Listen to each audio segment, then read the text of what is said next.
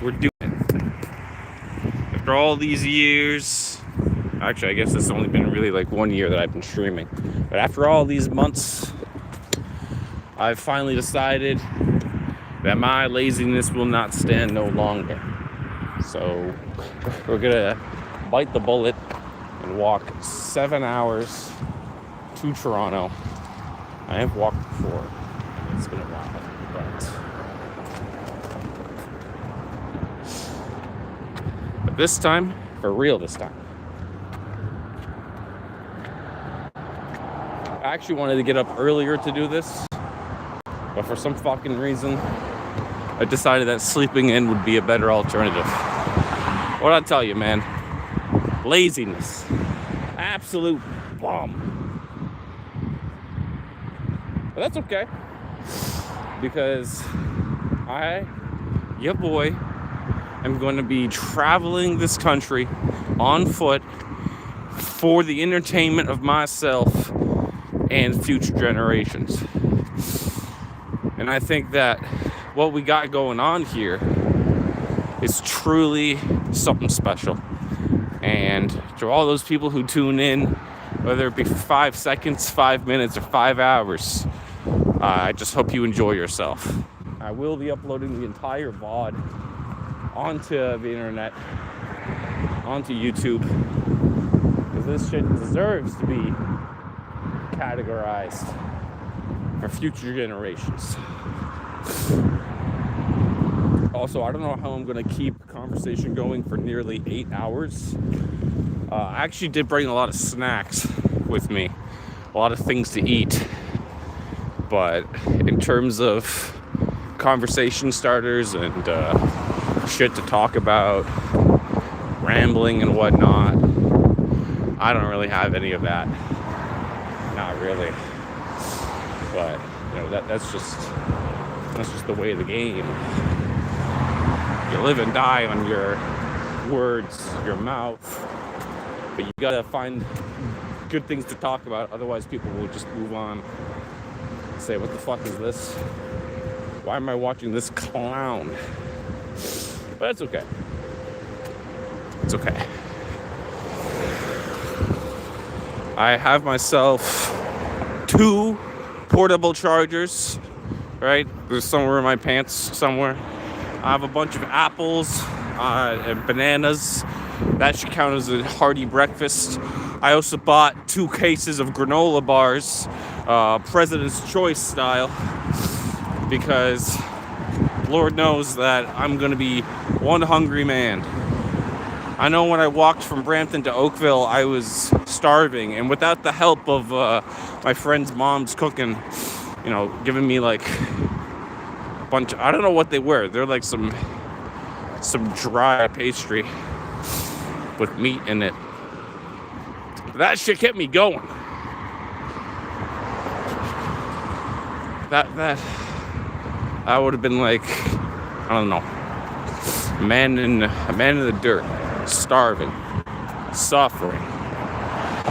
But luckily, with these snacks, should be able to get by. Generally unabated, unharassed. It's a long walk, so pace yourself.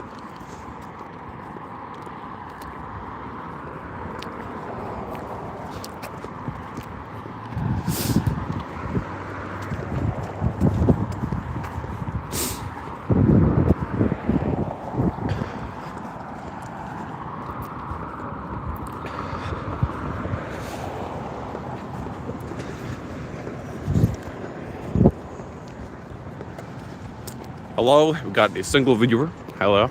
Yeah, today's the stream that we walk from Brampton to Toronto. I literally have nothing going on today. In fact, it's a beautiful day. The spring seems to be poking her head around, and the winter, that cold bitch, is going to bed. Hopefully forever.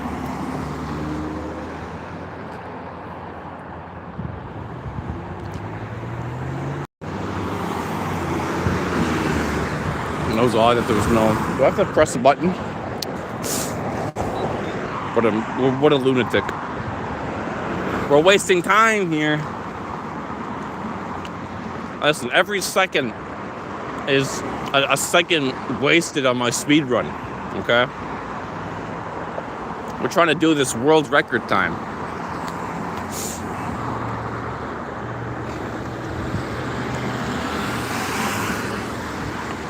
That guy looked like a crack addict.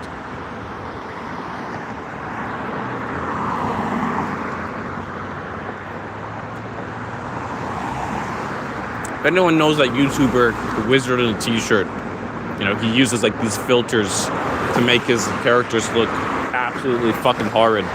That guy unironically had teeth like one of those characters.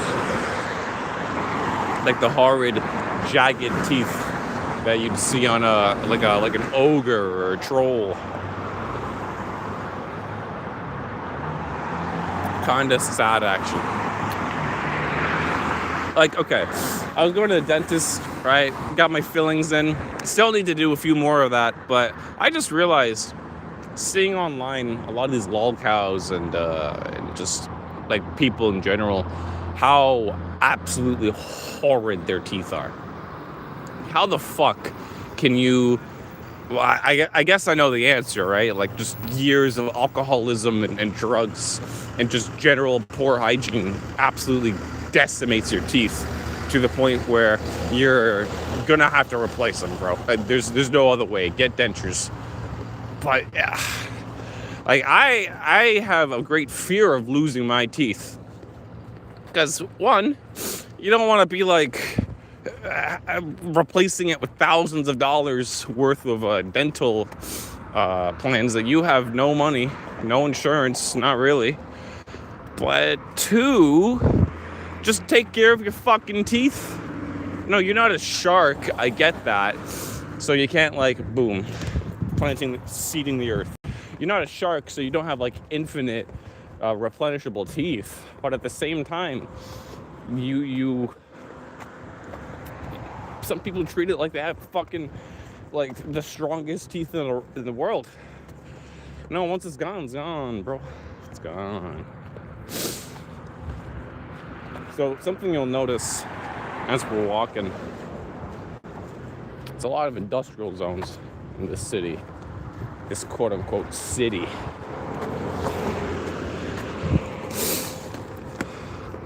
Yeah, rich and chewy. This is our breakfast. I actually did wake up like 10 minutes ago. All right, 20 minutes ago. But this is our breakfast. It's gonna keep us empowered. It smells fucking bad. Is that a rendering plant? No, it's Ico Industries. Ico with a K, not a C. Man, it's hot. I gotta take my hat out.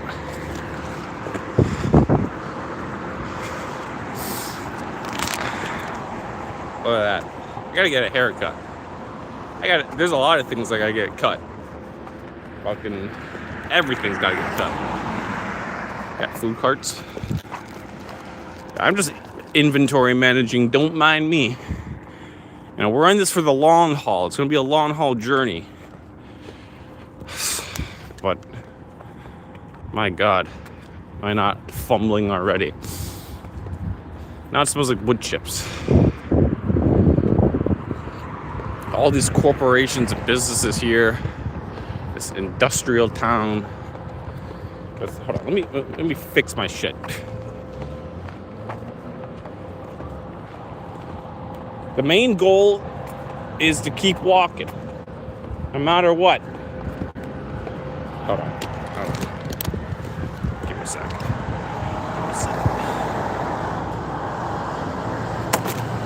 Shit. No.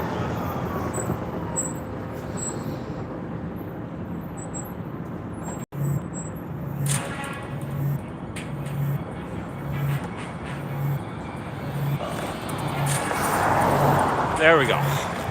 There we go. Oh, fucking alarm. No. Stop. Okay. Shit. Stop. Now it's playing copyrighted music. Yeah, for my alarm, I like to use a Battle in the Bass from Metal Gear Solid 3. Such a good song. Wakes me up in the morning, gets me sprung into action. Like I just got fucking alerted that there's an assault team ready to drop on me. The only thing that's assaulting me is my fucking cortisol levels when it spikes when I realize that I have to go to work.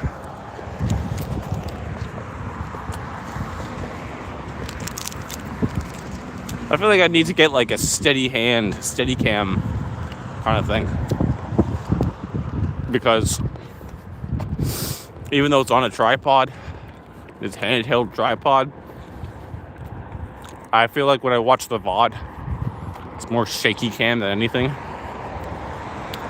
But I think that's just because like my hands naturally shake. Not like shake like alcohol withdrawal shake. But it's just I don't have a steady hand. You know, I'm not becoming a surgeon anytime soon.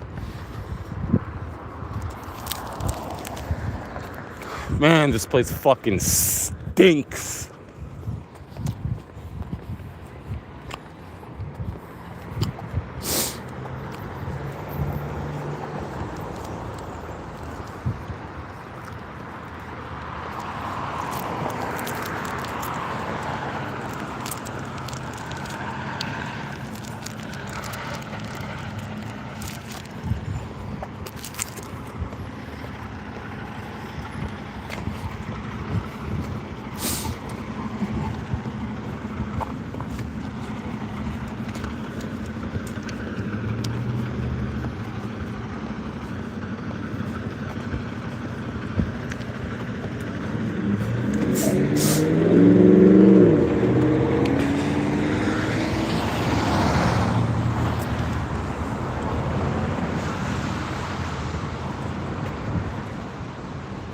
You know, I think many people who live in the northern regions of this planet can share my experience when I say that, for the most part, the winter makes you want to be an alcoholic.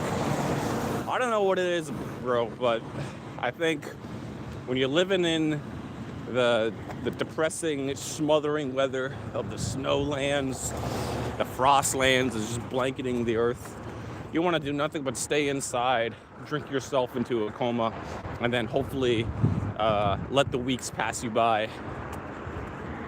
Like living in snowlands makes you want to hibernate. Wants you to get that bear mentality and just stock up on all the food and booze you can, go to sleep for 4 months, and then wake up in time for the spring. Oh, look at this. There's like a fucking flood of water. Disgusting. Still like ice underneath too. Apparently my weather report was telling me that it was supposed to flood because like all the melting ice. There's a flood warning. And apparently a lot of people do have that problem with their basements. Is that it just fucking floods all over the place. Kind of weird, huh? How you can have a problem that's been going on since like the 1800s and still no viable solution to it. Like we have the flood drain and stuff like that, but overall we really don't have a permanent solution to floods. It is what it is.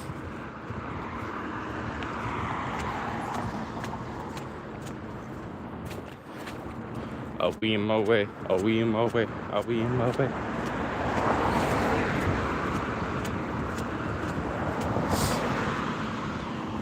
Figure it out, dude.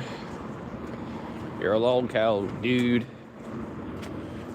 I feel like when I'm looking at a lot of bullshit on the internet, right? Because I'm a history man, and we've become at a point in history where we're able to look back at all of what's happened.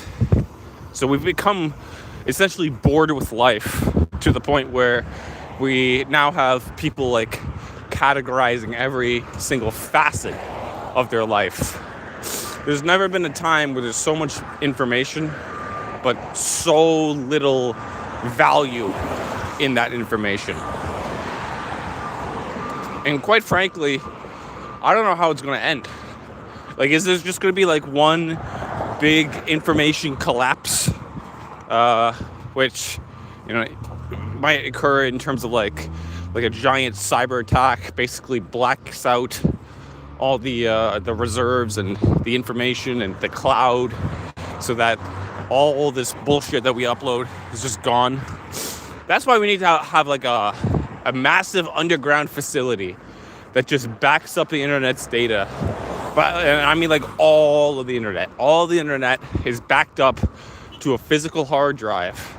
I don't know, put it like in the middle of the Australian desert under hundreds of pounds of concrete, and just download every single update, every single video game, every single little kilobyte of data, except for the bad stuff, clearly. Okay, we don't want any Epsteinian data for future generations to pilfer through. And by that I mean like straight up just CP. Like, we don't want that. I'm saying we want everything aside from the satanic evil shit. And then you download that physically on a super mega hard drive, and we use that for the greater good of future generations. And they better have my videos in there too. In fact, I will pay to have a spaceship go to the moon with all the information mankind has ever accumulated, my videos included, and basically keep the hard drive there on the moon so that the moon colony generations can enjoy these videos in full. Aside from, like, you know, I guess the person who's walking from one pole of the moon to the other, however that's gonna work. Hold on, let me check something real quick, because I gotta make sure I'm going the right way. Otherwise I might just be walking in circles.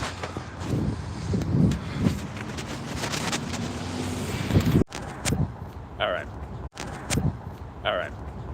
Yeah, just making sure I'm going the right way.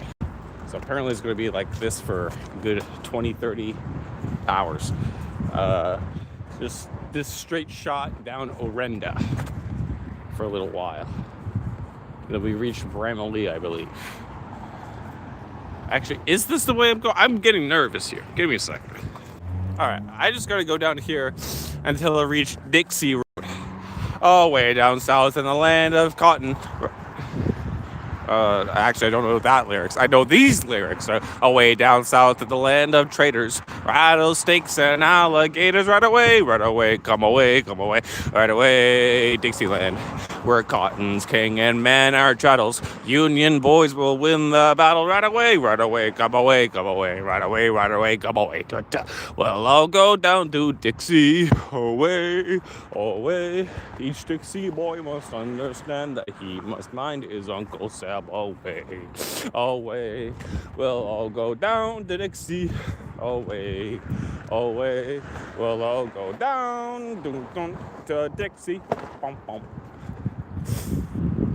Dixieland, Yankee land, Cali land, Texan land. Where's my land?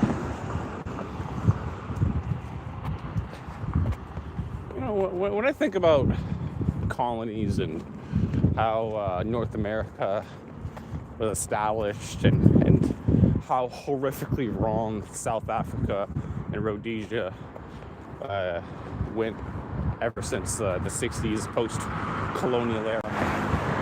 It really makes you wonder, what if we just like doubled down on African colonization?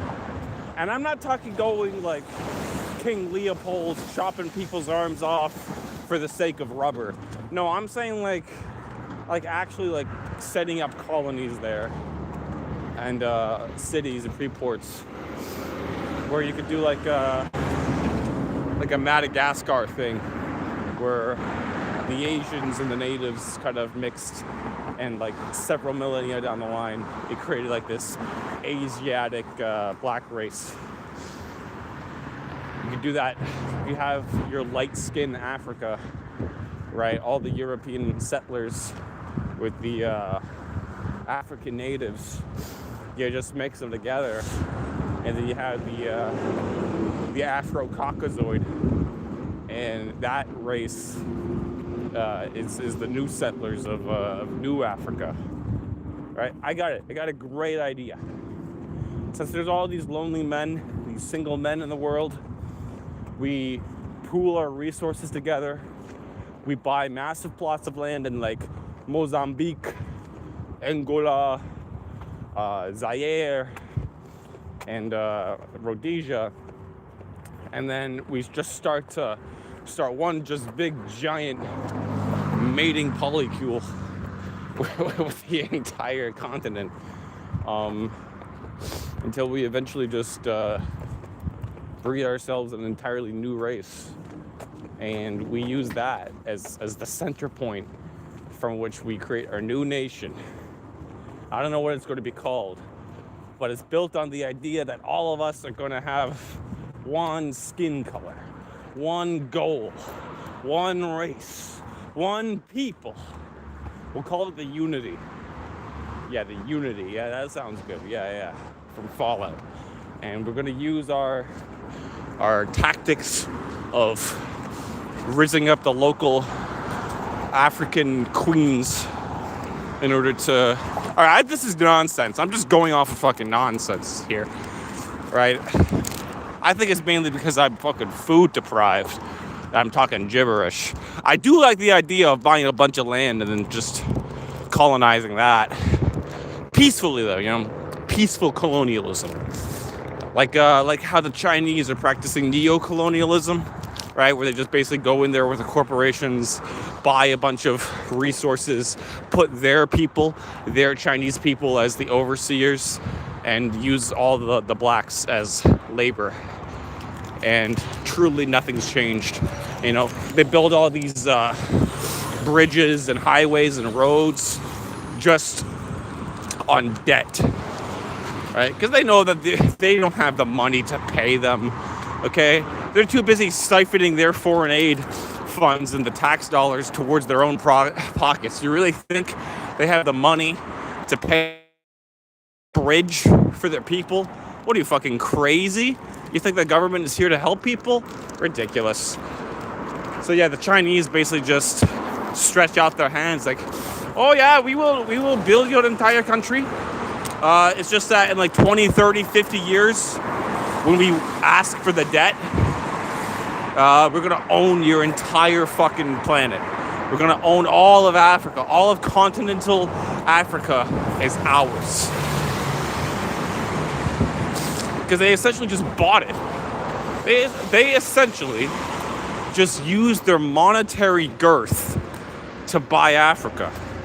And I'm saying, why can't we, the humble white man, the humble American, all right, why can't we get a whole group of us, buy plots of land, plots of undeveloped, untamed, savage land, and make it one for us? Just build a new city there. Just build a city, bro. It's that easy, bro. Just build a city.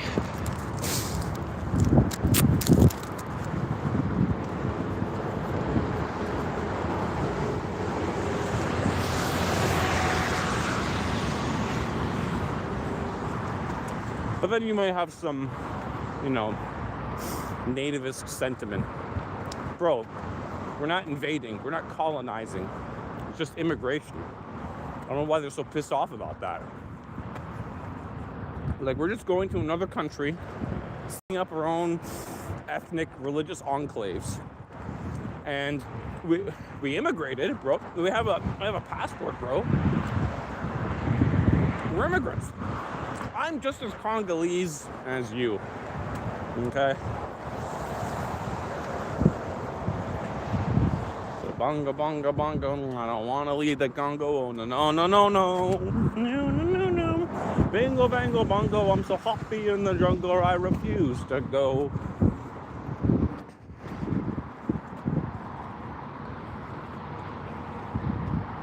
Yeah. Same with the Caribbean, actually. When I look at places like Haiti, which is like the Somalia of the Western Hemisphere, the absolute fucking disaster that place is, and the history of it.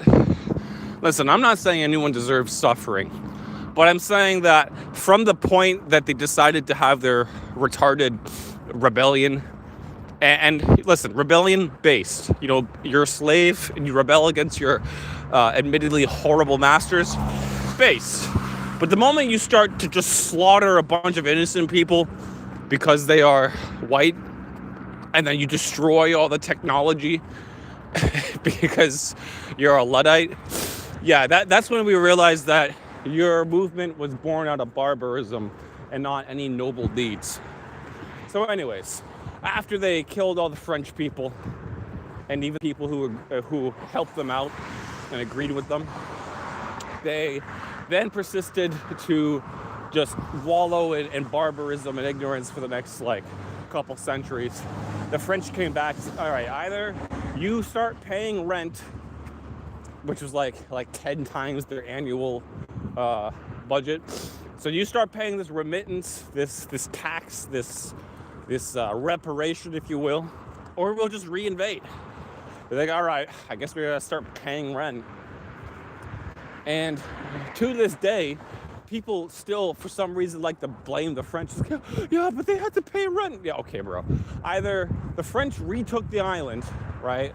Retook Haiti, and then reestablished it as a better place, or they got to gradually pay off the mortgage and own their own country. All these decades, centuries later, with this little rinky-dink country that has 12 million people. I couldn't believe it myself either. I looked up online, what's the population? 12 million people on that little island. Cuba has just about as much, and it's, 3-4 times the size? It's the biggest island in the Caribbean, and yet it sustains the same amount of people as Haiti. You figure after a while, when you're eating all the dirt cakes and mud pies, you'd realize that, man, I shouldn't have so many fucking kids. Okay, that's a bit brutal, but it's honest to God. I think some people just realize that the only way they're going to climb themselves out of poverty is by having one kid who becomes the doctor and just helps the rest of them. You use your kid as an asset for growth. That or birth control is just a completely foreign concept, which, to be honest, it probably should be for a lot of us on this planet, because birth control, the whole sexual revolution of the 60s and 70s has kind of made it so that the idea of having a child, it's not impossible to have a child. It is expensive. It's not impossible. But we've been kind of conditioned and buck broken to think that having a child is this gargantuan overtaking task. And it kind of is. It does consume all your life, because you are no longer you are the parent, you are father, you are mother, because you are second to your child. And for a lot of people in our selfish world, and a lot of hedonistic principles that are just baked into the youth, me included, it's like taking a whole child, a whole other life. Yeah, we're a bit more responsible than to do something like that. But then there's, entire countries that starve to death, and yet they have 8 kids. Meanwhile, living in the richest countries on the planet, we don't even have one, because we're priced out of existence. We're also, psychologically tormented into thinking that prolonging our species is actually an evil thing. That the whole anti-natalist, I was never asked to be born, actually. This Redditor midwit IQ nonsense, where all they can do is sit and cry that they were born without permission. It's yeah, but the global warming's gonna destroy the world in 10,000 years, dude. So if you have kids, you're actually evil, man. This is the end stage of hippieism. And I hate them all. I quite frankly hate them all. Thank God for the Industrial Revolution. Fucking Rogers calling me. Rogers should just fuck off. Stop calling me. All right? You think that after like the 30th time I declined their call that they would get the hint? No, they keep on calling me to the point where my phone labels them as spam because they won't fuck off. God, that's so annoying. Here's my 4th granola bar.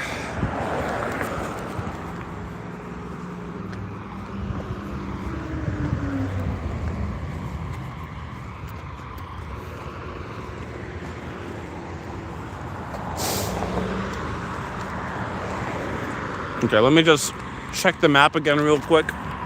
Give me a sec. All right, allegedly, we are 7 hours away from Toronto. Well, 7 hours and 20 minutes. We're making pretty good pace. Now it smells like weed. I've been trying to give up all my drinking and vices and whatnot for Lent, hoping to give it up forever. Last night I was all dramatic, like looking at my pack of smoke, and I just cast it over.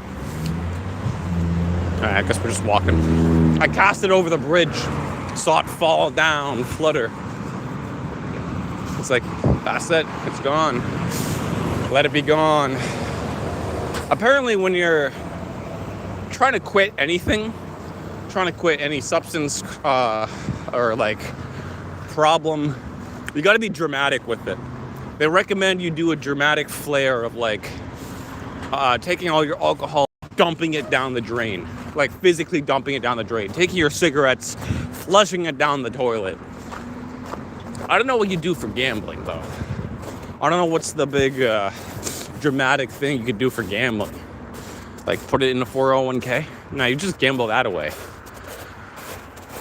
What's the gambling equivalent of being dramatic with your... Fuck, I dropped my granola bar. No. We need that. We need that.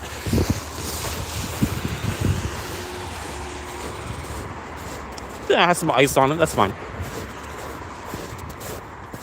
Like for porn, which is like a major addiction in society now, where basically it's almost like Cyberpunk 2077, where everyone's so porn-brained that everything is sexualized and pornographic to an extent.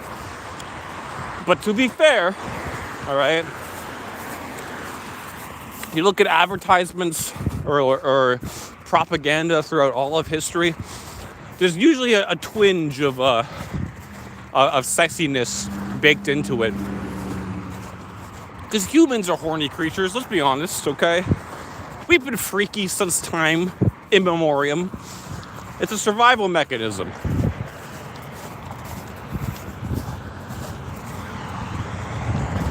But that doesn't mean you have to go so far as to make everything just so horrifically pornographic that it desensitizes you to the beauty of the human body. So there's a fine balance which must be obtained. Like, straight up, freedom is awesome, but this is the end point of absolute freedom, is that it gives birth to like a kind of decay of soul and body, where you have nearly every vice at your disposal and no one's there to stop you. In fact, we have a lot of people there to encourage it because they're making billions off of the general lack of discipline that people have. Where there's a vice dealer. And where there's a vice dealer, there's a whole market share waiting to be capitalized on. Like, look at weed, for example, okay? That shit was illegal forever. And then around the time of, construction site, and then around the time of, fuck me, I brought the wrong shoes for this. Of the 2000s, 90s even, people kind of wrapping their heads around the concept that maybe this ain't the worst drug in the universe. Like, it's still pretty bad in terms of, like, it kills your will to kind of think. It kills your brain a little bit, right? You're gonna get yourself a wet brain. But on that note, after Trudeau got elected, kind of just made it legalized, and now you see it on nearly every corner. Every corner, there's some sort of weed shop going about selling you whatever vice you may want. You know, drink, smoke, eddy, oil, so you can cook with it, or cook and bake it inside. You got butter. Now it's kind of just been like so normalized in society that while some people still have a stigma about it, a lot of people don't give a fuck. In fact, a lot of people treat it like you would treat drinking, right? And for a time, you know, prohibition, there was a time where drinking was straight up banned because of some moral fervor, mainly started by women, by the way. There's like women's movements at the time who wanted to straight up ban alcohol across all 50 states because, well, men with their excess wealth would just go about spending it all. And the women's like, all right, this is fucking crazy. For once, women doing something for our favor. Thank you, guys. Look at how great that did. It created entire criminal enterprises on the basis of prohibition. It's been said prohibition doesn't work. It just hands the transfer of power to some other group, right? Because if it's not Al Capone, it's going to be Al Chapo. If it's not Al Chapo, it's going to be Al Bundy, right? It's going to be anyone. It's normally best idea to not be such a Ronald Reagan and wage a drug war. And basically just, listen, I waged a war on drugs and the drugs won. That's the entire summation of the drug war. And now you look at cartels in Mexico and South America and how they have military output comparable to some governments. They have better equipment. It's crazy. And I'm glad that Trump designate them as terrorist groups because it's been going on for far too long. You have these basically unchecked narco crime lords that are just getting exorbitant amounts of wealth, and we do nothing about it. That doesn't sound right. To me, that sounds like we've just been sticking our thumbs up everyone else's ass and telling them to do something about it. But if you want something done right, you gotta do it yourself. America, baby. I want to live in a world where Canada, USA, and Mexico are one unified super state, right? We can get rid of all the corporate oligarchs of the respective nations. We can get rid of the crime lords and families of Mexico, and we can finally unleash the full potential of our continent. You know, there's a lot of pan-continental ideologies out there. Like, I believe in a pan-Europa, right? A united European brotherhood, nation state, federation, republic, empire, whatever. All right, the Holy European Empire. That's my concept, right? A united Pan-Africa. Not only is that such a crazy idea that it's not going to work, but if you think there's wars on the continent now that have been waging for too long, something like unifying all of Africa, yeah, it's going to cause about this same amount of issues. Now, a pan-Arab state, like what Gaddafi was talking about, you know, have all of North Africa combined with the Middle East, that might be able to work, maybe. But that's looking at the Middle East now. I don't think I don't think those guys are going to, shake hands and agree to have a unified dollar, right? I mean, they're too busy fighting over Shia, Sunni, or land rights or whatever fucking inane nonsense they got to come up with to start fighting, so that Israel could get another step in the region. Yeah, Israel wouldn't let that happen. They wouldn't let a pan-Arab Union happen. Asia, I don't think Asia is ever going to unify under one flag, and nor should it. Quite frankly, let sleeping dogs lie. Most of Southeast Asia is relatively okay with how their lines are drawn. I know Myanmar is in like a little civil war right now, but otherwise, Cambodia, Vietnam, Japan, Korea. I would like to see one unified Korea. That'd be very nice. When best Korea meets South Korea, we would hope that a peaceful transfer of power and a peaceful, rapid development of the North begins, freeing those people from such a horrific state of affairs. It's actually kind of fucking tragic.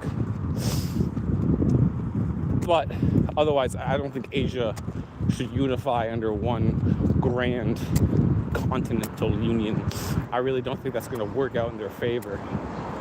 The Europeans, because of their shared multi-millennia of culture, bloodshed, and general kind of just competition with each other to see who can rule the world. Yeah, I think it's about time that we recognize that we should just join hands in one great federation. Republic. I prefer a republic, if I'm being honest. Because a federation, it kind of deprives the sovereignty of its nations, of its constituent states. I'm walking here, and it's like, almost got ran over by another fucking baldo over here. Fuck it. But I think that a republic where each state has a certain level of autonomy, combined with the U.S. model, okay? Let's just say the U.S. model. That's the best model. Fuck it. Make every country on the planet the United States of whatever. The United States of the Congo, the United States of China, the United States of Europe. That would work great, huh? I mean, the European Union, as it stands, was only supposed to be a body for trade. In the 90s, when it was established, it was supposed to be so that the European community can have one giant unified dollar, the euro dollar, and it would proliferate trade between all these great nations. And then you can take in other nations and slowly but surely create this economic weave between them. But their sovereignty was more or less respected. Flash forward 30 years or so, and we have ourselves a tyrannical, unelected body that seeks to transform Europe into this technocratic, bureaucratic state that can just replace its entire population with a bunch of happy, indolent, and docile workers. What a great cyberpunk timeline we live in.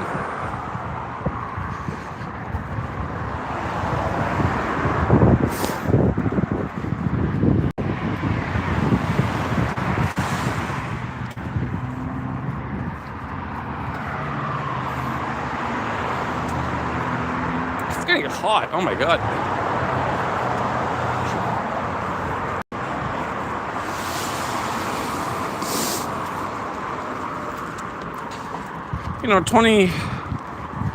50 years ago, right, the entire concept of the technology we hold in our hands was completely foreign, completely alien. No one could ever imagine just how great our leap of technologies. And the thing is that it's now so benign. Now so benign after the fun. After it became like a part of our world, the phone, the car, airplanes, all of this is just like a normal everyday part of our world. But you go back at the start of the 20th century where like the airplane was invented, and then 60 years later we land on the moon, and then another 60 years later we have all of human information in the pocket of our hand, in the pocket of our pocket, and it's just benign. Just go about it every day. But we always look at the hyper-technologically advanced future as being like, oh, we have, like where is there to go now? Right? You can have cybernetic limbs, right? I want to double jump. That'd be pretty cool. You can have the phone in your eyeball instead, right? Like all of it is just neuralinked directly on your brain.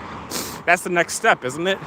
It's just instead of having it in your pocket, in your hand, you have it in your eyeball. But on that note, why?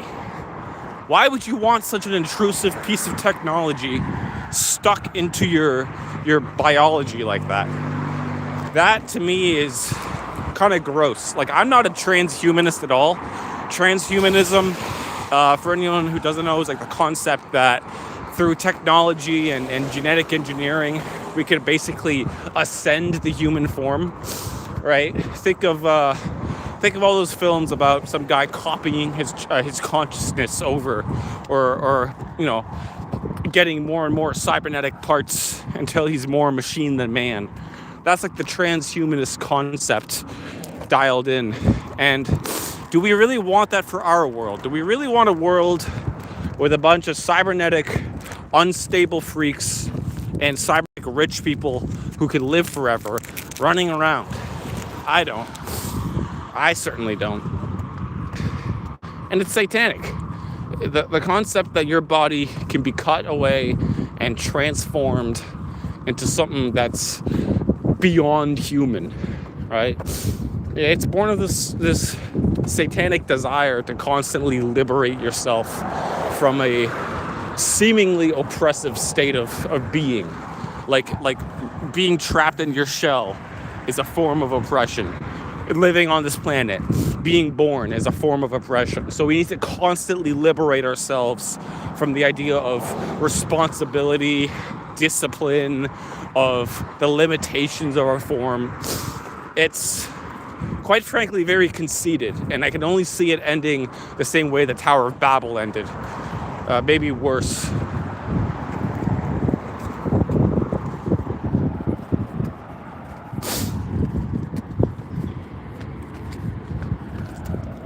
Tolkien was worried about something like that. How the English language becoming the language of the world would create like a Tower of Babel situation. Because when all of mankind is united under one speakable language, we have the capacity for such grand heights, but also such grand, depraved ruins that we can reach. So he's really worried that this unity will kind of destroy culture, because it would create like a monoculture. This unity would also destroy a lot of people's place in the world, because it's all dependent on this universal language. And if you don't speak that, you're kind of lost, you're kind of stuck in your own place. Of course, he might have been a bit over dramatic, but the Tower of Babel theory might be real. We're all speaking English essentially. Most people in the world, English is their second language. It's taught in a lot of schools. It's mandatory for a lot of business. And the most powerful nations in the world speak English. And I think it's going to stay like that for a long time. People, when they bring up it's the Chinese century, right? The Chinese are getting their revenge and whatnot.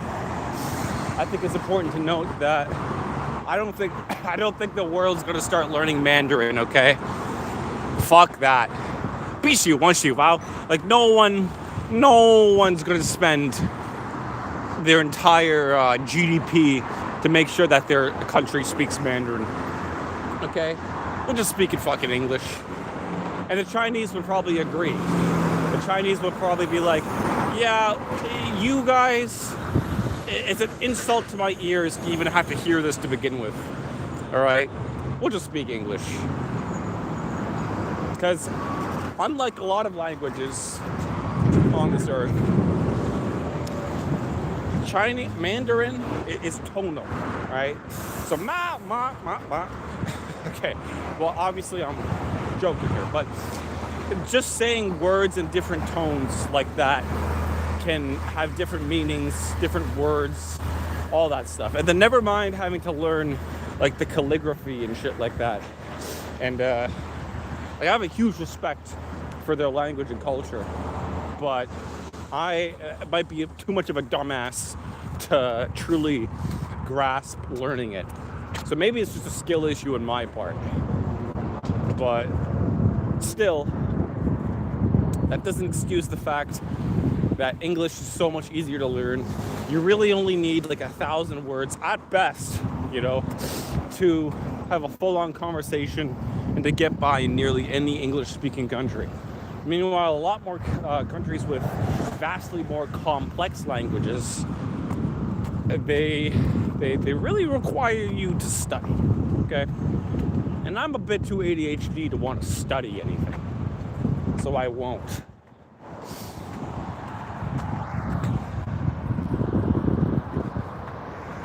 Yeah, no, I'm still not learning Mandarin. I don't care. It's becoming more important to learn? Sure, whatever.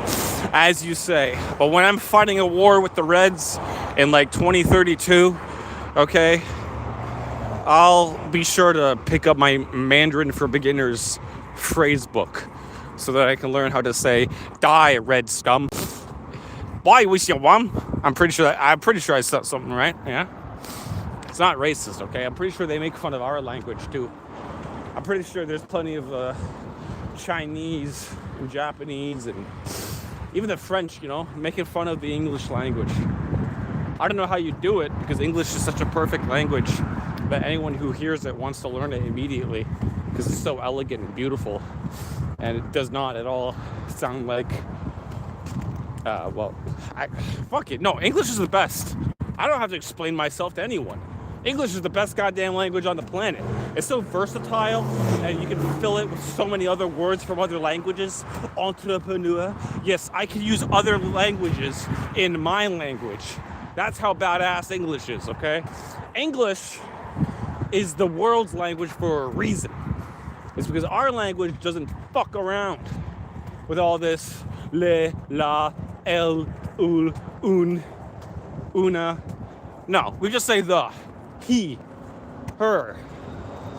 Okay, we don't need to put an accent on the end of something so that you know it's a feminine book or a masculine bank. What is that nonsense? Get your chauvinistic Espanol out of my face. All right, I'm gonna go with a real man's language, English. And I will remain belligerent until the day I expire.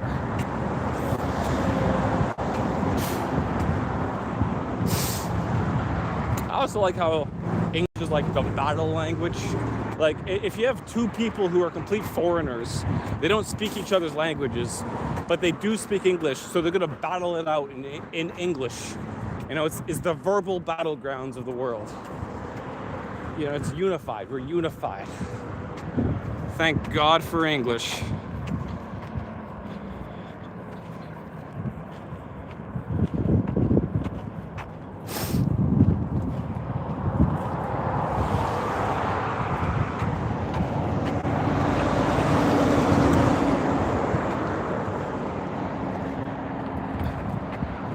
So this is Canada. You might be noticing that a lot of it looks the same. And I think it's because when we were settling here, no one could really account for the vast infrastructure projects that would have been erected after the invention of the car. And the car is really what cemented itself as the technology that we build our society around. And love it or hate it, and I definitely love it. I love Canada. But it's not for the walker. And quite frankly, why should it be? Right? Like, I know you're born in the city, you're trapped there until you get a car. Luckily, our public transportation is semi-robust enough to get you around to where you need to go. But, you know, it's not like Europe where you could do some backpacking, do a little trolling on the other side of the continent, and then be home in time for Christmas. No, you're dedicating several hours to this just tremendous trek across vast quantities of land, of earth, that has all been slowly but surely urbanized with the roads and businesses and offices and depots.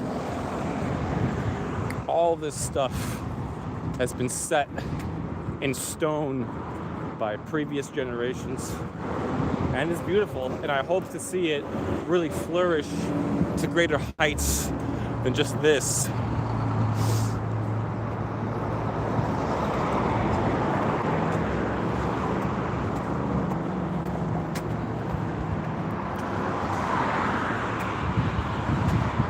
There's a lot of potential, and not a lot of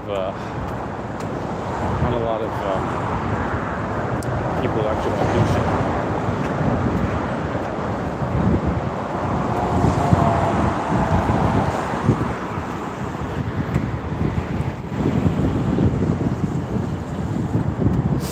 This is like Cyberpunk 2077 in the way that I like to walk around. Like when I'm playing that game, I've basically beaten that game a million times. So I just use it as like pseudo therapy, where I walk around the city just gazing at the sights and the beauty of it, or I drive around. I don't know. Maybe it's really telling that your life is going in a certain direction when you don't really play the game. You kind of just use it to drive around and walk around and like virtual tourism of a fictional place. I wish more games had spectacular mega cities that you could explore tourism style, because I would love to do a lot more of that. I don't know, maybe I'm just a person who constantly seeks to explore shit. Find myself like a mouse in a little cage, just sitting at home. It's retarded, right? I don't know how people can do that to themselves.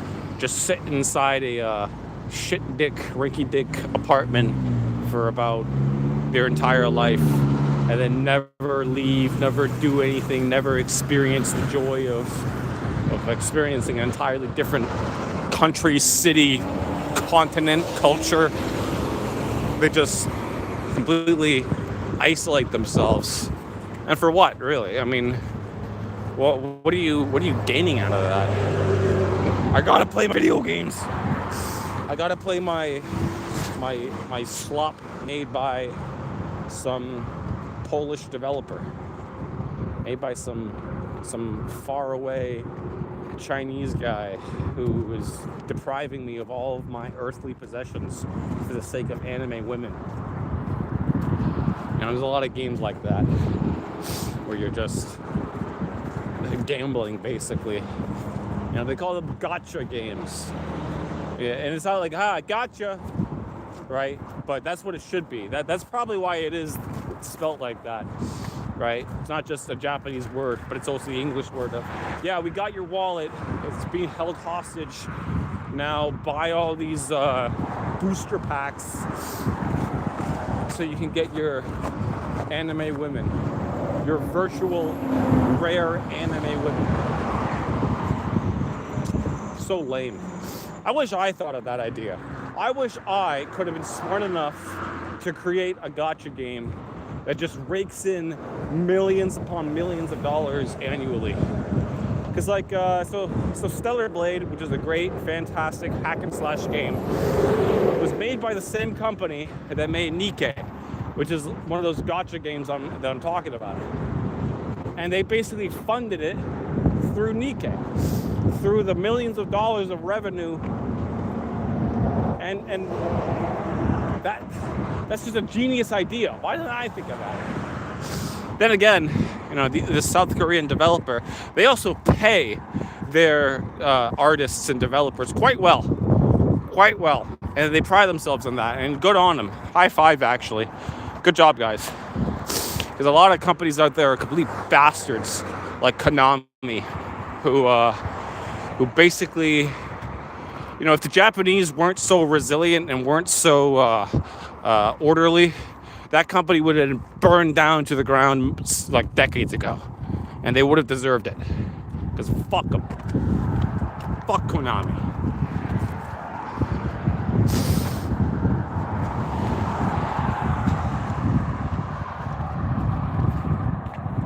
It's 12 o'clock. God damn. We've been walking for nearly an hour now. Still not feeling any damage in my legs. And you shouldn't. If you're this young, if you're walking across country, if you've only done it for an hour, even in the shoes I have, you should at least be able to walk this far, okay?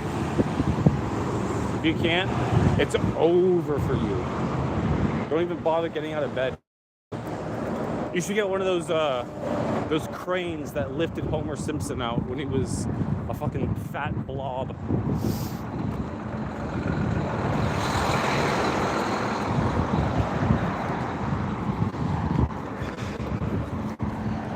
What always amazes me about planet Earth is how there's just vast swaths of nothing. Like, think about this. Europeans came to North America, and there was just vast swaths of nothing. And we made it into these glorious countries. Meanwhile, you go to Mongolia, that country is literally all nothing. And they conquered like 25% of the world. So what do I know? But it still astounds me that there's places on Earth that's just plains upon plains of a flat landscape, completely untouched, unbothered. And a human sees that and says, no, we gotta solve this. We gotta put some McDonald's and highways there. I will not stand for this. It's like a beaver seeing a dam, okay? Or a flowing water source. He needs to build a dam. Beaver sees that water. It's like, I will not have this. Starts chopping down trees immediately. Humankind, kind of the same thing. Okay? We see a nice flat plain of nothing. I will not stand for this. I'm gonna make a community right here. And that's why humans are the best creatures on this planet. Because we were given dominion over it, and we have the right to form it and shape it as we please. And why shouldn't we? Why shouldn't we, huh?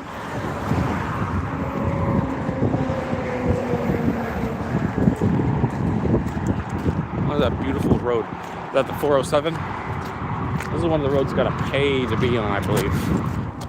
It's great. Nice and empty, basically no one on it. This is how highways should be. Although it's kind of scary looking, it reminds me of North Korea, Pyongyang, how there's basically no cars on the road. There's something paradoxically nice, but also kind of freaky about looking at a barely empty highway, or I guess a barely full highway.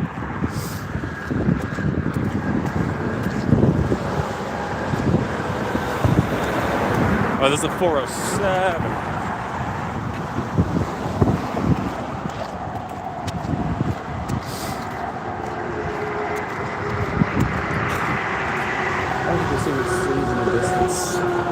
I don't see any cities in the distance. There's the airport in that distance. Is that Milton over there? I don't know. I don't know what I'm looking at. That water tower in the distance.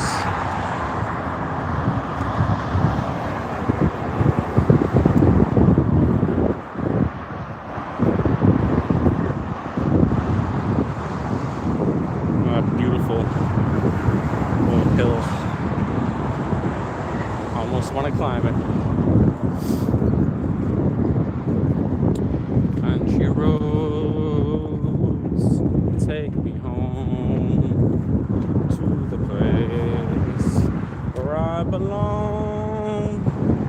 West Virginia, Mountain Mama, take me home. Country roads.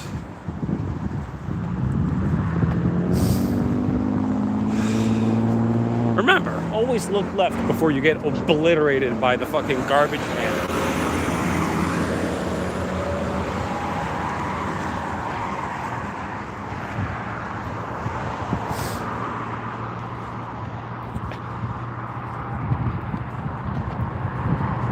I want to do more abandoned building streams. That was really cool. Seeing the Marigold Hotel all just completely abandoned and filled with trash and black mold and all crap like that. I loved it. Honestly, like, I don't know what it is. You have to be a weirdo like me to like going into completely decrepit places. There's something so enticing about the ruins of civilization. And part of it, I think, is mainly because my fascination with post-apocalyptic media. But looking through the ruins and abandoned buildings, it really fills you with a sense of, I don't know, like mortality. Like you understand that all things end, all things decay, right? Even the sturdiest building or business that might theoretically last forever, it can't and it won't. And seeing it firsthand is truly remarkable. And I think everyone should find themselves in abandoned buildings to explore.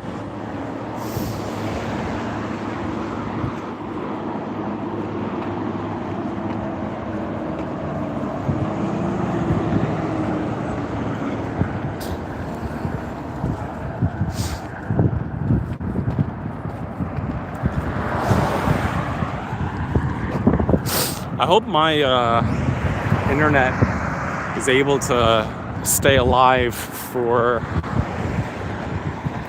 like the country road sections, because Canada, despite being a first world country allegedly, we still have very spotty internet connection in some parts of this country. Like, I don't know what it is. I don't know how the networks can get so screwy in certain parts. I'm pretty sure there's African countries with better data and connection than what we have, but I think it's going to be okay. You know, got that Freedom Mobile, woo! So that should work.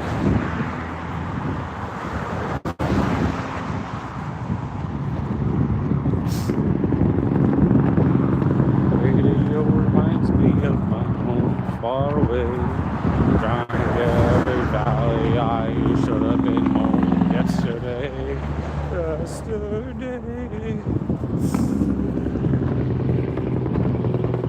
Where even am I? I think this is like the borderline between Brampton and Mississauga.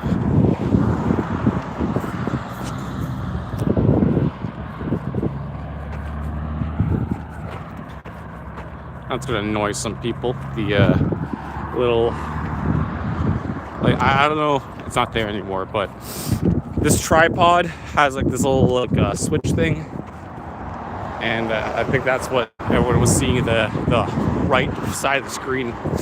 I'm an amateur, okay? I'm a complete amateur, so forgive me for my complete lack of filming ability. But Okay, I was born yesterday.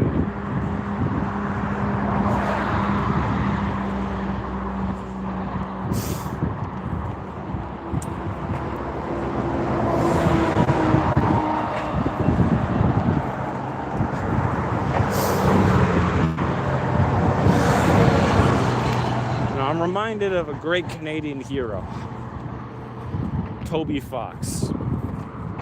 Okay, no. Tony Fox. Tony Fox? Terry Fox. Why did I get it wrong 3 fucking times? 2 times. 2 times. Terry Fox. Okay, it's Terry Fox. Man, it was like, what, 80s, 70s, 90s? I forget. But I do remember, and I think Canada still does this, because he's basically immortalized in our culture. He had cancer. I think it was in his leg, and he got, I don't know what he was before. Was he a marathon runner? Point is, man got his leg amputated, and at the time, the amputations, the prosthetics, kind of hurt to walk on. So, anyways, this man decided to walk across Canada, raising from like each school, like just $1 to go towards cancer research. And he's going across Canada from school to school on this grand trail, just marathoning, like Forrest Gump, but limping. But, okay, that's me. The point is, Terry Fox is a goddamn legend, okay? And to this day, we still do Terry Fox runs. We do like the walkathons and raise money for cancer research. No matter how much of a scam you may think cancer research is, or the whole medical industrial complex and how much money they rake in. No matter how much you think that's a problem, what Terry Fox did was astounding for this country. And really, when you think of like the few cultural icons that our country has, Terry Fox, Justin Bieber, I don't know, was it like Rush or whatever? I don't listen to them. Drake, Kino Casino. What else do we have? Come on, hockey, I guess. Basketball. We created basketball. Don't you forget about that. By the way, welcome to Mississauga, everyone. That's the first big leg on our trip. It's the Mississauga.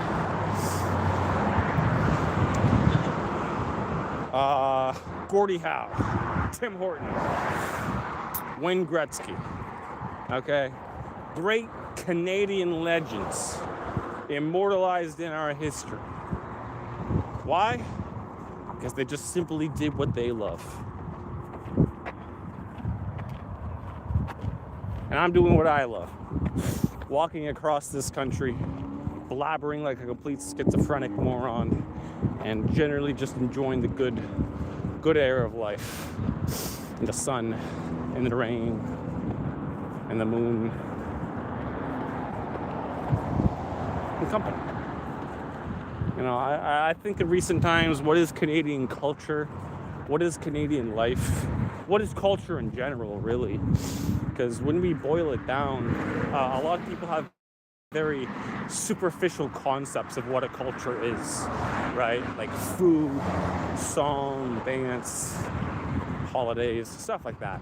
And while that is important parts of culture, it's not the be-all, end-all, right? Culture is literature, it's art, it's music, it's the way you perceive the world, it's your disciplines, it's your etiquette when you're eating, not just the food that you have, right? It's technological innovation and how you put that into your culture, right? I rag on modern day culture a lot because it's become not only sanitized and regurgitated, right, where we're constantly just taking the same exact shit and then sending it out more and more and more, but culture has been replaced with consumption, where there's no, I guess, unifying myth, there's no legends, there's no, I guess, there's no community events Hold on, let this shit ass truck pass by.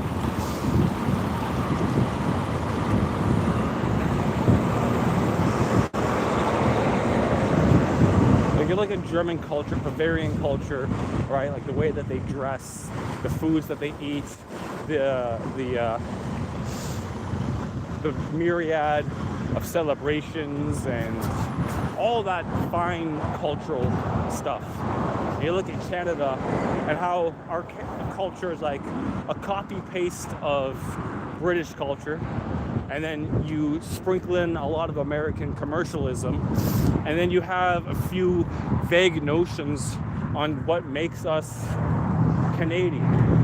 And when I was growing up, going to school and whatnot, there was always in grade school like a project, like make a poster board of what you think Canadian culture is. And the answer, astoundingly, is always being nice, being cripplingly nice, maple syrup, hockey, and free healthcare. Now I might be thinking, free healthcare, how the fuck is that a cultural artifact? But to be fair, free healthcare is something that a lot of cultures should have, but don't. The whole concept of taking care of your elderly or living in one big house with all your family members in it, that's both like a European, Asian, a lot of cultures share that, right? So to have something like free healthcare is almost an extension of that, but for the entire nation. Treating your entire nation as one big family deserving healthcare. I like that a lot. Maple syrup, I don't know if you know this, but the Americans have a fuck ton of maple syrup. They probably make more maple syrup than we do, because they have basically the same climate in the northern parts anyway. Hockey, basketball, we invented those. Are we even the best? No, but we are the second best. Okay, I'm only saying that because we got our asses kicked. I don't even watch the Olympics. I was just watching the news of how there was like this giant watch party in Lisbon, and everyone was getting completely felted over the concept of their sports ball team losing. And it was demoralizing for a lot of people. Not for me, but I remember going to the LCBO, and the guy was talking, and he sounded so depressed. He is like, did you have your house on the game? Were you betting your life savings? He was just so sad. And of course, he bought himself some Jack Daniels to wash it away. But I don't know how the national identity of a nation is so intertwined with the commercial aspects of it, because that feels like a fake culture. It feels like it's something that's propped up for the sake of selling stuff. And that to me is why I see Canada as an economic zone, because of the fact that our culture, which wasn't greatly defined to begin with, has just been completely replaced with the concept of multiculturalism, which is even worse than having a consumerist culture like America. But at least America has a lot more cultural people, artifacts, historical moments, and traditions, where basically the entire world shares American culture. The entire world is enveloped in it. They're the Rome of our time. So of course we're going to be, oh no, it's the fucking mud. Oh no, oh no. Oh, fuck me. Oh shit. Ah, oh, that's awful. I should have worn my boots. Oh. Anyways, where was I? Yeah, Canadian culture. But I think Canadian culture is about peaceful living, carving out a existence of tenacity and standing on your own 2 feet, but also lending out a helping hand to all the others. It's about being aggressively nice, but also not completely buck broken like those British people who get completely fucked over by their own government constantly. To be fair, we get fucked over sometimes. but at least we have that little bit of American spirit in us where we bite, okay? The beaver has its teeth not just for trees, but for tyrants too. And I'll put that on a t-shirt. The almighty beaver, and the moose, and the goose, and the polar bear. I don't know. To me, I feel like the rife individualism present in a lot of Western nations makes for great living, great existence. You can do whatever you want. But in terms of like communal monoculture and a concept of the greater whole of a nation, that's kind of gone for a lot of people. For some reason, I think it's kind of also the internet's fault. Also with the concept that we are in the end times, so stuff like this is bound to happen before a rejuvenation. You know, stuff where you are constantly regurgitating the same content, same entertainment, same media, and no deviations is allowed out of worry of a dangerous creativity. Stuff where the economy is never as good as it ever has been, but it's simultaneously down the toilet, right? Where the concept of a middle class is foreign. That kind of decay, it comes every once in a while, and it's up to my generation to deal with it before we can firmly reestablish what is culture. What is culture? It's a very important question. Not many people even know how to define culture. How do you define something that we loosely base around like food and clothing? A lot of people's mindset of what is your country's culture is food, clothing, and holidays. Those are all important, but it's more than that. It's a lot deeper than that. And I think if you dig into the history of a country, which every person should dig into the history of their own country, they will find that culture it's more than just aesthetics.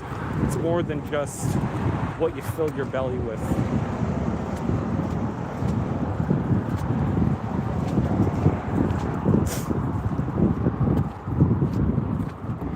Look at this.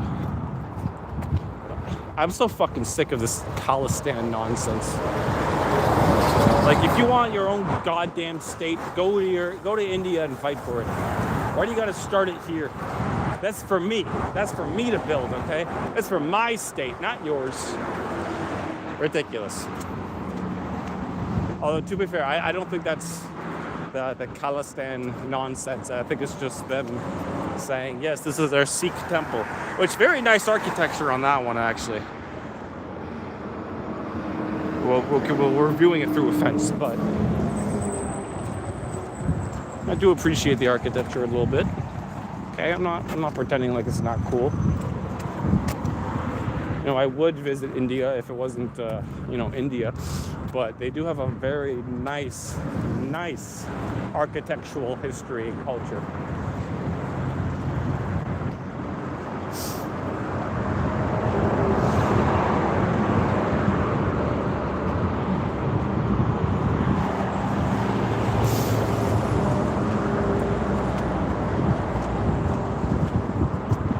Motel.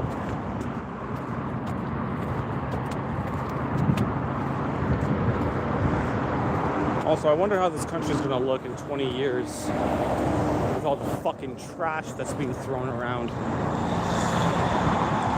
It wasn't always like this. Actually, that's kind of a lie. You know, I remember growing up, grade school, oh, we got to go to the park, we got to pick up litter, do your part. Do your part to take care of the trash.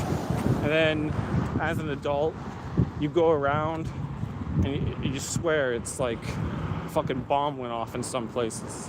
Not all places are bad. Some places take littering seriously. See that? Don't be a litter bug. Some places take it seriously. But Brampton, Mississauga, Hamilton, it's like an open air fucking dump. This is not that bad. You know, I might be overreacting just to seeing like these little small pieces of trash here, but quite frankly, I don't think I am. I'm well within my right to complain about the shitification of my country. Now, before any dumbass comments, well, are you gonna pick it up? No. All right, I'm doing something far more important. I'm walking to Toronto. But fine, maybe I'll do a picking up garbage stream just to see all my efforts go down the drain when some retard dumps like his entire week's garbage onto the road. Can't afford anything because he can't afford to properly dispose of his trash. It's actually pretty bad in places like England where you see people just, and I say like England, it's really all of Europe at this point, where you see a lot of people just straight up dumping their trash into the lakes and rivers. You know, it's a horrific ecological damage. You know, if you are a person that dumps trash into a lake, into a river, you should be charged with ecological terrorism.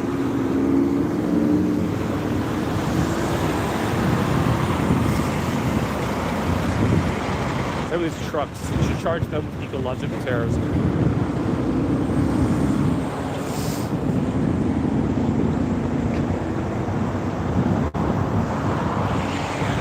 There, littering. This isn't a fine, you know, a littering fine.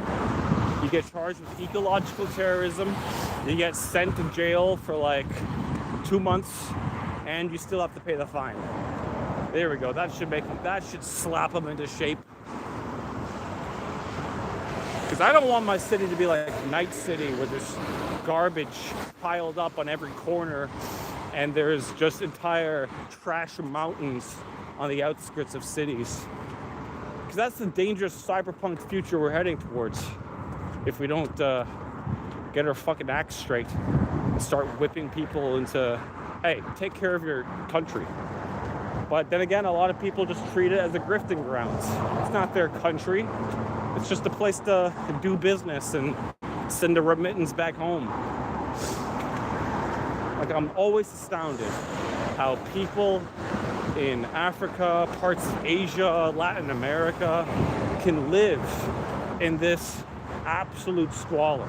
And it's not about, oh yeah, the megacorps and the governments are just depriving them all. Yes, I get it, okay? Exploitation exists in all forms across the world. But just because you are poor does not mean that you have to live like you're poor. That does not mean you have to live in the standards of some serf, some poverty person. You don't have to wallow in this filth, right? Some people just have a mind that because they are where they are, that's their place in life. That's their destiny. So why bother trying to improve, right? Why bother trying to clean up the lakes and rivers when everyone else is throwing trash in there anyway? Might as well just add to the pile, right? It's like that, like you can't be blamed for something if everyone else is doing it. That kind of parasitical mindset that kind of ruins a lot of the natural beauty of places.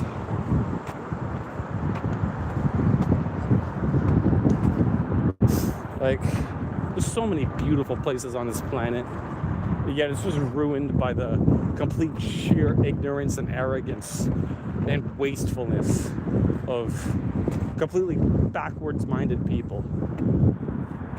Like, you have to be pretty retarded to just litter. Now, hold on to your trash and put it in the garbage. Put it in the garbage. There's plenty of garbage cans. Hold it up. You have pockets, don't you? There's nothing more unattractive than a person that litters.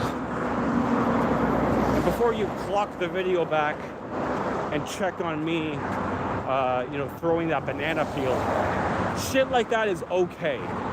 You know, if it's biodegradable, like a banana peel or an apple core, that stuff is okay. You know, to the earth, from the earth. But plastic and, basically all the crap that takes millennia to disintegrate. No, that's too much. You're going too far.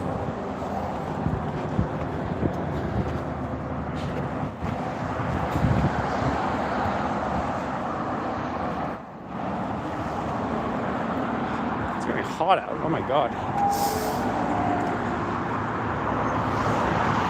There's the airport, far away in the distance. The Toronto Pearson Airport. Ironically not located in Toronto. The more you know.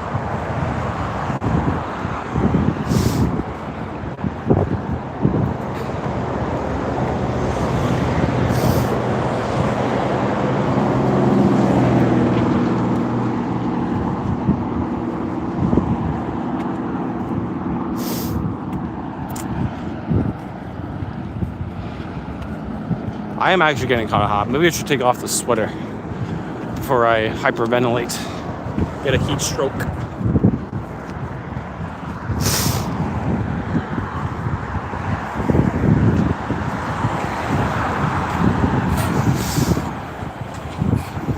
Oh yeah, let me just, I better fucking move quick.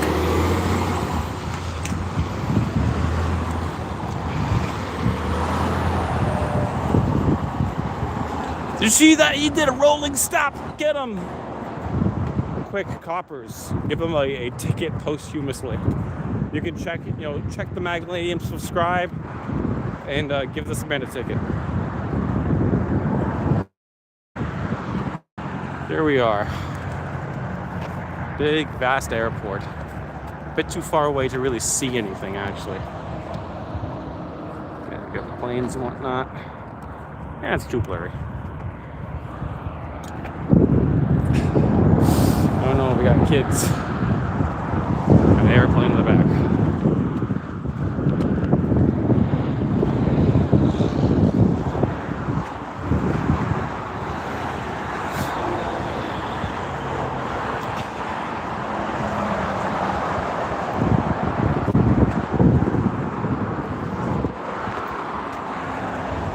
Country roads.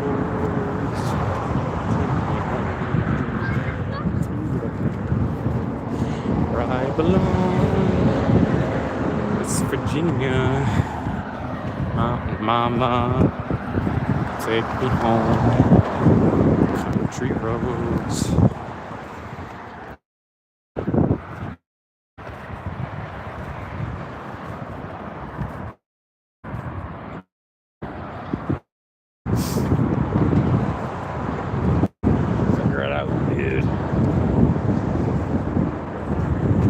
I should have bought some rum for this, I was looking up the history of Australia, the bush rangers and how they would use rum as currency.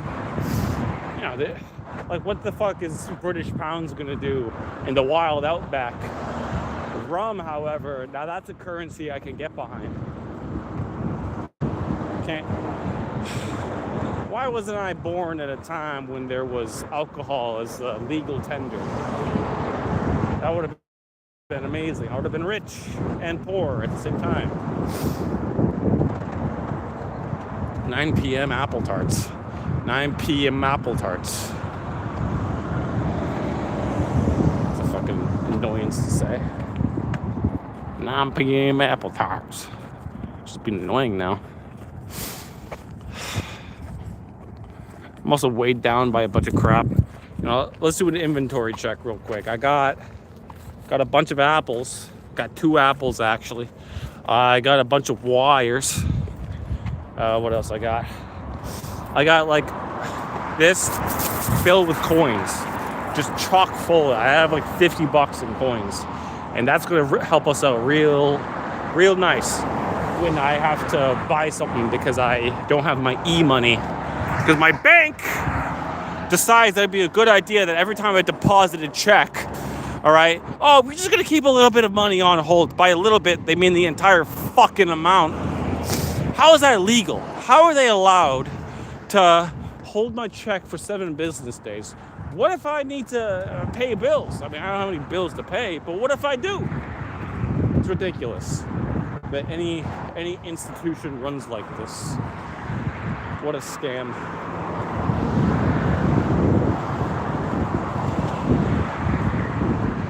It's completely annoying that anyone has to deal with that nonsense. I know I'm not the only one.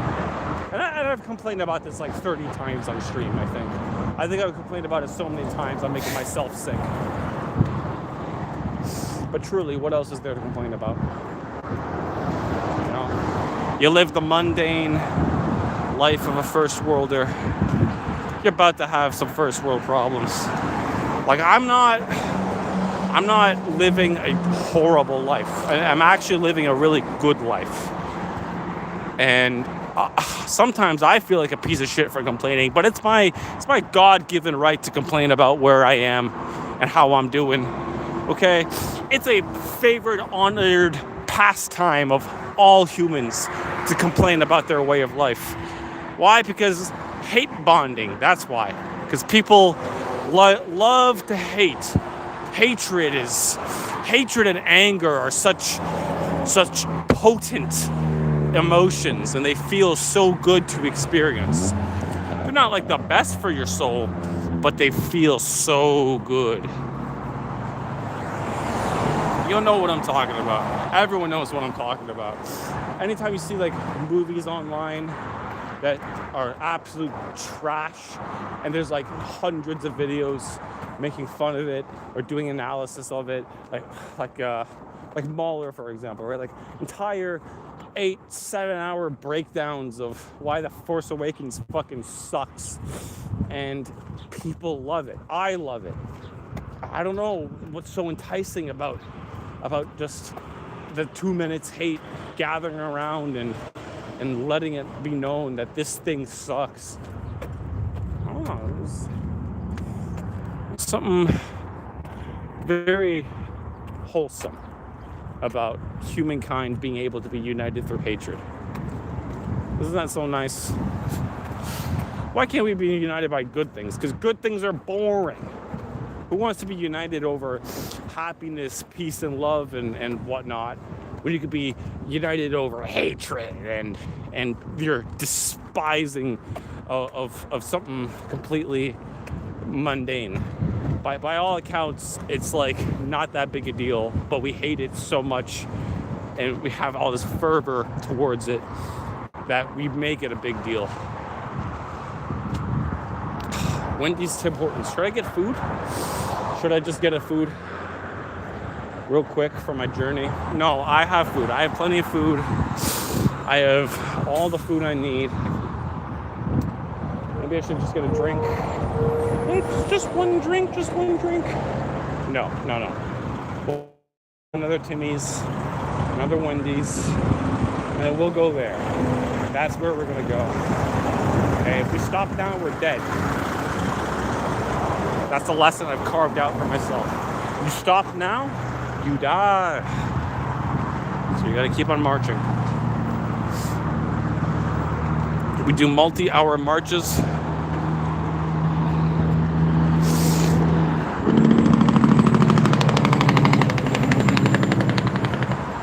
What a piece of shit. Terrible sounding car. That is a it's a drive-through. I'm not waiting that long for that. No thanks.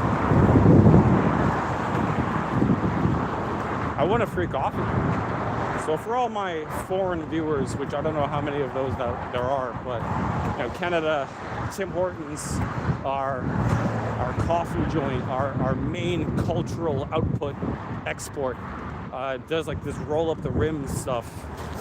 You can win prizes, but most of the time it's really just, please play again. And then people throw the trash out on the street because we have a bunch of garbage people living in our country. But I did win a free coffee. So fair to say, it's all worth it. You know, a bunch of trash lining the streets or free coffee. I think that's a good trade. Don't you?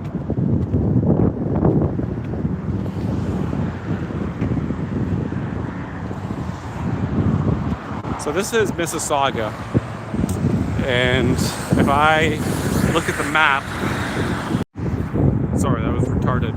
I opened up the map and then it closed app. I was stupid. I thought it was going to be like the whatever. Point is, we just continue straight down this road for a good 1.6 kilometers, and then we turn left.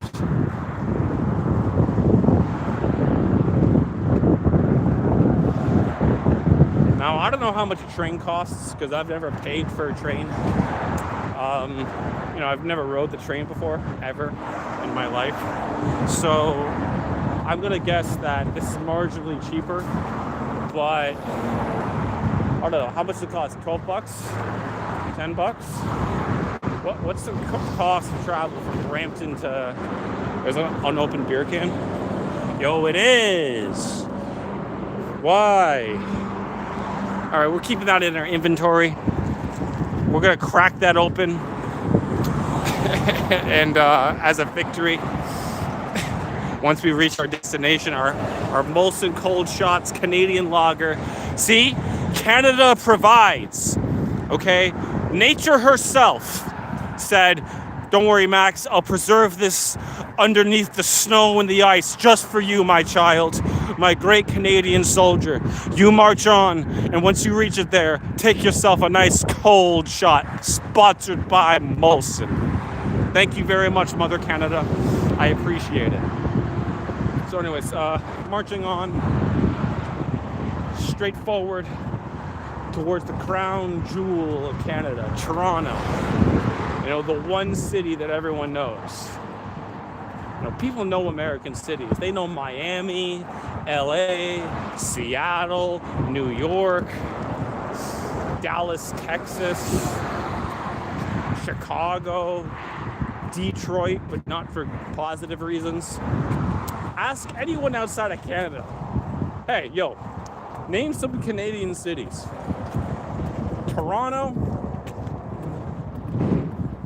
maybe Vancouver, but otherwise, we kind of only have like one place to our name of any importance, and it's the Big Apple of the North. Toronto's a kind of nice city. Smells bad sometimes, but what city doesn't smell bad? Quite frankly, I'd be more surprised if your city smelled nice. That'd be very surprising.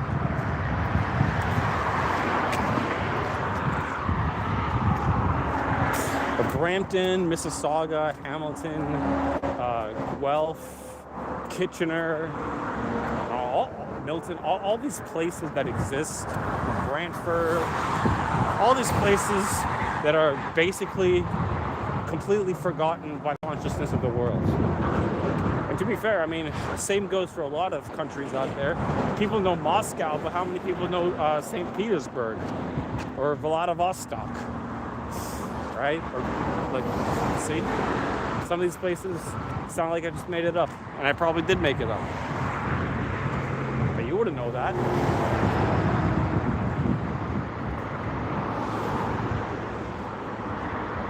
Alright, it's getting hot. So I have to strip real quick. Give me a second.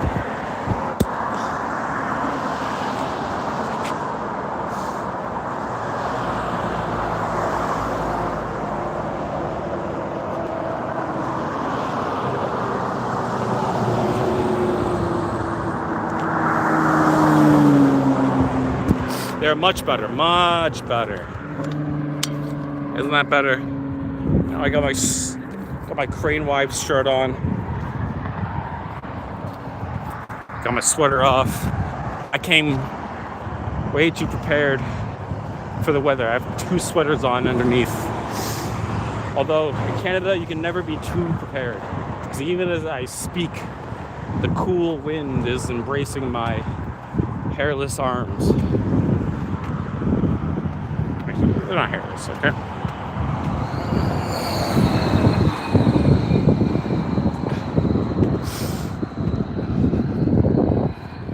Just gotta be careful to make sure our shit doesn't fall out the side. Don't want to lose my granola bars. See, there it is. The first artifact lost on our journey. was the Molson that Mother Nature gave me. I'm sorry for disrespecting you, Mother Nature. I never meant for it to end this way. I'm sorry, Miss Jackson. Ooh, I am for real. Never meant to make your daughter cry. I apologize a trillion times. Sorry, Miss Jackson. Ooh, I am for real.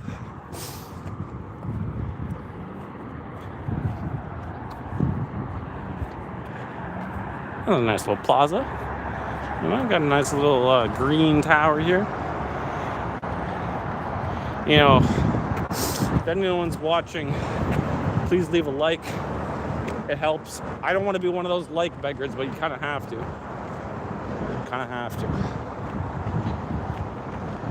Please, I need a like, please. Like a complete, absolute loser. But you gotta beg. E-begging is basically 90% of an influencer's job. It's crazy how we've basically, actually it's not that crazy when you think about it.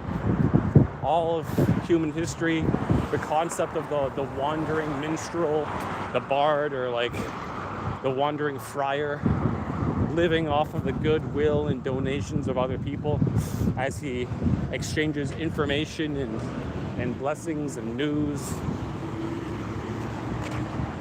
So really the modern day influencer is no different from the wandering bard that just goes around e-begging, I guess real begging, but this time under the light of God or whatever their patron is.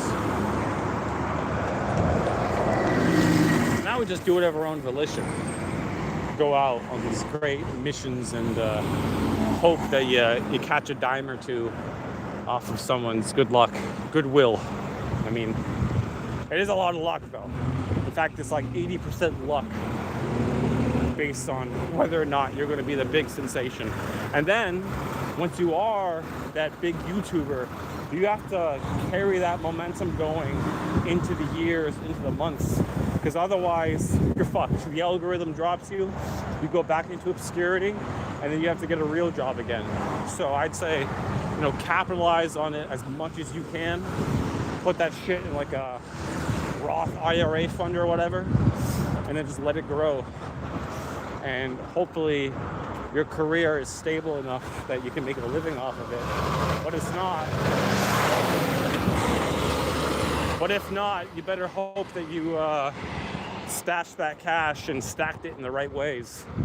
Otherwise, you're going to be like a complete lol cow, like a Boogie or Only Lose Me Leg, where your existence is constantly kept in life support by people who only watch you to see you spiral further and further into madness of the darkest dungeon.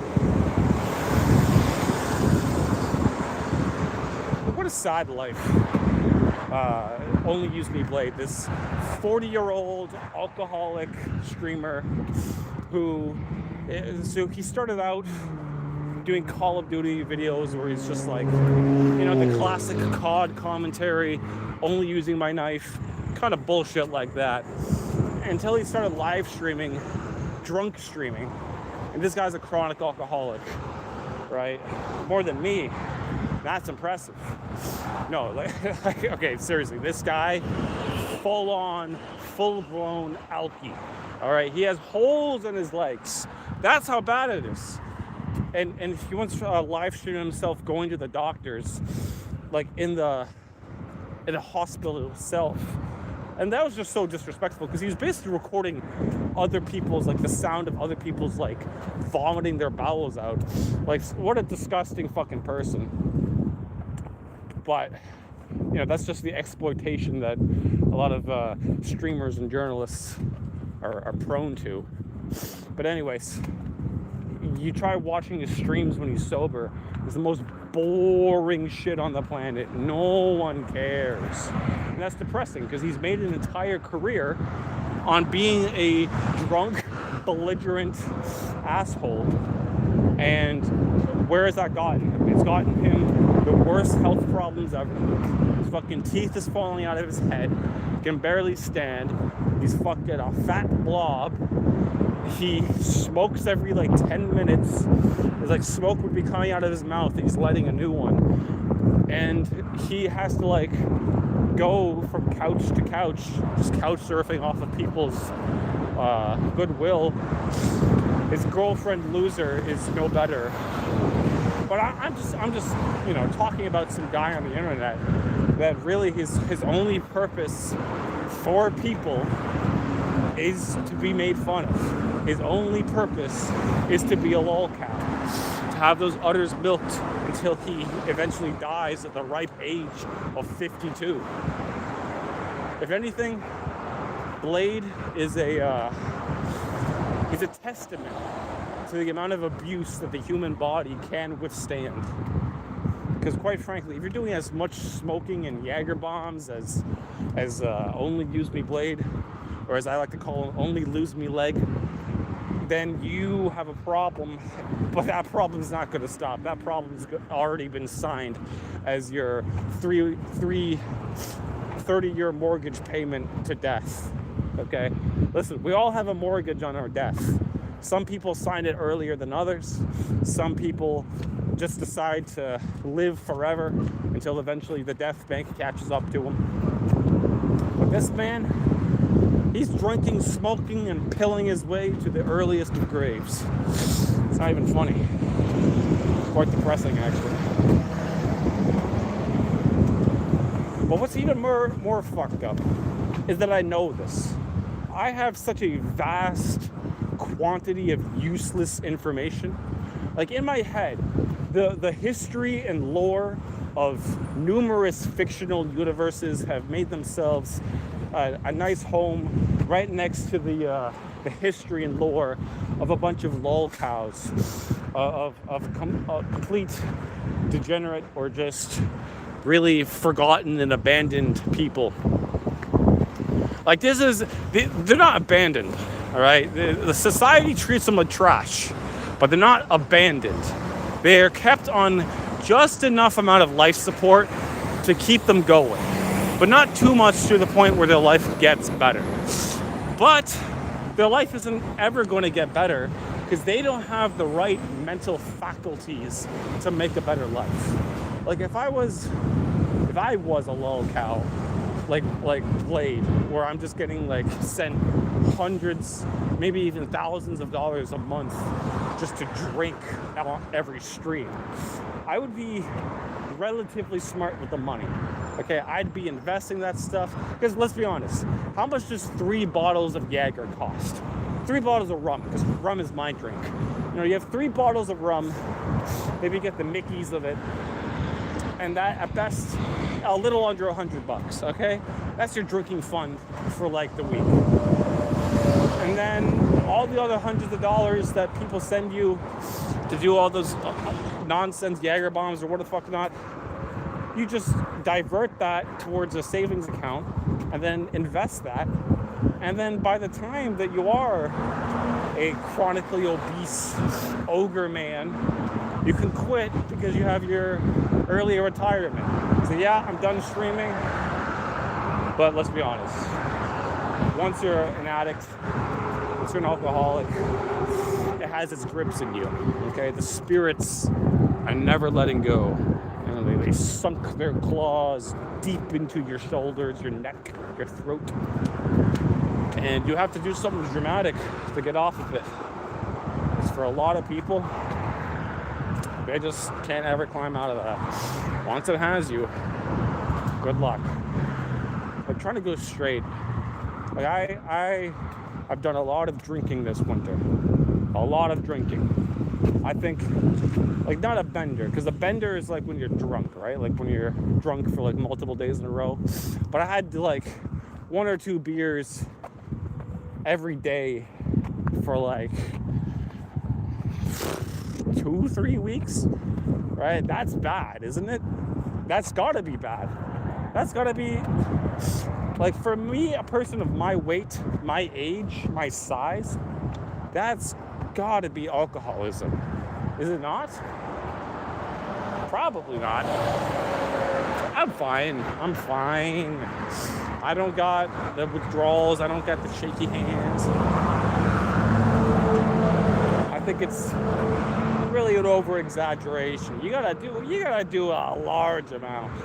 But there was a time in my life, so last year, where I would go to the beer store, buy a 6-pack, make a big fuck off bowl of ramen with boiled eggs, watch It's Always Sunny in Philadelphia, drink the entire 6-pack, and then get myself like one of the tall boys from the convenience store.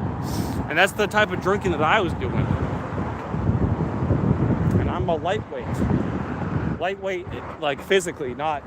I can handle my drink, okay? Don't you talk shit. All right, I can handle my drink. I do like my rum.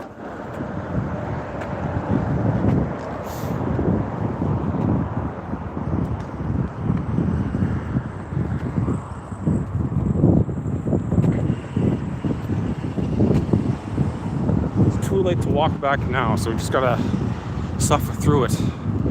Don't worry, we won't be walking straight. We'll be doing a left turn and then walking straight, just to do another right turn. Is that another one? Oh, it's closed. Oh man, that sucks. I was hoping to collect another beer. That would have been cool. What if we go to the little fucking gas station and get ourselves a beer? What if we get ourselves a beer?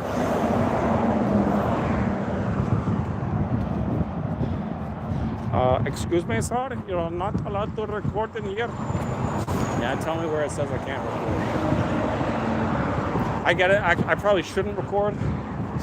I'll just mute the stream, because I actually do value people's privacy. If you're walking on the street, I'll try my best to not record you.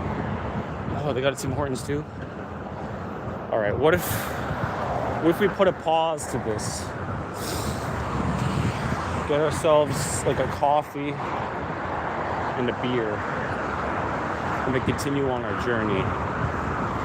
I think that'd be pretty cool, is that we wait for a little while and then we can get ourselves continued on the journey. I know this hotel. The only reason why I know this hotel is because they got worker ladies there who do the world's oldest profession, if you catch my drift. The world's oldest profession.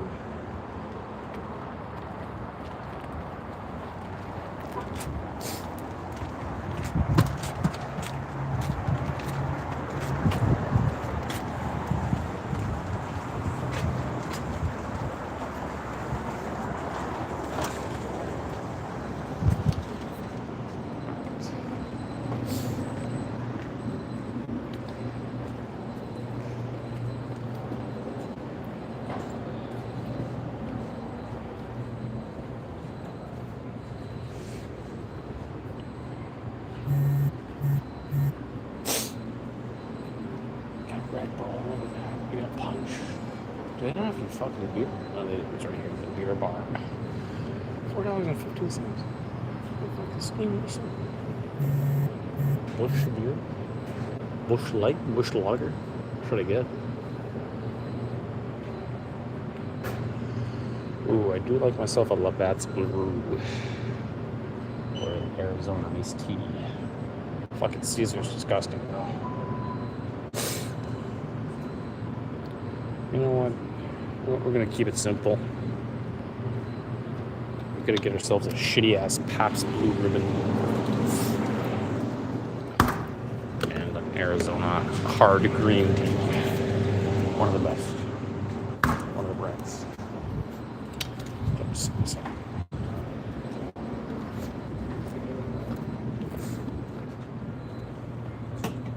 Hi. Good. Pardon?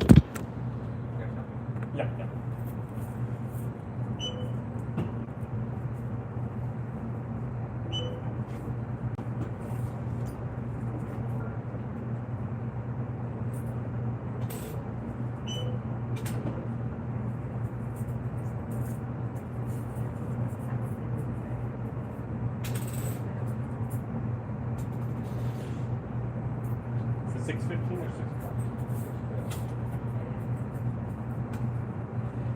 So if it's 12, then it's 10. If it's 13, then it's 15. So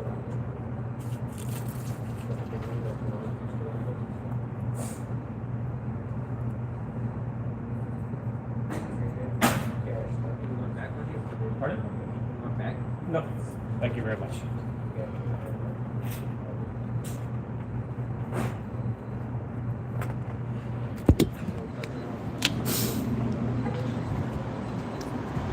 All right, cool.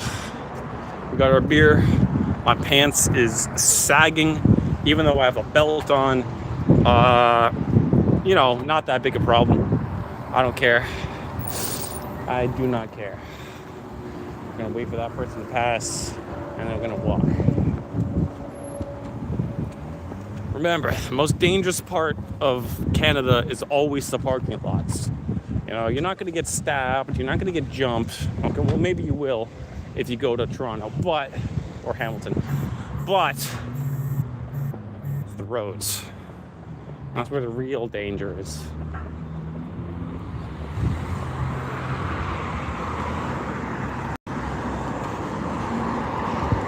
Okay, this shit's weighing down heavy on me. Hold on, let me do some inventory management real quick so we're not, low riding.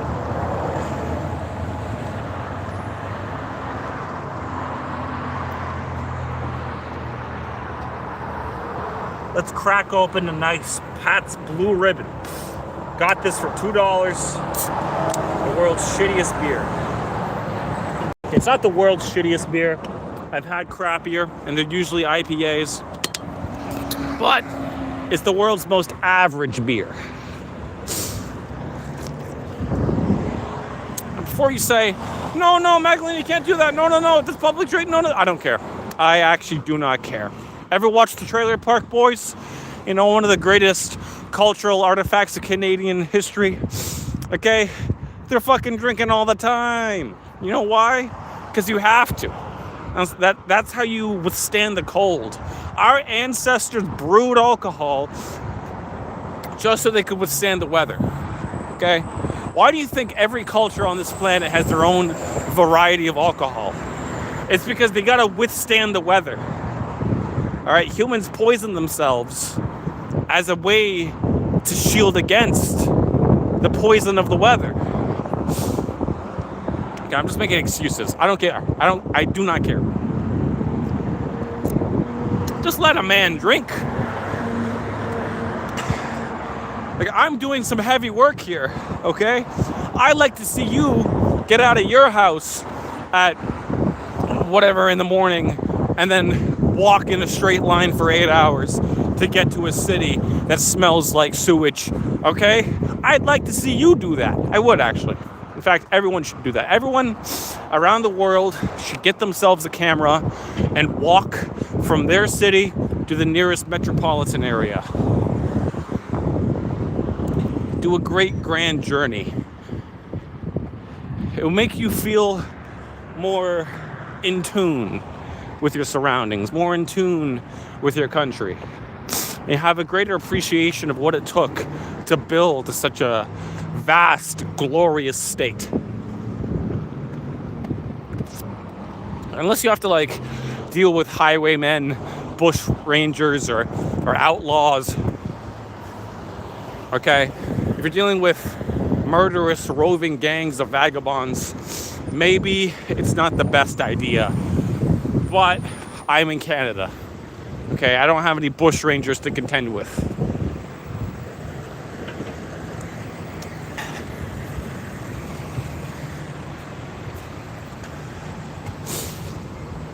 Rule of Britannia. Britannia rules the waves. Britons never shall be slaves. Get it? Because we're at Britannia Road. Yeah.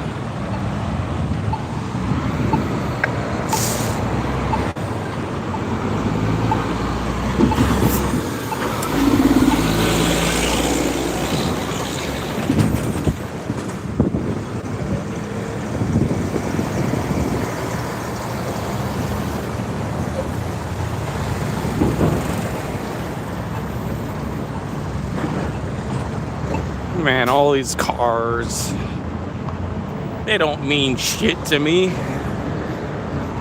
What is the cars to the walking man? You know, I'm a walk supremacist.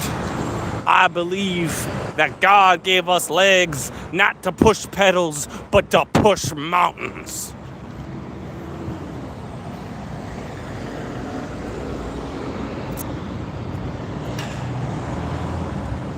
I do like these bike lanes.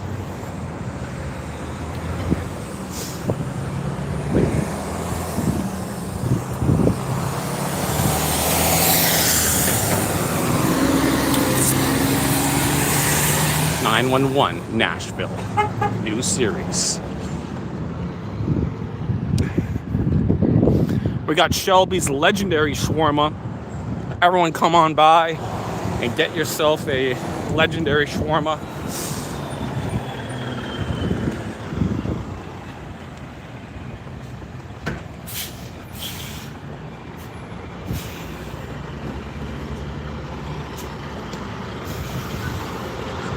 I'm walking in. I just don't get ran over by the enterprising car specter. Like, I'm not one of those Reddit anti-car people, because I think that's cringe. It's really like Euro poors and regular poors just complaining that they can't afford a car. Like, I can't afford a car. You don't see me bitching about it. I like cars. I don't know much about them, but I like them. I like the aesthetic. I like how the entire history of the world has kind of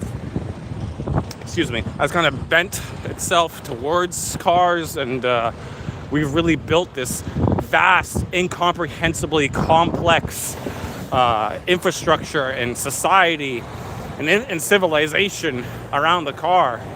This grand technological innovation which has seen us prosper more than a horse and carriage could ever. But yet that's not good enough for some people. Apparently, cars are just a sign of the turbo-fascist elite, making it so that we have to opt and buy in to another capitalistic, exploitative practice. And yeah, the economy needs cars. Like, the economy's huge portion of everything, you know, transportation and commerce, is based around cars. But cry about it. There's always been something in mankind where you need to pay for it in order to get by, right? Like, I don't think it's that controversial of opinion to say that cars are a net positive for mankind as a whole because of what we've accomplished with it. All this stuff would have not been possible without a car. Quite frankly, I would like to see building skyscrapers the size of New York with horse-drawn carriages and buggies. Like, yeah, we built a lot of tall buildings back then, and we built a lot of impressive structures. But to the extent of what we're building now, and to like the logistics of a massive nation like ours, or even a small nation, for example, I guess you could say Germany even, right? You can build all that glorious high rises and low rises and public infrastructure, but with a car you can cut down the construction time in half just because of transportation alone. So yeah, cry about it.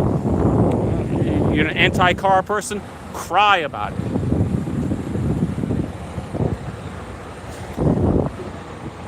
Okay, allegedly it's telling me to turn this way. Like, it wants me to cross the street. Because I guess we have to change our trajectory. I've been down this road many times. None of the time was a good time.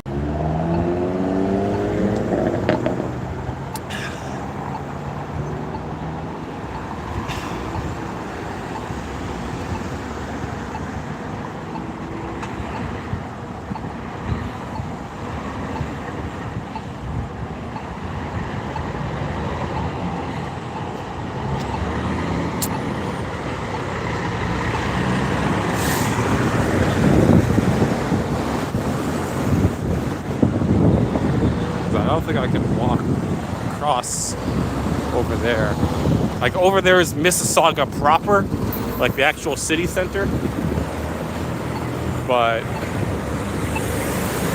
it's telling me to change route, go down this way.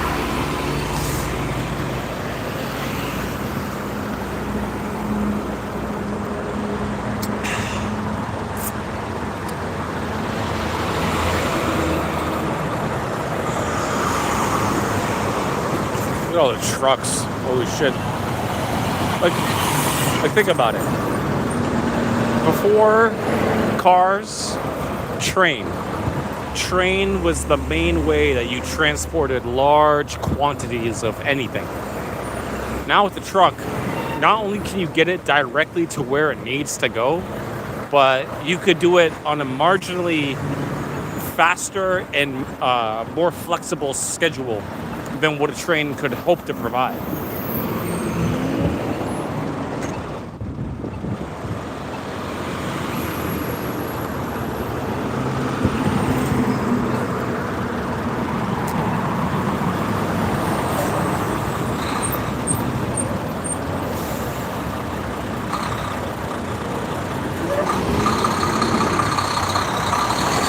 Yeah, a lot of portions of video are just going to be like this, waiting in the intersection for a little while for the cars and whatnot to pass, while I try to fill the dead air with my voice and needless blabbling.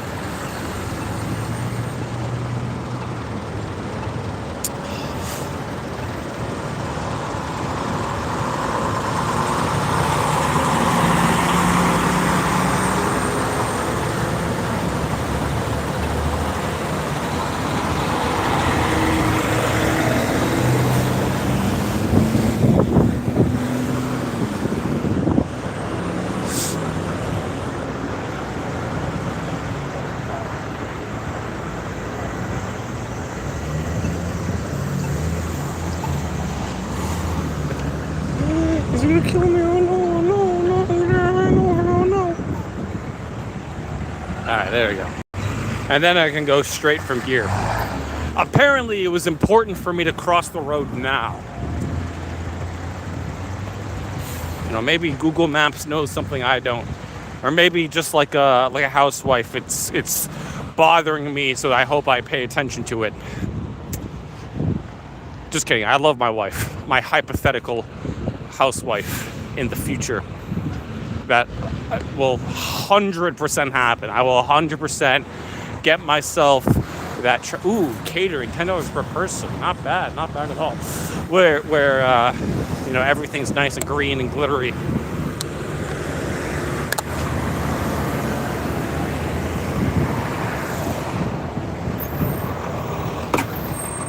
Remember, always put your trash in the trash. Don't be trash. This is a PSA.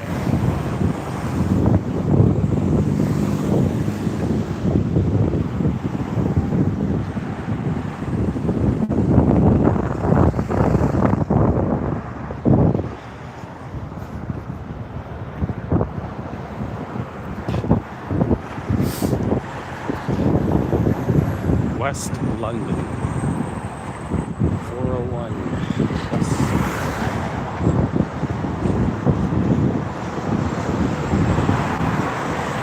Why didn't I just become what's a really easy job that just takes anyone but pays well? Like an oil rig operator, like living on one of those oil rigs. Just, I don't know what they do there. Maintain stuff? Look at valves all days? Like, what the fuck is your job?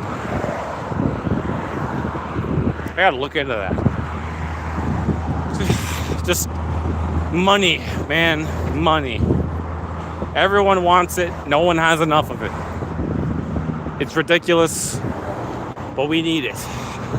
And the thing is that there's times in your life when you're just broke and you're just wandering around and you're thinking, maybe I should sell this, like because you're waiting for your next paycheck to roll in, and you're just thinking, like, like that ABBA song, you know, money, money, money, must be funny in a rich man's world.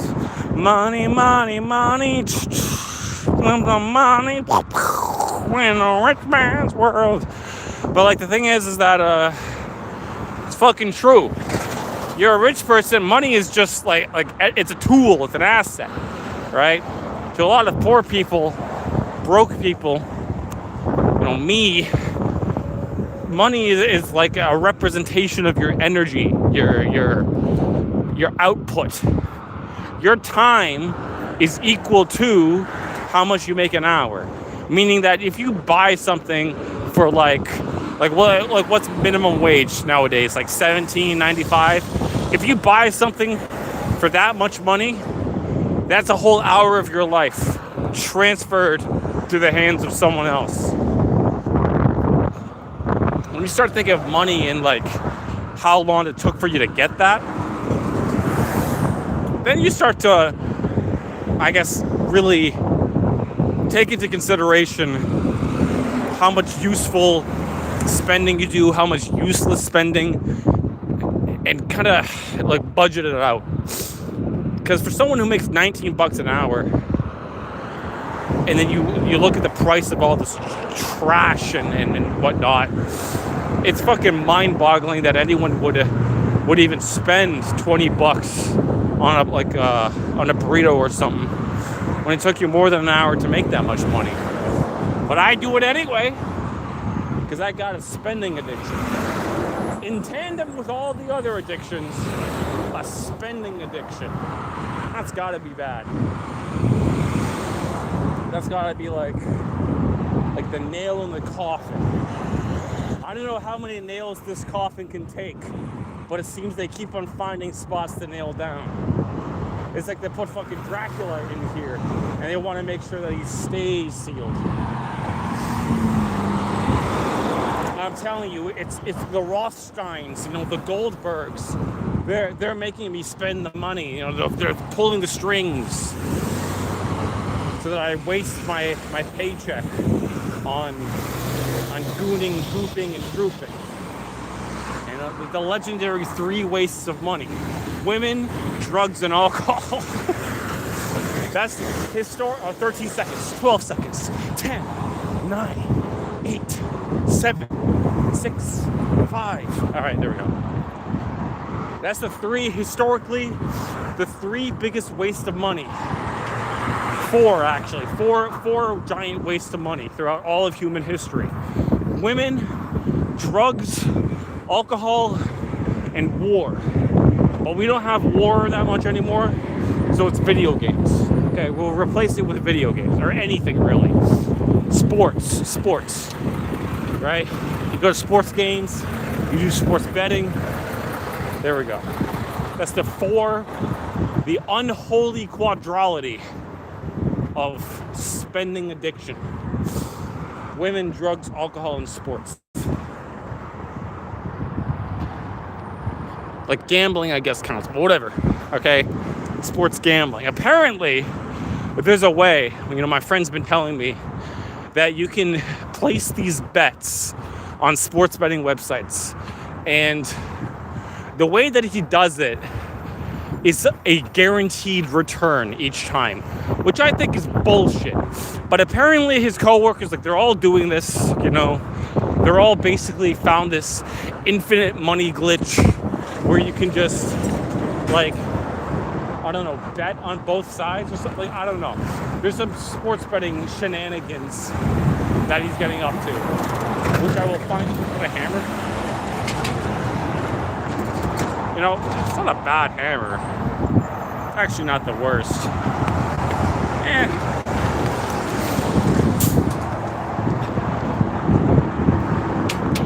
But yeah, it's an infinite money glitch, bro. I'll believe it when I see it. And here we are, one of the busiest highways in North America. What is it, the 410?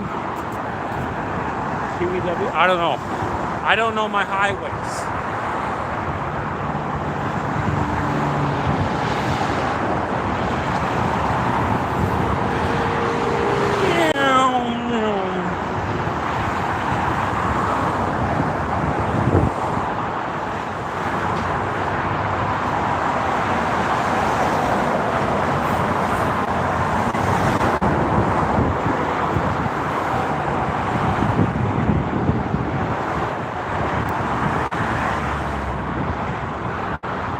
fucking car bumper? How'd that get there?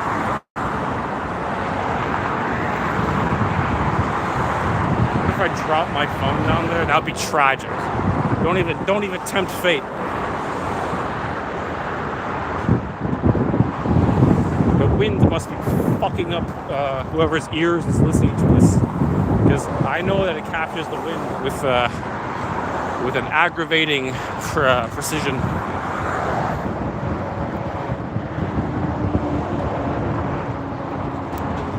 Now give this video a like if you like Canada. Give the stream a like if you like Canada.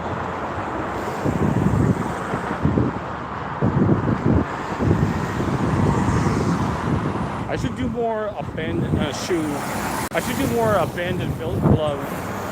more abandoned building streams. Find a lot more just decrepit, desolate, derelict homes to explore. Because so far, I haven't fully mapped out the Marigold Hotel, you know. So I really want to go to the basement and see what's going on down there while it's still frozen, because I think if I were to go down there in the summer or the springtime, that's gray water. All that shit down there, that's gray water. Poop and disease and just pure all right. But if I go down there, well, it's nice and like frozen, I can at least walk on it. It'd be a very cool thing to see. And also, I fucked up the audio because I used my earbuds as the audio audio. All right, that's not good. So, actually, let me know if the audio is fine now. Like, if you can hear everything, if you can hear like the cars and it doesn't sound drowned out. If the audio's good, then I'll be happy, because I want to make sure I have this stuff down right.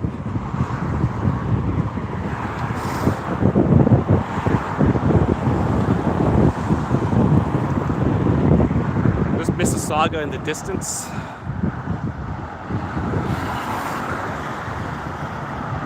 That's the city proper. So we're not too far away. I mean, apparently we're in Mississauga itself, but we're not the city center. Right? Completely different stuff. And there we go.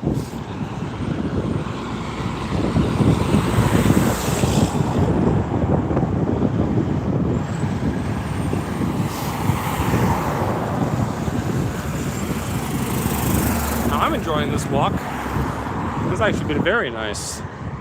Other than the smell of diesel and just straight up pollution, this is very nice.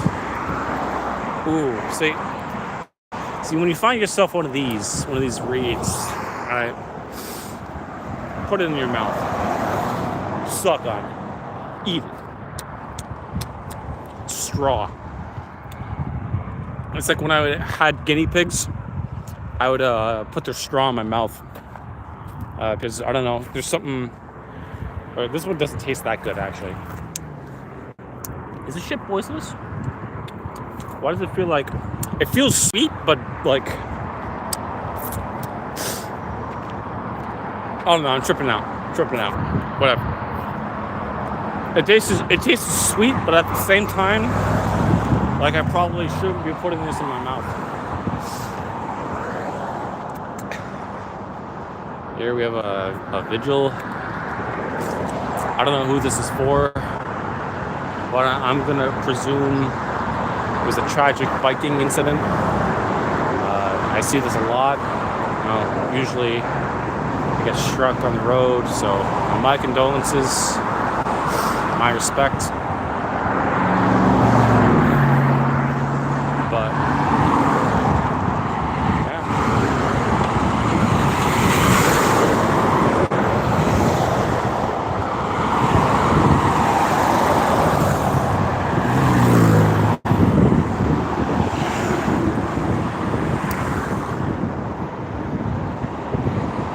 so busy.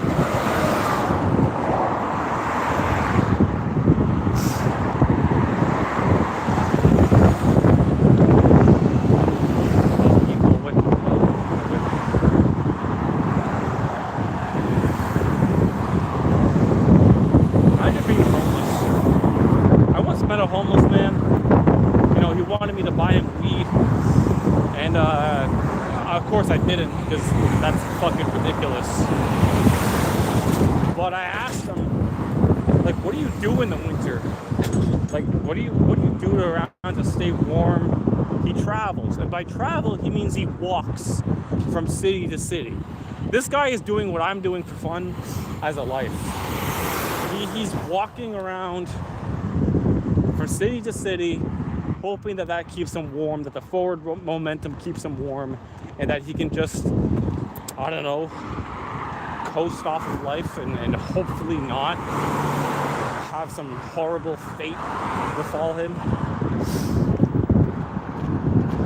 I always wonder what it's like to be homeless. Not out of like, oh yeah, it would be so cool to be homeless, but like the tenacity and survival of the human spirit to be able to just completely overcome all these tremendously horrific odds time and time again with no place to stay. You know, usually they have like a tent out in the woods by the highway or something, or like some like ramshackle shack. But some homeless people are literally just nomads. They literally just walk from town to town and hoping to coast by off of people's donos and the odd person buying them weed. But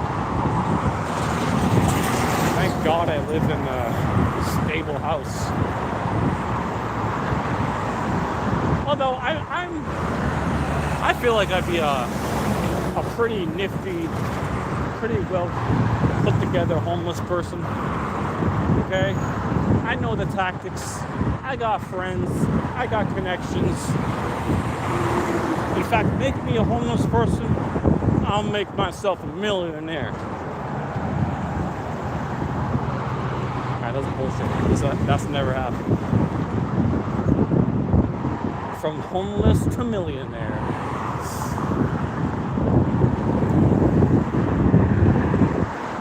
Ooh, Canadian geese.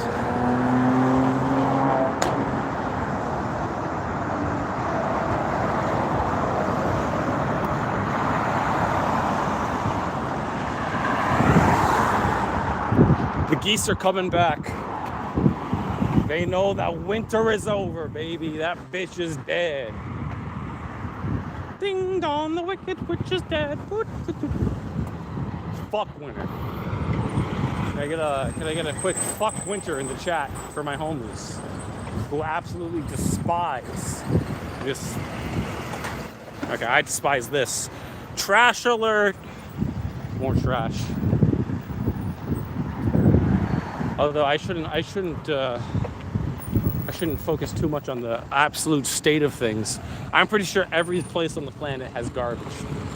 Every place on the planet has like the litter, bugs, and absolute disrespect for well-being.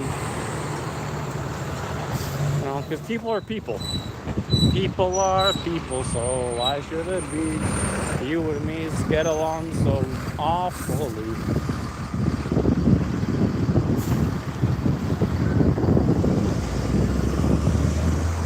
Nice pliers in the middle of the street. Got some businesses here. Me legs, me legs.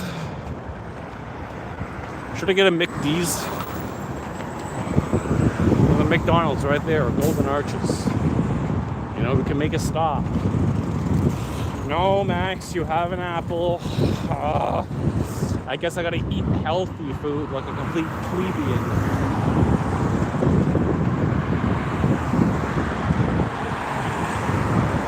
Besides, the Angel Electronics might be a good store.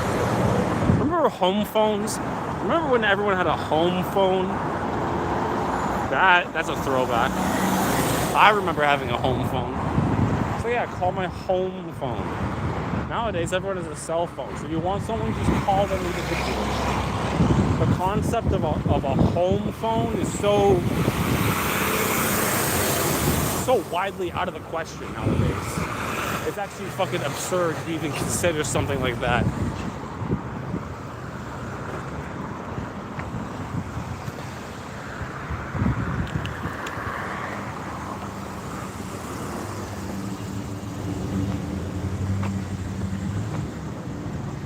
Signs, 250, special. Gotta zoom out a bit.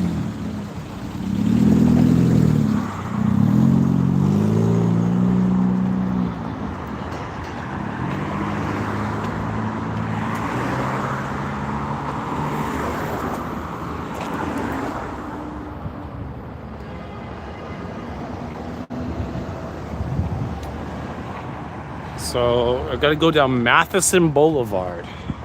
So it's taking me down more industrial routes so that I can get my organs harvested. God damn it. Organs harvested. Why is that so hard to say? Organs harvested. Okay, was fucking exposed wire. Whatever, forget I said anything. Well, maybe it isn't, but I haven't drank it yet. Okay, that's I'll let you guys know if I even survive. Maybe it was. Maybe they injected it with something, but I don't know yet. Okay. That Molson cold brew is sitting nicely in the back of my pocket, waiting to be opened, just for the right time to make itself known. Okay, we're only going to celebrate the great victory beer that was found on the floor in Mississauga once we reach Toronto. Because we really don't want to test the possible LSD liquid unless we know for a fact that it's not. Luckily, I did buy other drinks just in case, just for the special occasion. Okay, just to keep me going, just to fuel me on my journey. Because, you can't expect a person to do this sober, okay? That's fucking ridiculous. You really think that our ancestors crossed the Atlantic, crossed the Oregon Trail sober? That's a fucking ridiculous statement. No one ever expected that to happen. That's why we're sponsored by Arizona Iced Tea, Alcoholic Edition. For the people who like tea and alcohol. We got it both.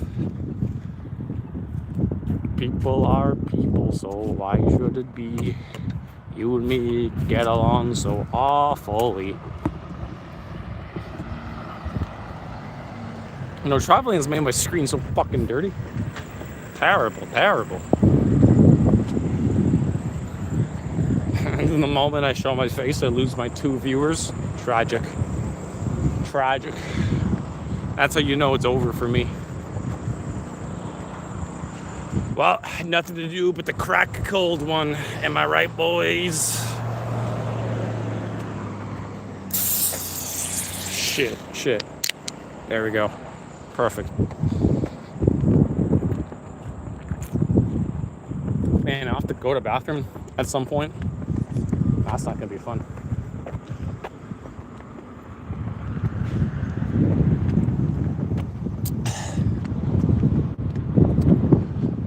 Mr. B's famous warehouse sale.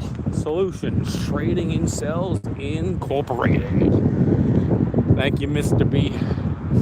Mr. Bubbles from BioShock. It smells nice. It smells like spice. Not bad.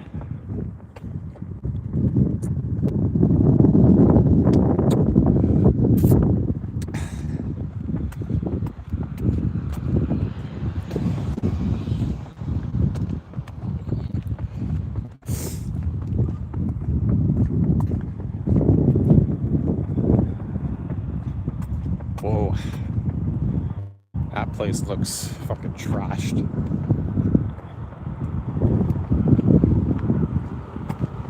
Again, there's like a lot of these industrial zones.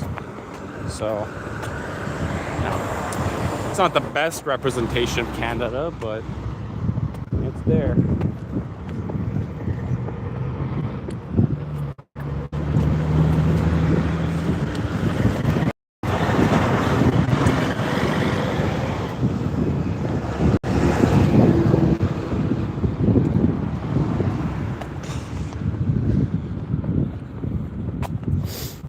People are people, so they shouldn't be.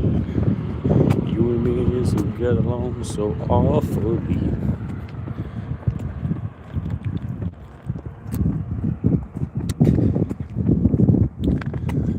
Country.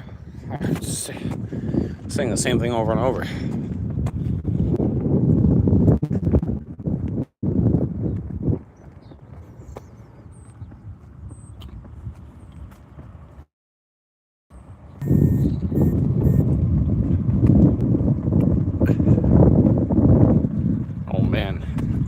Oh gee, oh man.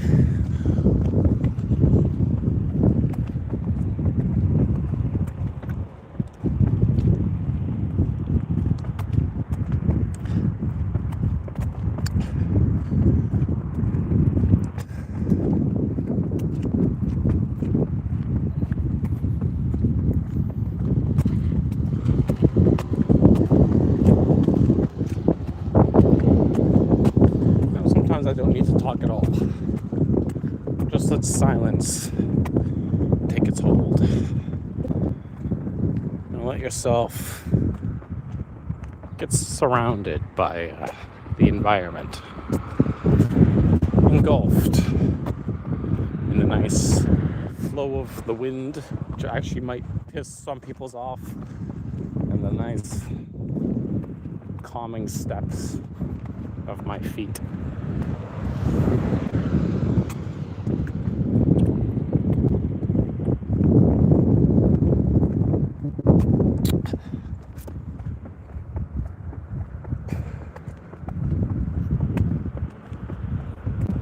Is that a mosque? Is that a church?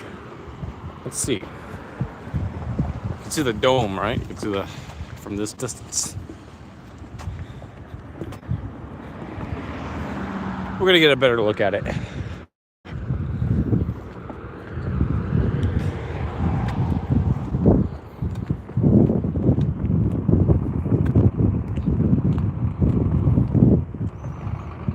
Oh, dumping.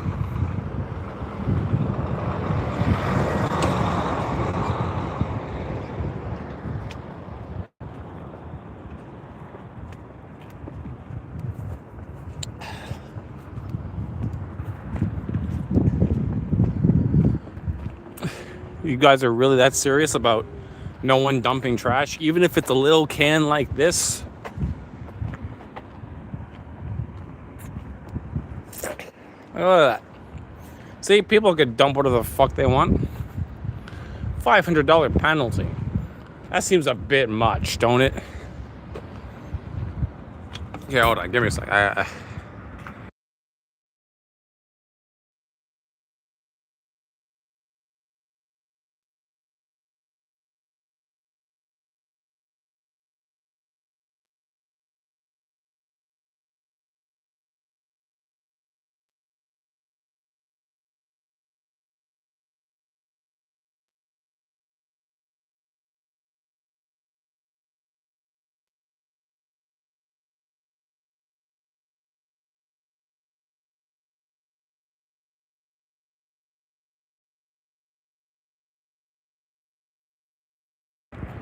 All right, we're back. What I was doing off screen happened. But no one knows what that was. You know, it could have been really anything. Hey, at least I'm not one of those streamers who is completely unaware of the fact that they're streaming. Like, some people act like they're recording shit for a movie that's going to get edited out later. No, all this stuff is happening live right now.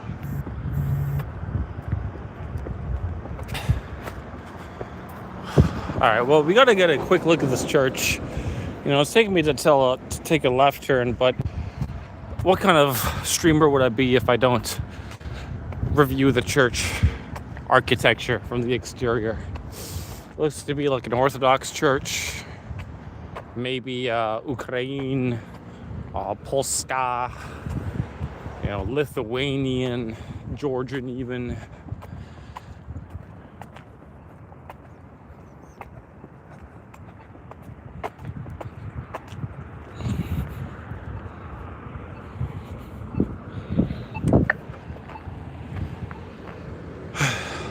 Gotta wait.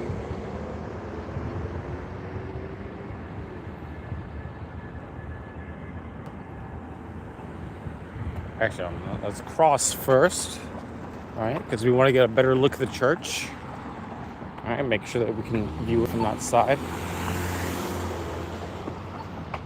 That guy looked pissed off over nothing.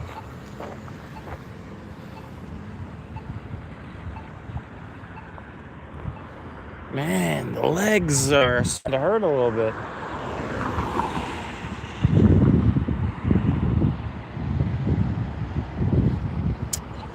There we go.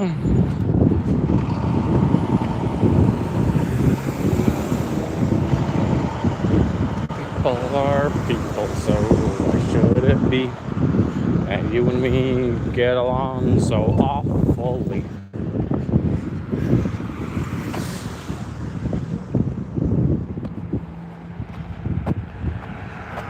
European bakery.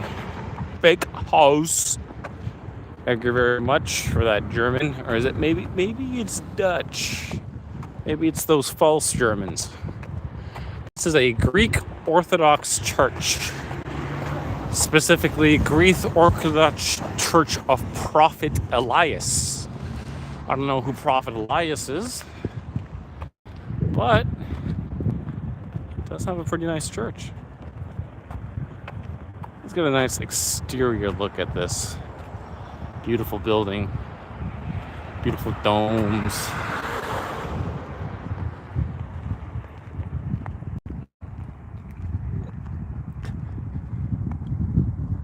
Sounds like service is happening.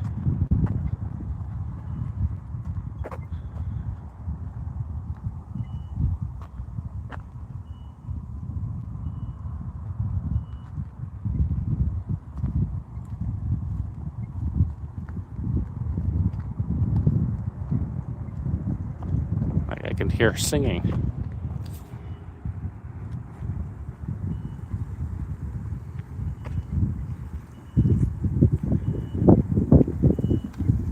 Very nice grounds.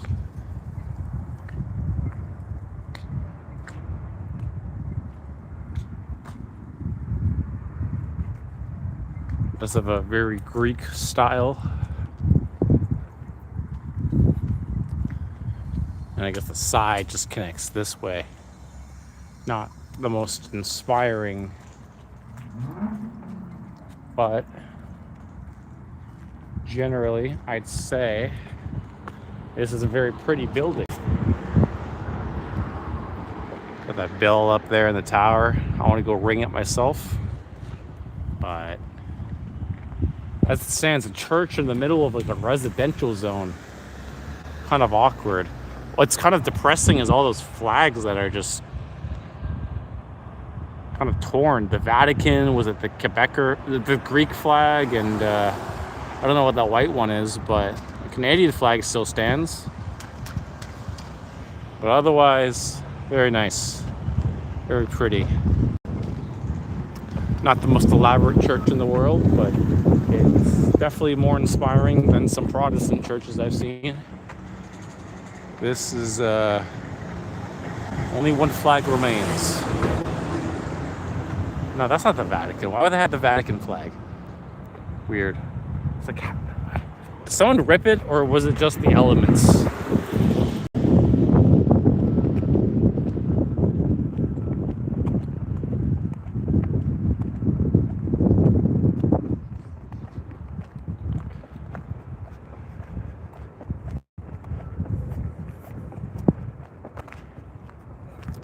Maybe I should put on some, let's see if I can get myself a separate, because I have two phones, okay? I have two phones. This is the phone that I was streaming on before I got it replaced.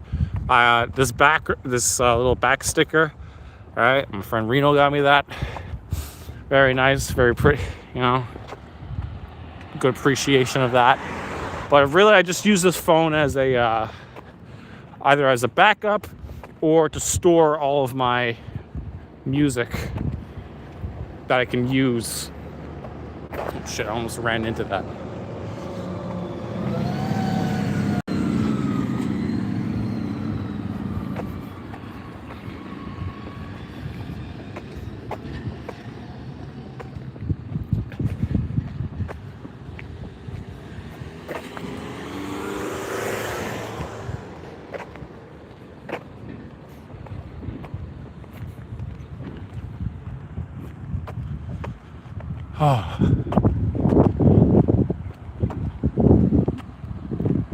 Honestly, you could expect a lot of this stream just to be like moments of walking silently through the vast Canadian urban expanse, because the GTA is just all that. You know, this, if you look at a map, you look at Ontario, and you look at how, I forgot the specific stat, but it's like a vast majority of Canadians, 80%, I'm just gonna say 80%, live in this conglomerate of cities called the Greater Toronto Area, and all the other cities that like are connected to it, like all along this lake, and we kind of use it to expand ever more onwards. It just keeps on expanding. Shut up! We just keep on expanding forward and forward and forward. But the vast north, the Midwest, and a lot of portions of Canada are just barren wastes, Indian reservations, and mining operations. Like, we have so much untapped land that's crazy. But we're also living in like this pseudo-ecumenopolis where all of the population is basically urbanites.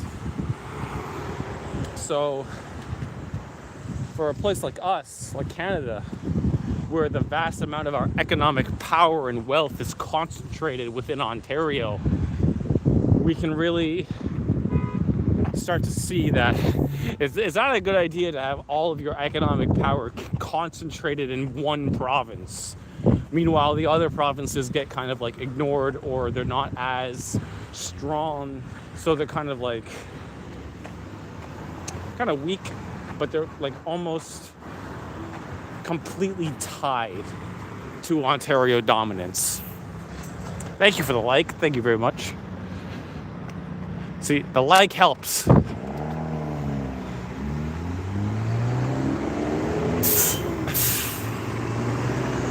How much further do we have to go, you might ask? 4, 5, 7 hours. I'm gonna say the stream is gonna last 7 hours, because once we get to Toronto, we're gonna have to figure out how to get back. We're gonna have to figure out how to walk back. God damn it. I don't know why I decided to do this. I'm a madman. I'm insane. I'm crazy. I don't think anyone's gonna deny that. But that's the mindset of the Canadian, okay? Through all the bullshit, we persevere. Through all of this insanity, we're the number one. We're the one who's going to climb those mountains, who's going to claim those territories, who's going to turn that savage, untamed land into something worth living in, okay? We're Canadian, damn it, all right? We're better than Americans, okay? I always consider myself an American by spirit, but I'd like to see an actually, no, you know what? Never mind. I would not like to see an American try to live the Canadian life, because they just take it over. Besides, they already have to live the Canadian life. It's called living in a Democrat state with snow Lots of fucking snow. Although when it comes to summer and spring, oh, we got the best summers and springs, let me tell you. I'm going to go to Wasaga.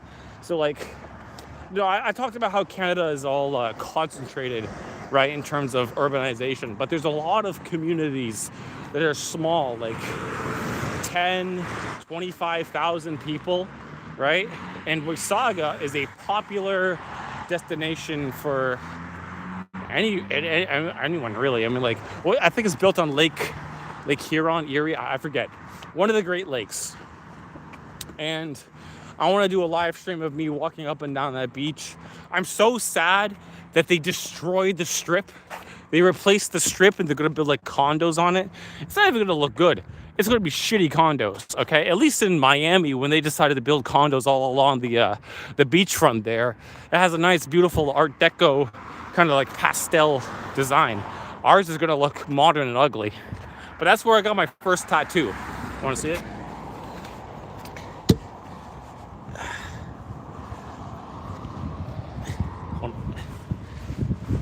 Yeah, that's my first tattoo right there. I got that in Wasaga as a friend commemoration group tattoo. And might get another one. Who knows? But Wasaga has a lot of great memories for me. And that's Canadian culture right there. You know, taking a piece of land that was otherwise kind of trash to live in, and then making it a nice, beautiful destination spot. And then being an alcoholic. Alcoholism is intertwined within Northern culture. All Northern cultures, all right? Russians, Germans, the British, the Norwegians, the Canadians. All of them have to take the alcohol tax. Can't escape it. Can't escape it.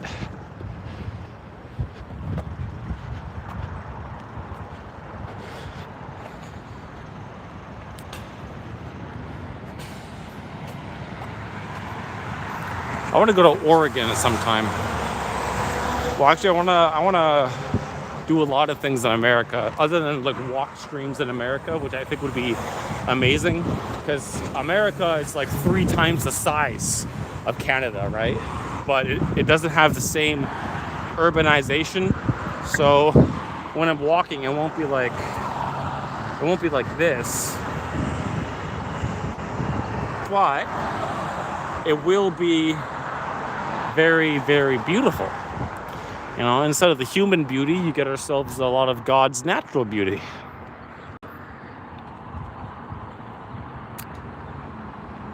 Well, what I was going to say is I want to see a Crane Wipes concert. Because one thing on my passport, I want to do traveling all over the world. You know, it's my 20s. Okay? The 20s is the true golden years. People's like, when you're old, you're 60, 70, that's your golden years? That's retarded. Who thought of that concept? It must have been some like very old person who felt that about being old. So there's like, oh yeah, it's my golden years. He was joking. He was being sarcastic. Because your true golden years are your 20s and 30s. When you're able to basically walk off most problems, when being sick or injured is more of a minor inconvenience as opposed to like your debilitating next death wish. So I really think that I should capitalize on the fact that I'm only 23 once, and it's going to be 24 real soon, March 25th. You know, it's my birthday. Congratulations, me. So I should take that time to just travel as much as humanly possible. Go to Southeast Asia, Europa, lots of parts of Asia, South America. I want to go to El Salvador. So really, I think this is the golden years. This is the golden years. And anything else is a cope. And anything else is a complete lie made by people who want to feel better about being old, decrepit, dying man. Which is brutal. I get it, it's brutal to say, but it needs to be said. Okay, sometimes reality is too brutal to not be heard. Okay, well, my battery is reaching 36%. I didn't expect it to reach that low, that fast. Let me get my portable charger out. I brought it, didn't I? Fucking better have. This is my Temu portable charger that I got. Actually works pretty good.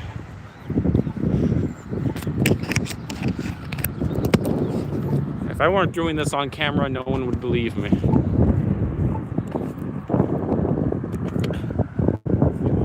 So left 2, 3, so left 2, 3, do the work that we must do. March on in the Workers' United Front, for you are a worker too. I'm gonna sing a marching song. He doesn't like a pistol to his head.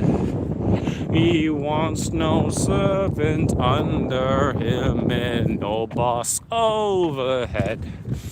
So left 2, 3, so left 2, 3, do the work that we must do.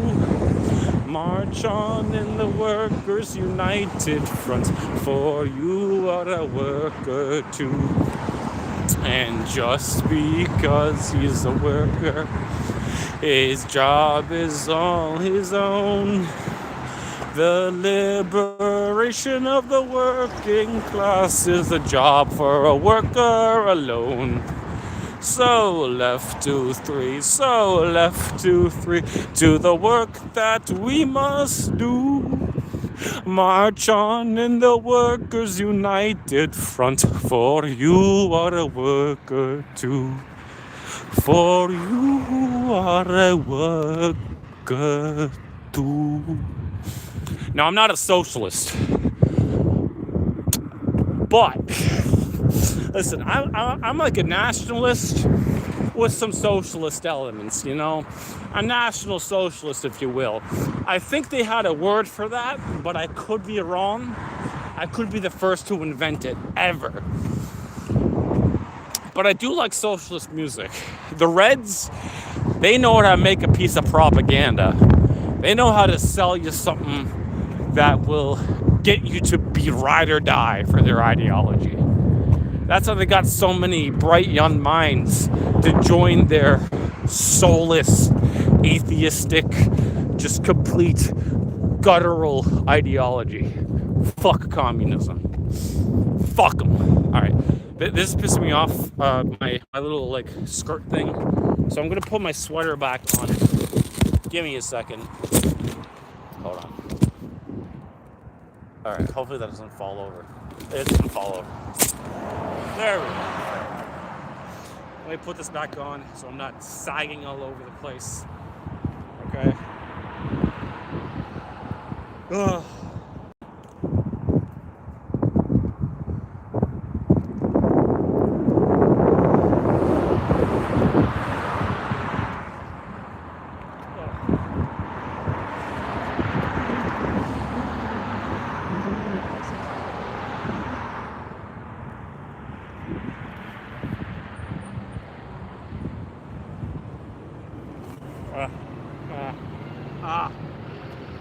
Give me a second. Oh no.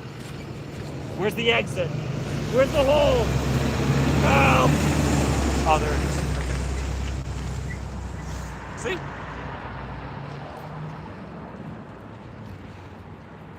This is gonna be a bit difficult. Alright, there we go. See? Now we're both warm and cold. Isn't that great?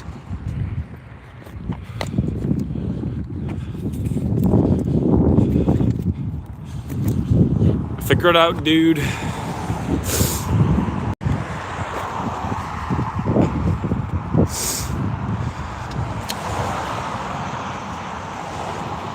Might be asking, why didn't I just take the bus? Why didn't I just take the my way?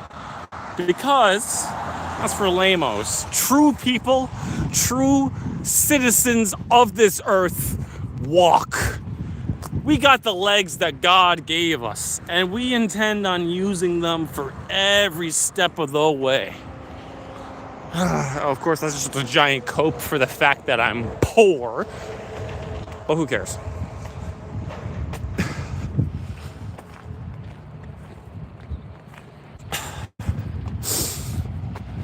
Like, I've seen videos online. It's like riding from Hamilton to Toronto using only public transit, which is actually a very interesting video to see. Like local transit, right? Because like there's plenty of ways to use public transit to just go straight towards Toronto. There's plenty of trains, but if you're just using buses, right? The bus is going to get you from one end of the city to the other, and there's another bus that takes you to the other city.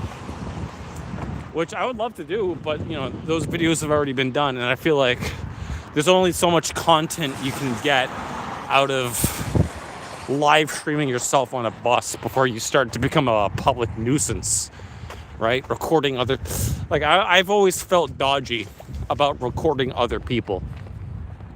I feel like it's not right.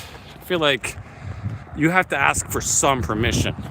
Like when you're in public, there's no expectation that you are basically free of being recorded.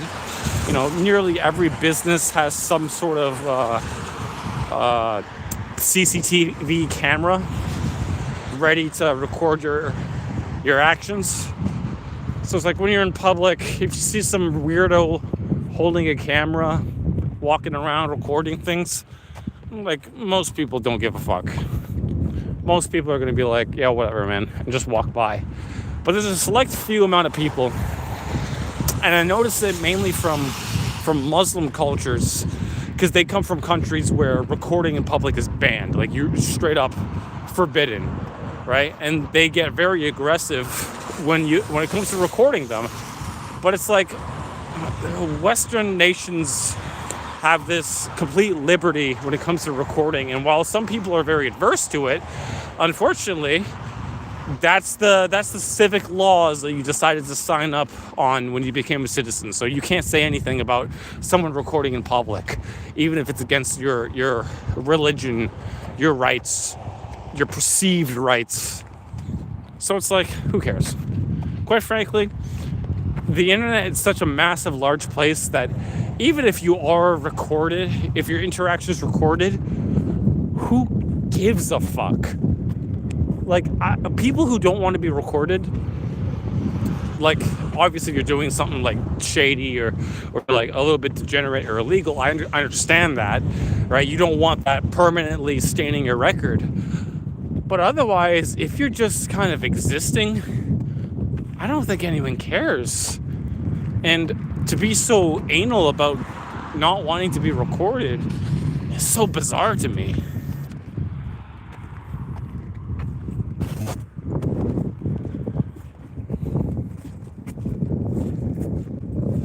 Okay, so the camera is telling me to go that way.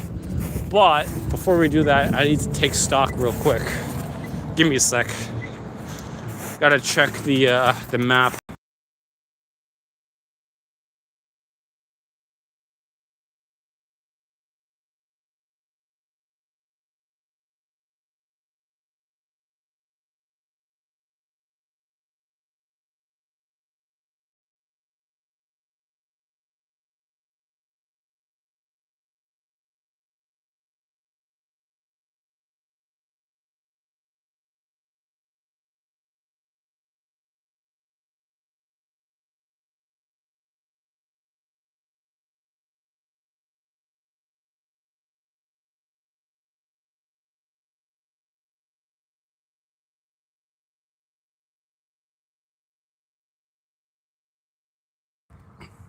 All right, that took longer than expected. I'm just making sure my route isn't completely felted by the highway.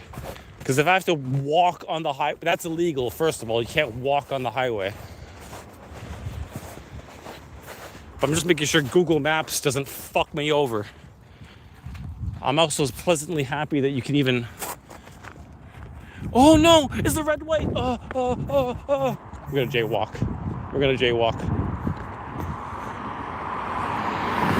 Oh shit! I probably should have. I probably should have pressed the button, shouldn't I? Oh well.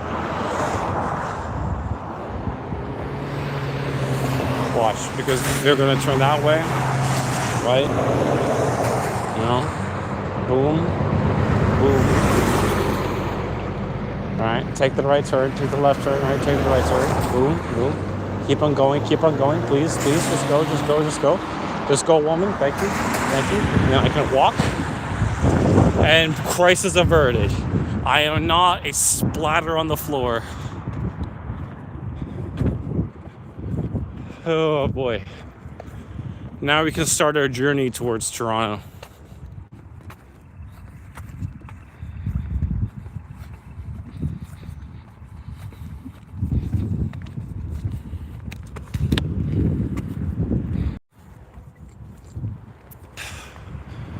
This is apparently the road I take. Oh God. I've never done this before. You know, I walked from Oakville to Brampton on a whim because I was too poor to afford for a bus and too proud to ask someone to pick me up. But overall, spicy chicken burrito for $6. See that? That's a good fucking deal. Bro, I should get that deal right fucking now. Where's the nearest quesada?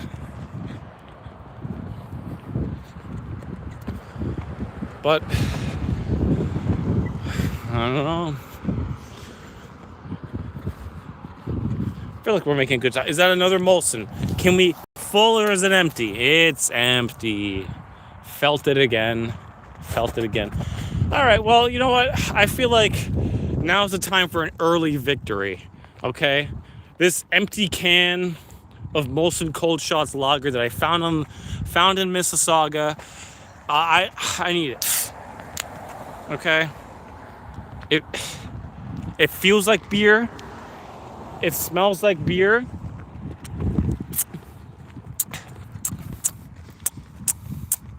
It tastes. Is this beer?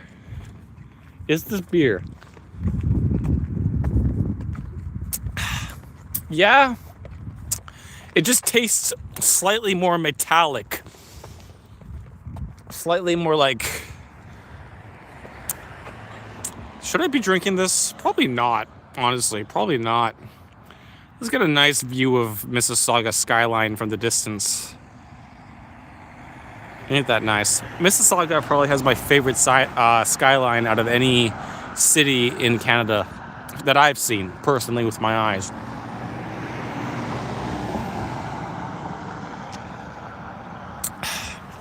Oh shit, let me zoom out. Alright. Keep going. Remember, you stop, you're dead. Warning, high pressure pipeline. Dude, I'm so excited for JoJo's Part 7. I don't read a lot of books. I'm more of a writer. But JoJo's is the one thing that I read to the fullest extent. Except for Part 8. I haven't read Part 8. Mainly because I've been too much of a fucking alky and druggo to really sit down and read it. But I did read, because I have the 3-part manga of, a whole horse, was it diamond, whatever, I'm blanking. But the one with diamond is, with Josuke and whole horse in it. Okay. Oh, we got another empty beer can. Can we get ourselves another beer? No, it's empty. Tragedy.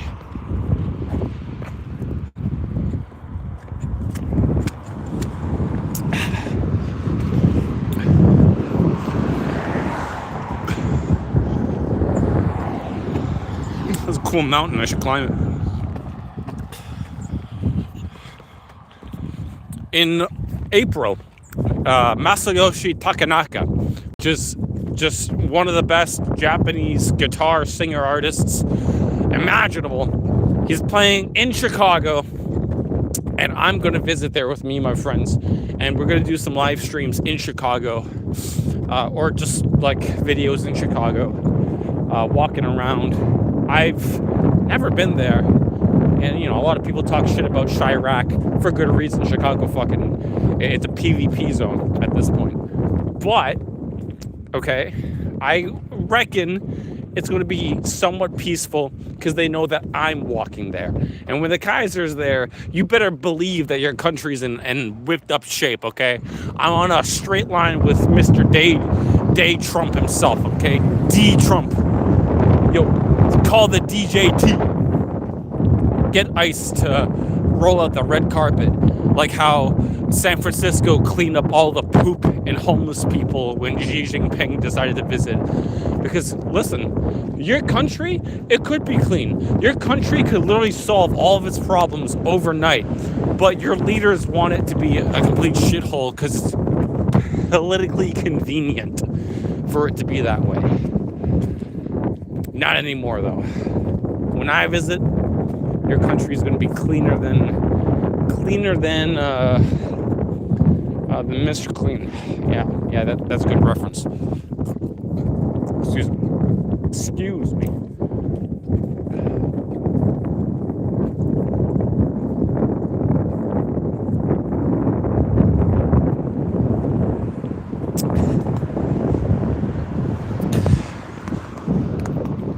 Nice backyard. Why do you have this fence that I can just look into your backyard? I don't like that. I don't like having a fence that allows other people to look in. Maybe I'm just a little bit kind of like privacy maxed, but come on. Really? This is pathetic. So now we get to the portion where we're basically walking through residential neighborhoods, because when I was walking from Oakville to Brampton, that's what the path was. The path was surprisingly some country roads mixed in with just a whole ton of residential neighborhoods. Because for some reason, suburbia connects all of the cities together. So theoretically, you could just walk through suburbia forever and then make yourself nice and tidy in another city.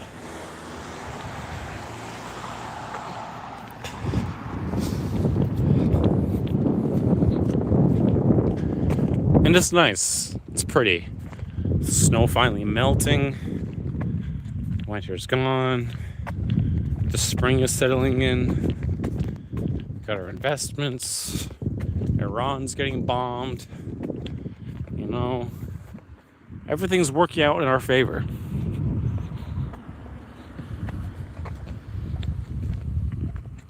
Guys, history has ended. Everything will be awesome forever. We've won. We've won the world. How conceited can one person be as to think that everything has been solved?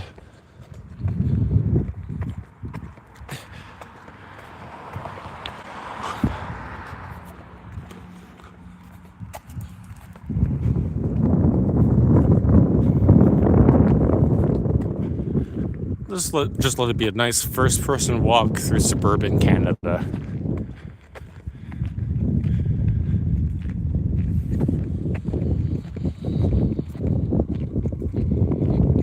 Don't focus on the problems of life or the inevitability of conflict. Just focus on the here and now. People living their lives. Yeah, maybe they're stressing about a mortgage they have to pay, or are they going to make enough money for rent, for food, or can they put their kid through school? But just focus on the fact that to have life in of itself is a gift so infinitely impossible across the universe that for it to happen here, for it to be in such a state as it is such an anomaly that you are truly blessed. You've already won the lottery just by being born. And to be an anti-nihilist or anti-natalist, to be some sort of nihilistic cringe lord who thinks that because we are all stardust, nothing matters, that's just a waste of life. truly, some people have been given this gift and they wasted it frivolously and never truly experience happiness, just consumption. And to them I say, well, I don't say anything. Quite frankly, as much as I am a person to say that everyone should live liberty and free and have their own individualistic story to be told, sometimes you just have to lay off and let them be. Let them experience the depths of their own depravity, or let them experience the heights of glory that they can achieve through their own skill. I'd say that nearly everyone on this planet has the right to live as they see fit. No, I mean, that's not going to always happen, and nor should it, because life is unfair. Life is challenged. Life is a brutal march between the preys and predators. And humankind, despite our dominion over planet Earth, are still prey and predator in the eyes of each other. So, to you, to anyone watching at home, please realize that your life is in your own hands. Once you're an adult, there is no one who can tell you what to do, who can stop you from picking up your phone, your own two legs and marching to whatever place you please. Nothing on this planet Earth can stop you from just walking, going somewhere. Except for borders. Borders can stop you, actually. In fact, for that matter, if you come across a border, the best plan is to just go around it, preferably through the woods. I've talked about this before, gun smuggling from Alberta to Montana, or like Montana to Alberta. This is a bit ridiculous, but a side tangent here. But hypothetically, if you're asking ChatGPT if you wanted to run a gun smuggling operation, you could, hypothetically, go to Montana, one of the freest states in all of America, get a fuck ton of weaponry, and, in my opinion, you could walk across the border between those two glorious nations, the U.S. and Canada, and start to sell your enterprising property to Canadians who want a taste of freedom. You could do that. I'm not saying you should, because it's illegal, but if you wanted to smuggle weapons, it's not that hard. Oh shit. Remember, don't leave your trash behind. Alright, you don't want to be a trash person now, do you? You don't want your society to turn out like mine, do you? Pick up your trash. Honestly, when I think about it, the illegal side of business, the cartels, the narcos, the smugglers, the only difference is the fact that our government is allowed to do it and they are not. They're individual businesses. Meanwhile, our monopolies on arms lending and I guess not drugs. I mean, our nation, as far as I'm aware, doesn't deal drugs across the world in order to destabilize them, okay? Most nations just give arms and weapons to their allies. That's fine, okay? Apparently that's okay. But, wolf walks. This guy's a dog walker, dog sitter. He's also a furry, too. But otherwise, if you're an enterprising arms dealer, oh no, that's bad. You're not allowed to deal to conflict zones. How dare you? Meanwhile, we got like the CIA and MI6 just like dropping off weapons by the cargo plane load in order to help their allies out. Just because they have some sort of like arbitrary what's the word? Arbitrary denial of communism. Dude, I'm fucking planking. I don't care. My legs hurt, okay? I'm just trying to fill the dead air with words at this point.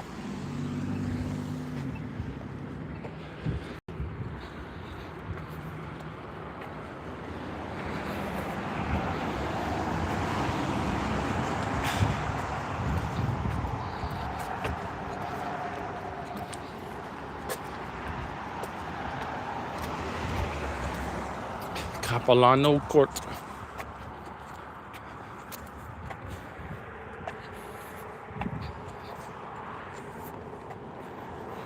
Nice houses. Oh boy. I'm going for like 4 hours nearly.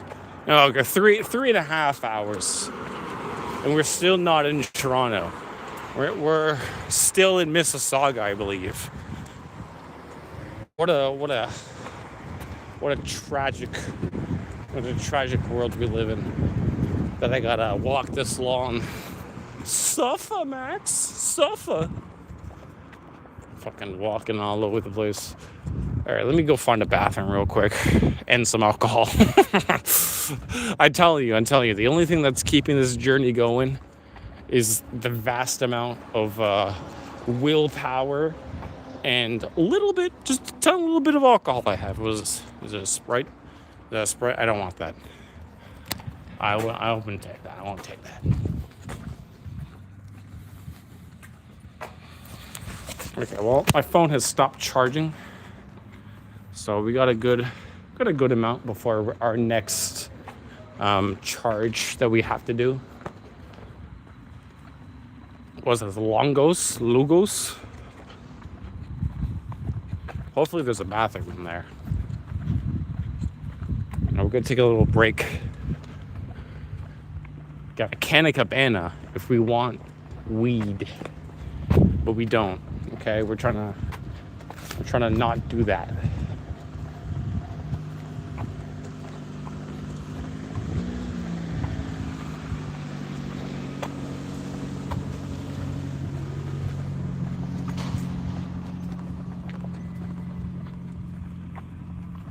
Let's just make sure this is fine.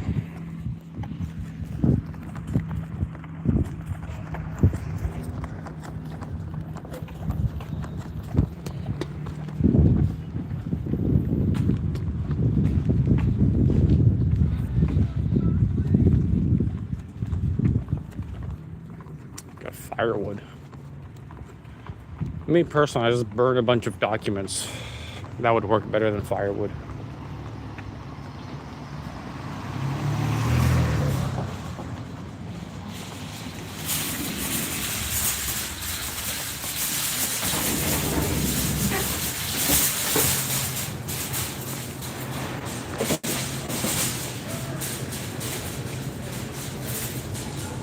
Okay, the only reason here is to go to the bathroom. It's not.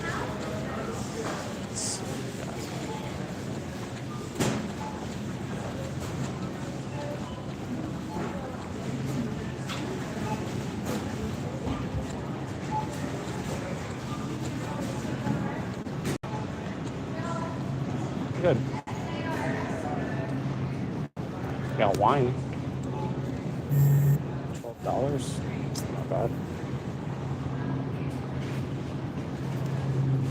Oh wow. Holy shit.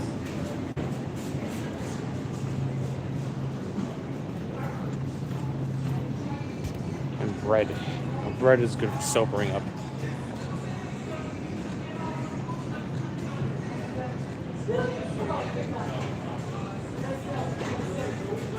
Alright, before I overplay my hand here, let me just quickly go to the bathroom so I'm not suffering in silence. $20 though. We should just get a whole bottle of wine. Excuse me, miss? Yeah. Where's the bathroom? Back of produce on the other side. Perfect, thank you.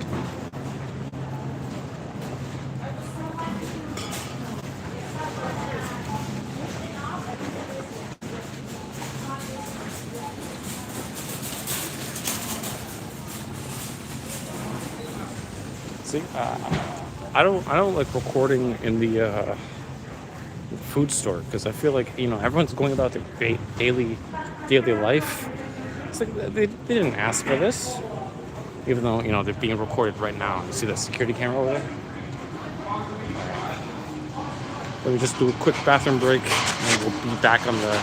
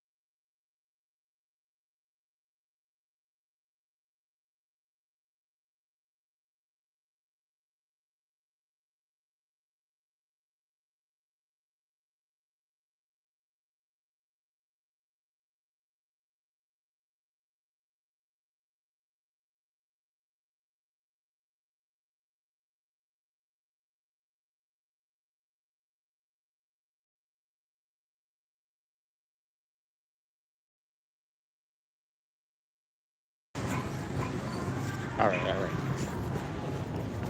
I kind of want sushi, if I'm being honest. Some wine, white wine because it's fish. Apparently, if you have red wine with fish, you're a philistine. So we don't want to do that.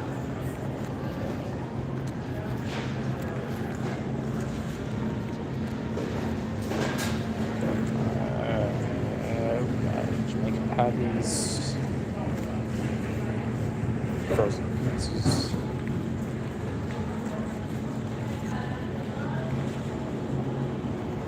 Got ourselves some chicken. Not bad. Salad bar.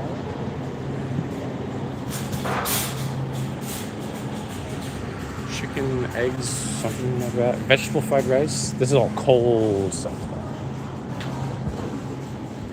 You know what? Fuck. Why don't we just get a bottle of wine? Call it a day. Maybe go watermelon. Watermelon would be really nice.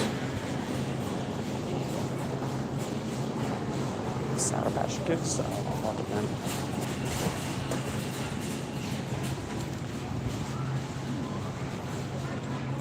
Oh, supermarket prices. Pistachios? Oh, probably not though. $6? A bit fucking much.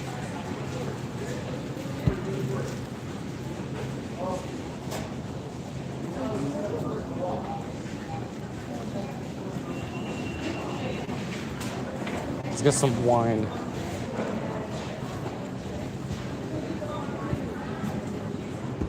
I mean, I have plenty of granola bars to keep me sustained for the entire journey. I don't have plenty of alcohol to keep me sustained for the journey, okay? Let's get the cheapest yellowtail. Was it Chardonnay? It doesn't matter what type it is. What matters is the fact that it's, alcoholic.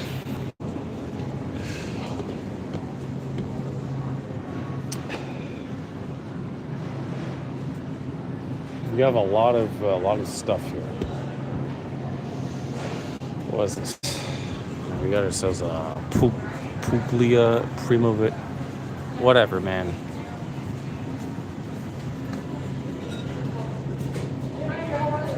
$13.5%. Sounds worth getting. But I don't like the bottle shape. Now this is a smooth red. Allegedly. Yeah, we'll get it. 12.5%. That's the best you can hope for in today's world. You know, better than a beer, better than a beer, worse than a shot. I do want like something to eat though. I mean, come on, you can't just have fucking granola bars while you're journeying to the biggest city on the planet. In the country, it's not on the planet. What's the biggest country on the city on the planet? That's a good question. It's definitely not New York. Maybe Shanghai or Beijing, something like that. Oh, it's all good. This is the closest.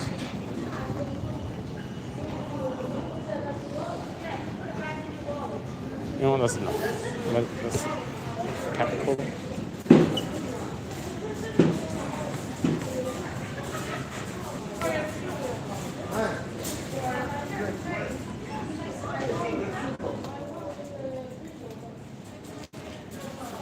Salsa, we got, I don't know, man.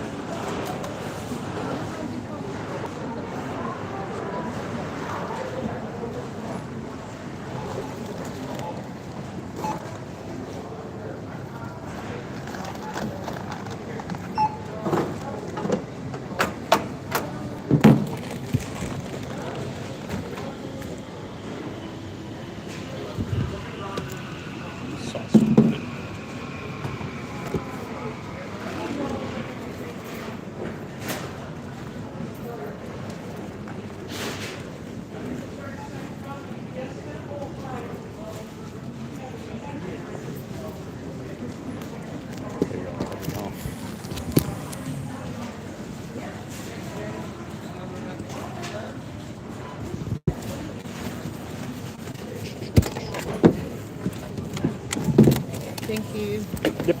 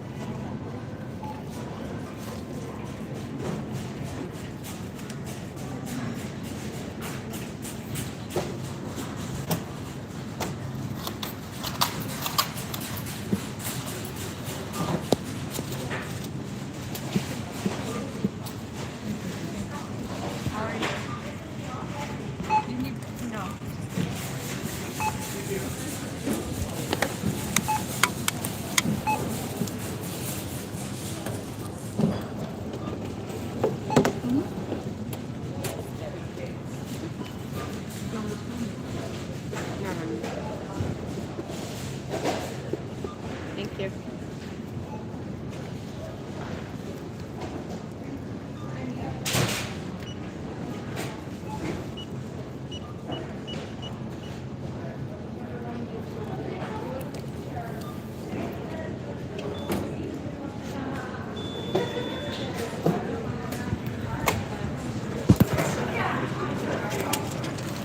Thank you. Thank you. Hi. Hello, how are you? Good. You?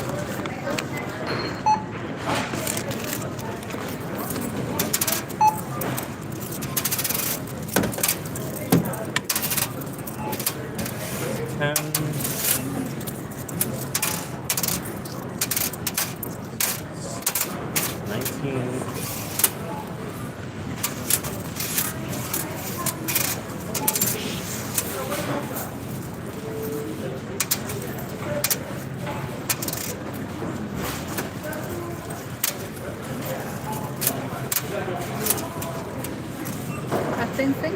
Same thing? 10 cents? Yeah.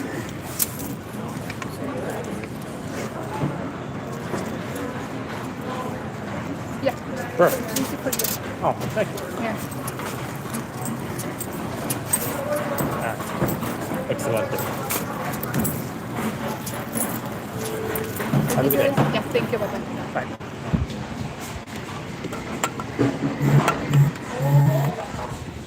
All right, look at that.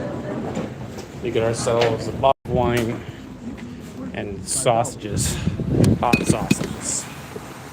Let me just throw my fucking trash in the trash.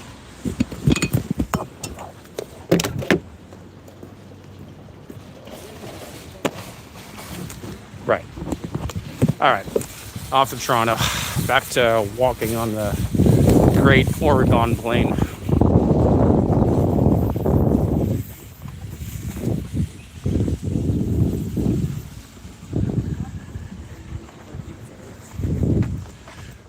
Let's try ourselves a bodacious red. That's me, bodacious red. You know, the guy with the red head. I know that was kind of a boring. Good thing no one was watching when I was literally grocery shopping. But who gives a fuck? Okay, we're back on the trail. That's all that matters. You know, that's all that matters. Now, normally, if you're going to be an alcoholic in public, most people would suggest having a paper bag around your drink, but that's on the basis that you actually give a fuck and that the cops stop people for drinking in public. They don't, because it's not worth their time. It's not worth their time. My legs hurt now. All right, stop thinking about your legs. We're gonna open up that sausage pack. Okay, real good cacciatore. That's actually what it's called, cacciatore. Cacciatore is like chicken, isn't it? Isn't cacciatore supposed to be like a chicken meal that they have? Whatever. Now, knife. Always carry a knife on you. Smart idea. You never know which kind of crackhead is sneaking up on you. This was $8, by the way. I don't know. Look at that. I don't know how much salami is in your country, but it doesn't do that, does it? It doesn't do that.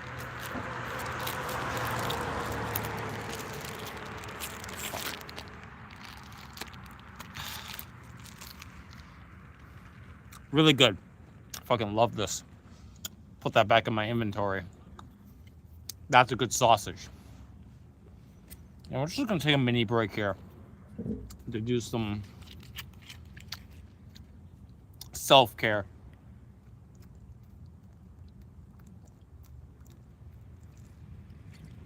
That's very smooth. Oh my God. If it didn't have the percentage on the back, you would have thought that was orange juice or grape juice. But whatever. All right, back to the trail.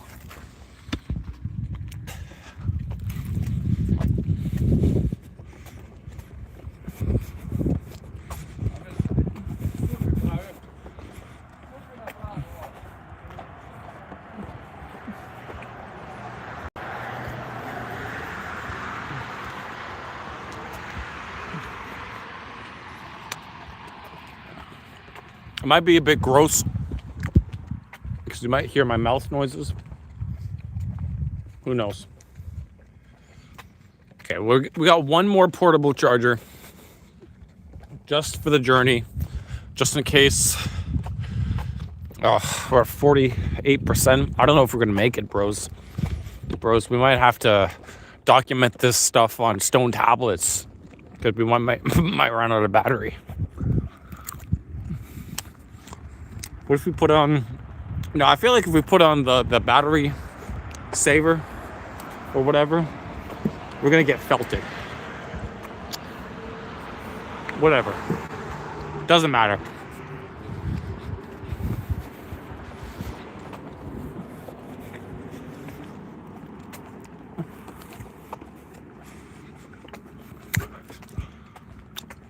These nice townhouse complexes Townhouses are great. Townhouses should be the standard. Well, not the standard because, some people like suburbia. I like suburbia. When I lived in Hamilton, it was a very nice, have your own property and whatnot. Townhouses then like squished together, right?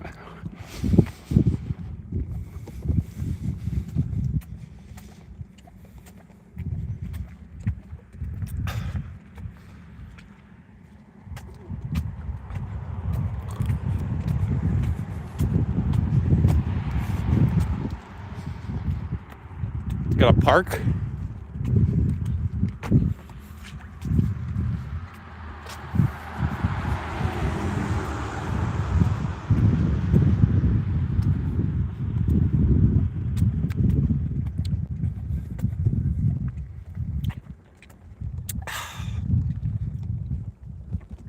Dude, I feel like I'm getting double vision, not because of drinking, obviously, but because of like I'm just my stamina, constantly cutting into it.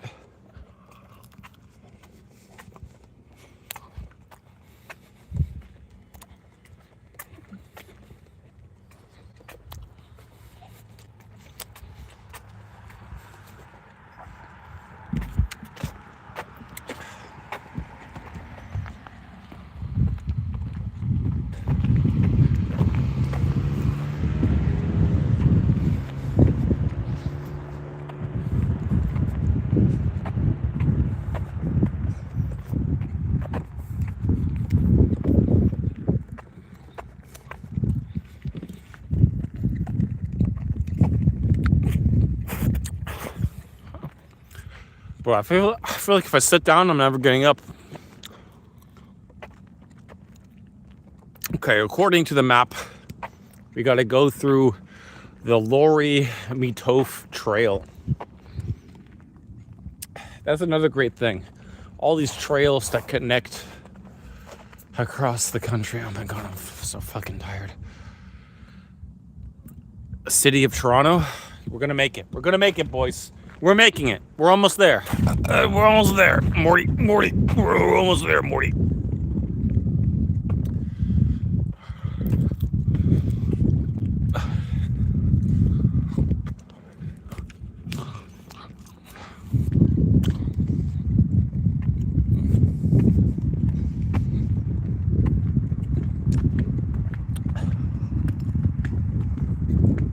Now, some of you, just skimming through the stream on the VOD might think, man, this is like kind of boring, but I respect it.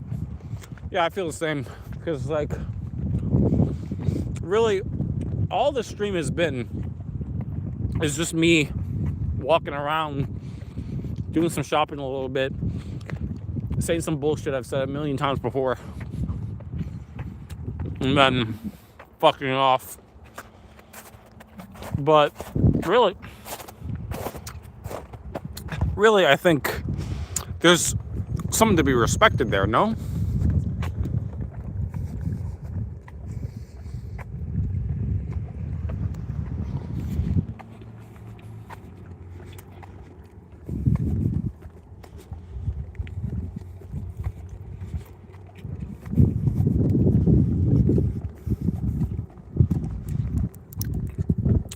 Like, you gotta respect the grind to be able to walk from city to city like a madman. And also the amount of fucking bathroom breaks you gotta take because you're an alcoholic. Give me a second. Sorry, chat.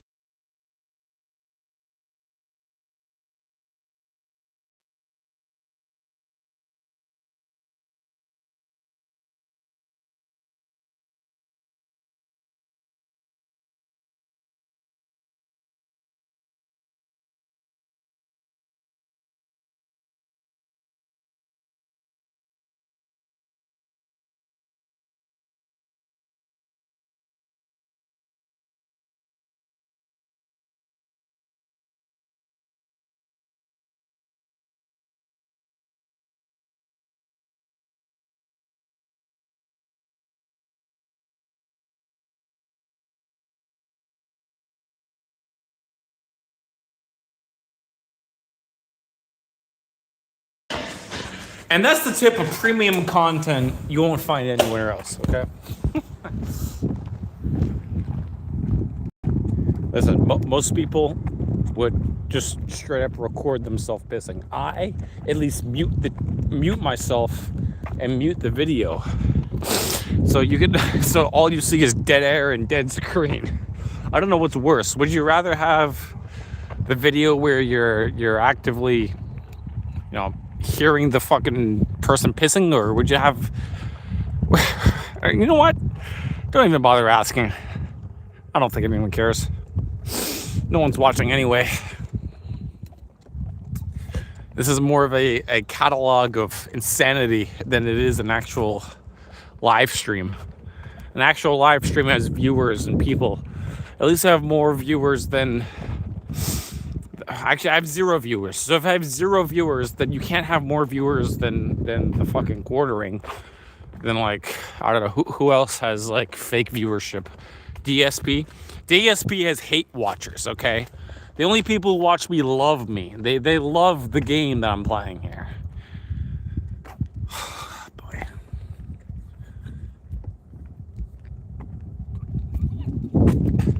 I ain't no communist, I'll tell you this right now. I believe a man should own his own house and car and cow. I like this private ownership. I want to be left alone. Let the government run its business and let me run my own. Look at that, it just looks like giant E's built into the side of the building. E. Who designed that? Fire them. Never let them design another building again.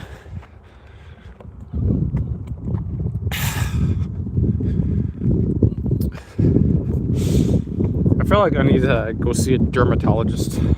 Get myself nice and pretty for election season. Become Prime Minister of Canada, and then despot of Monrovia. Got another sausage for you. It's a 2-pot sausage packet. We're gonna eat another one. Hopefully, it powers us through this tough time. My dad, my sisters, they're gonna ask, yeah, how many people watched? Like 2 people watched at maximum, and no one donated. But I don't care. Quite frankly, like, the money side of it isn't what I consider. It's the fame side.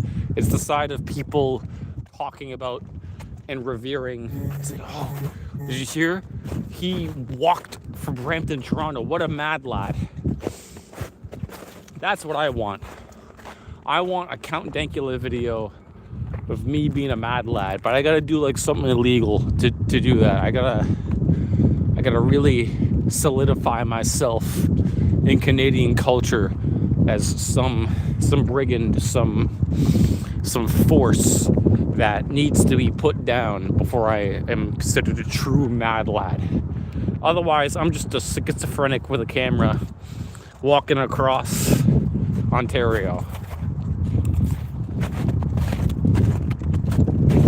Which, I'm not the only schizophrenic in existence, but at least I have the mindset to record it.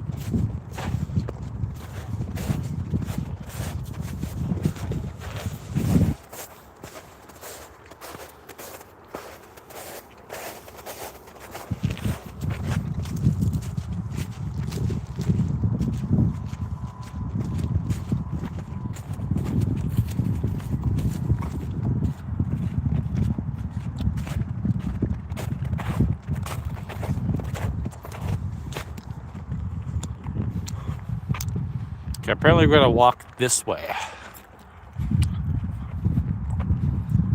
which is fine by me.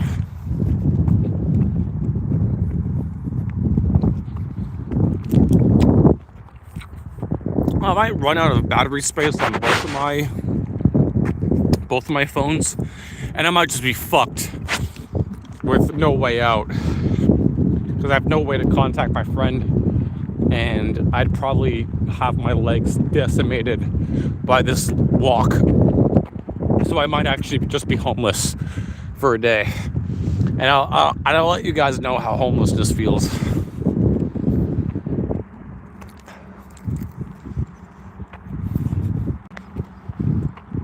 You know, maybe do a vlog, being homeless for a week, live stream, like a 7-day straight live stream.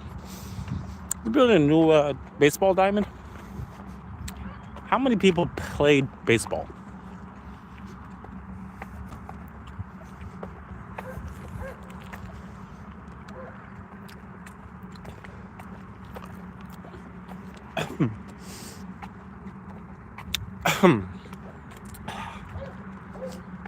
Doggy.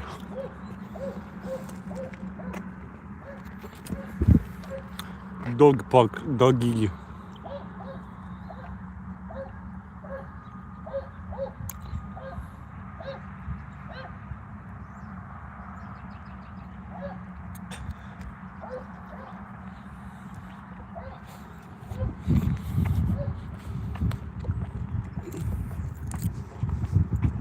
See, I'm not like a dog person, but I love all animals. I'm a cat man, okay? The cat guy. Oh, Bolt, my poor Bolt. A beautiful Bolty cat. He died last year. Wasn't looking good for him. Poor baby. I'm a cat man, okay? He's the most human cat who ever lived. Cats are like roommates where you don't speak the same language, but you understand each other. And Bolt, he was the finest cat that ever lived.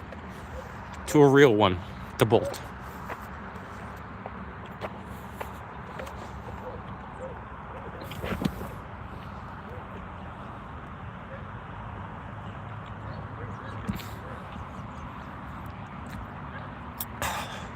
IRL live streaming, all the birds, all the beautiful stuff that you could be seeing yourself. But instead, people are inside. Inside, just our little caves that we create for ourselves. I don't know what it is. Maybe there's like some sort of psychological issue that mankind has where we have a tenacity for creating these little caves that we like to hide in instead of going outside and being adverse to human interaction. I don't know what it is, but it almost seems like a universal problem. Like wherever technology and private ownership arranges, it's not a private ownership problem, but like having private spaces where it's like we just want to isolate ourselves on purpose. I don't know what it is, but it's a very human thing to both be paradoxically social creatures, but also very isolating for some reason. I don't know. Like some people value their private time much more than others. Like I'm clearly more extroverted, but even I recognize the fact that being alone, being in your cave, being in your little hovel is great. I fucking love being a cave dweller, my room dweller.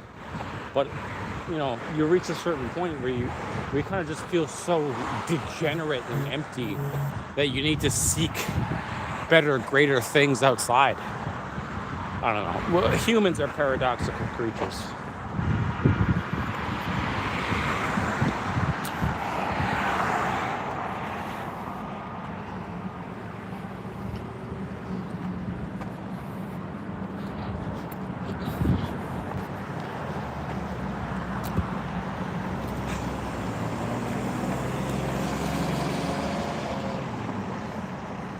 Toronto, dude, we're making it. We're almost there. See that? See that sign? That sign says Toronto. Oh, baby. Dude, we've made it. We've practically made it. We've actually made it to Toronto. Holy shit. Dude, welcome to Toronto. Do you know how good those words look? Oh, baby. We're in Toronto.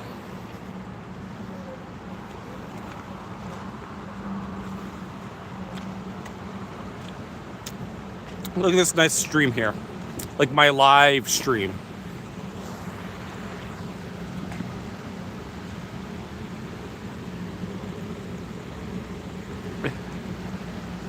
I actually walked all the way to Toronto. Okay, well we're not at our destination, okay? We're not at the center of Toronto. All we are is in Ontario's welcome to Toronto. That feels good, okay? That feels good. That means you've accomplished something. That means you walked all this way from Brampton to Mississauga to Brampton to Toronto. You've made it to the Big T, the 6, as we call it. Oh baby, and I'm only half drunk. Okay, but we still got a ways to go. Okay, listen, this stream has been semi-interesting. It has some parts of it which I would love to upload as a separate clip, and other parts where it's like, all right, we get it, you're boring. Got a construction project going on. At least that's going on. But we made it to Toronto. We've actually touched foot. You know, we've crossed the line into an entirely different city, which the Ontario capital, baby. All right, it's not that impressive because you're only seeing like the outskirts of it. But trust me. Once we get to where we're going, you're gonna love this. You know, if you love big cities, if you love just looking at high rises and old architecture and crowds of people, you're gonna love Toronto. Clearly, there's not much happening in my chat, but I'm happy, okay? Because this is great. I actually made it. I didn't expect it to be like right around the corner. I thought I had like at least another hour or so of walking. I didn't know Toronto was like right here. Burnham Thorpe Road.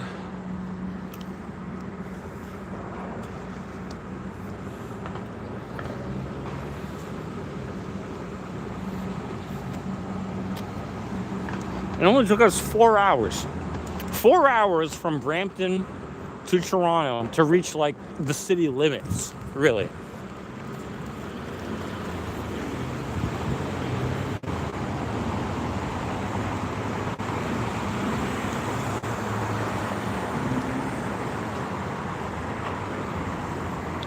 See? And listen, once again, Wolf Walks, your local furry walker in Etobicoke and Mississauga. He's here. Actually, maybe we're in Etobicoke, right? Like that's a part of Toronto, but like kind of like its own place. I actually do not know a lot about the geographical situation of the local places.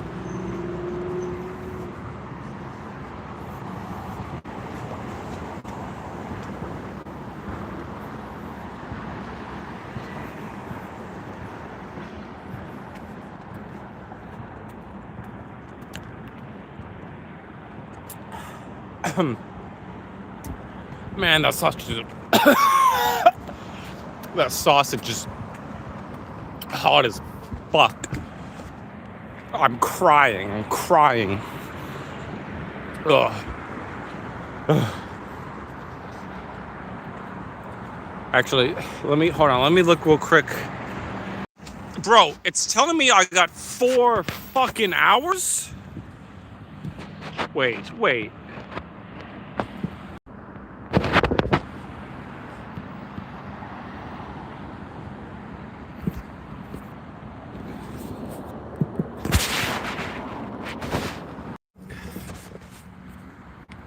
All right, we're back.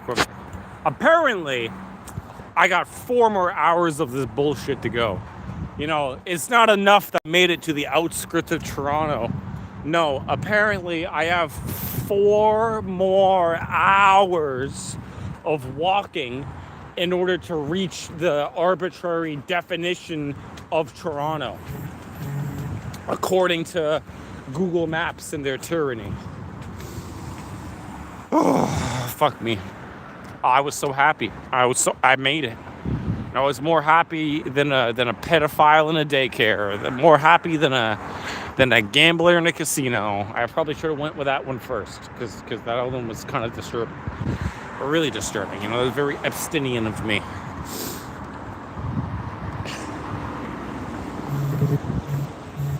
Oh, baby.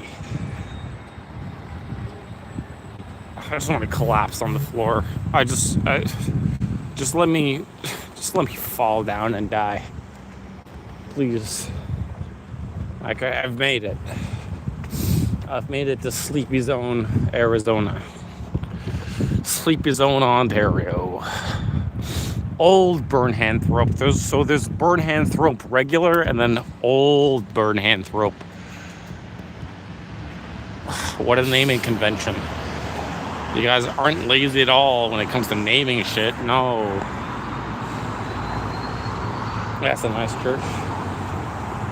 Nice church exterior.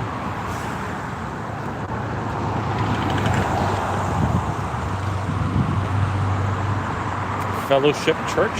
Fellowship of the Ring. The One Ring. That guy looks like Karl Marx. Karl Marx if he was like slightly balder. Alright, that's mean. Don't do that. Don't do that. Don't record a random fellow and just call him Karl Marx. That's a bit weird. Does he know? Did he know? Who cares? This is going to be like so buried deep within the live stream that no one would notice.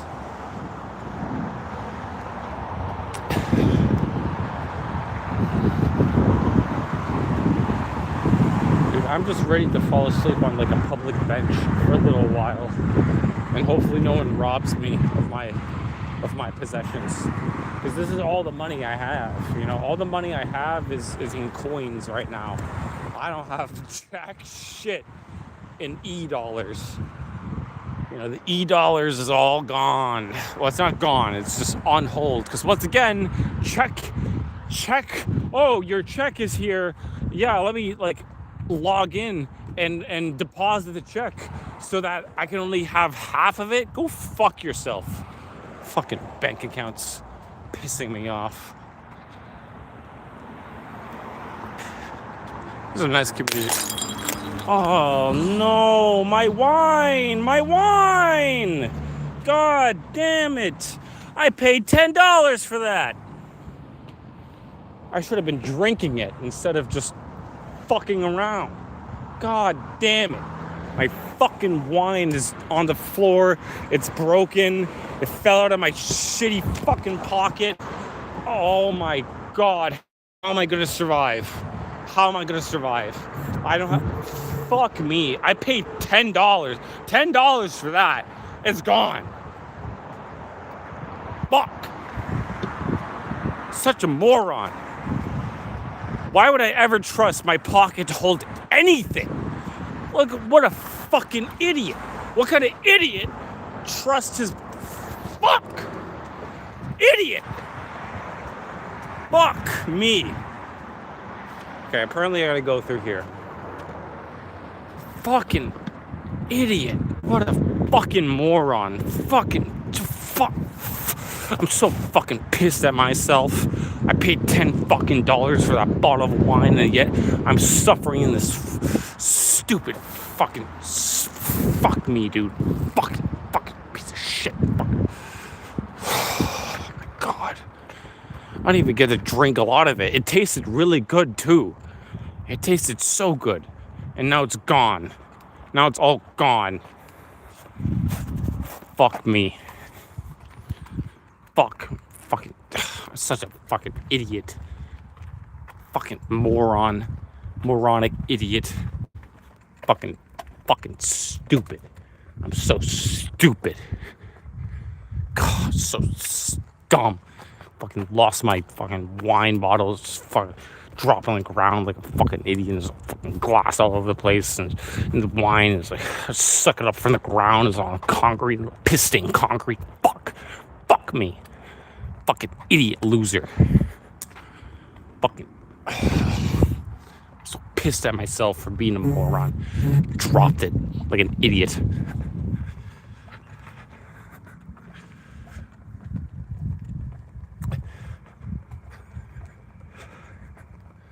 Now I gotta find a garbage can to properly drop this off so I'm not carrying around glass and littering like a loser.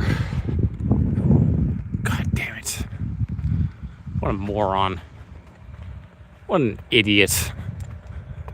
What an absolute fucking waste of a life. My $10 bottle of wine just gone on the ground, destroyed like that. Oh my God. I'm not even angry at the fact that fuck, I'm angry. I am angry. I'm angry. This is pissing me off. How could someone be so stupid as to now I gotta get more alcohol.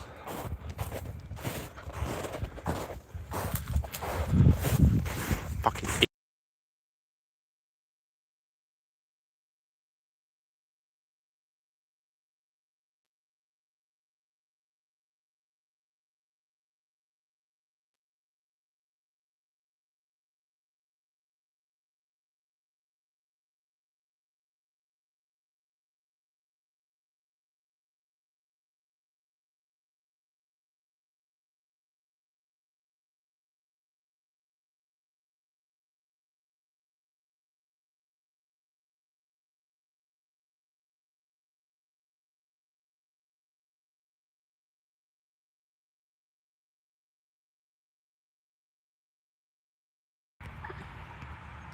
And I was muted like a complete fucking retard. I'm angry. I'm stupid. I'm dumb. I'm moronic. Let's face it. I dropped my fucking wine. All right. I spent good, hard-earned money on that. It's gone. Fuck me. Why would this journey go smoothly? Yeah, let me get a granola bar. Let me get some wine. Let me get some beer. Fuck me. No. Rather, you could eat the sausages, but the wine, we're gonna smash that. Fucking thank you, fate. Thank you very much. Pissing me off. I'm an idiot. I'm such a fucking moron. My wine is all gone. Whatever. You know what? It's gone. There's nothing I can do about it. Literally nothing I can do, dude. It's gone. It's gone. Just like the lake, just like the river, stuff ebbs and flows as you go. Sometimes it just happens. It just happens. Sometimes you lose your alcohol. Your hard-earned money. Sometimes it just goes down the drain. Sometimes it just goes down the drain. Sometimes it goes down the drain. Sometimes it goes down the drain. Anyways, back to walking to Toronto, I guess. Getting ourselves fucking ran over because there's no sidewalks.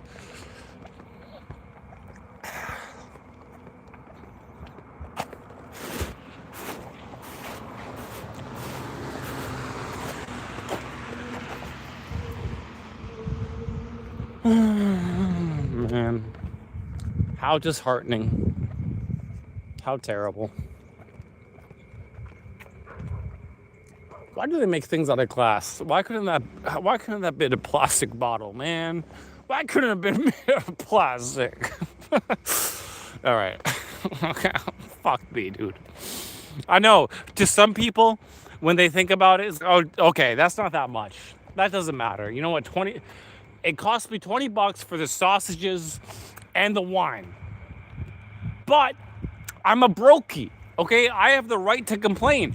I'm fucking poor, okay? I paid for that with change, with all the change that I've accumulated. And you think I don't have a right to complain? Fuck, if anyone has a right to complain about anything, all right, it's the person paying for alcohol with change. God damn. And you drop it in like the most important stretch of your walk.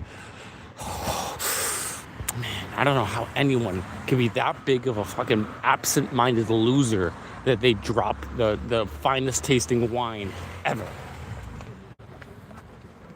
It's ridiculous. But it happens regardless. Whatever. No one's gone. I've forgiven myself. I washed my hands. It's gone. It's gone.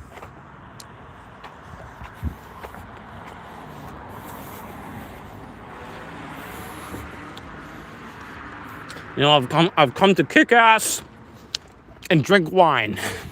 And I'm all out of wine.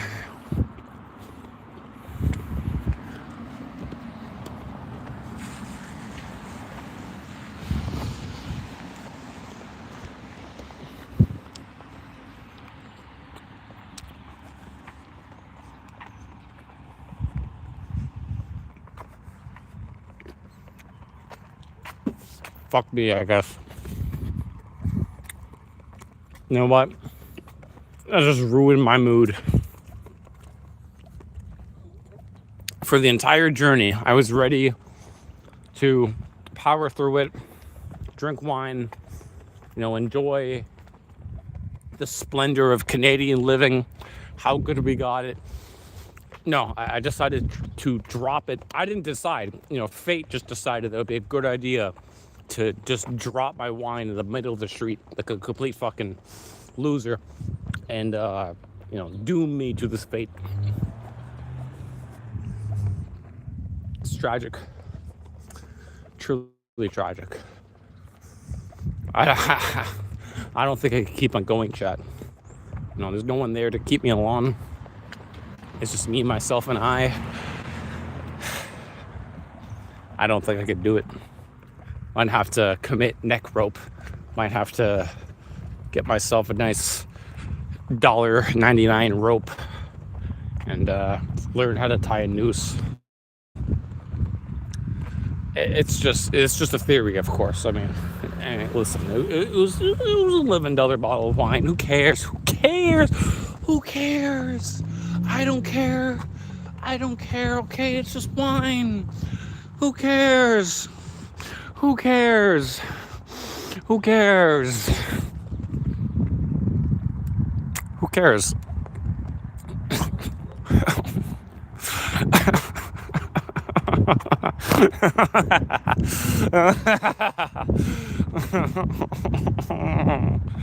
All right, that's enough.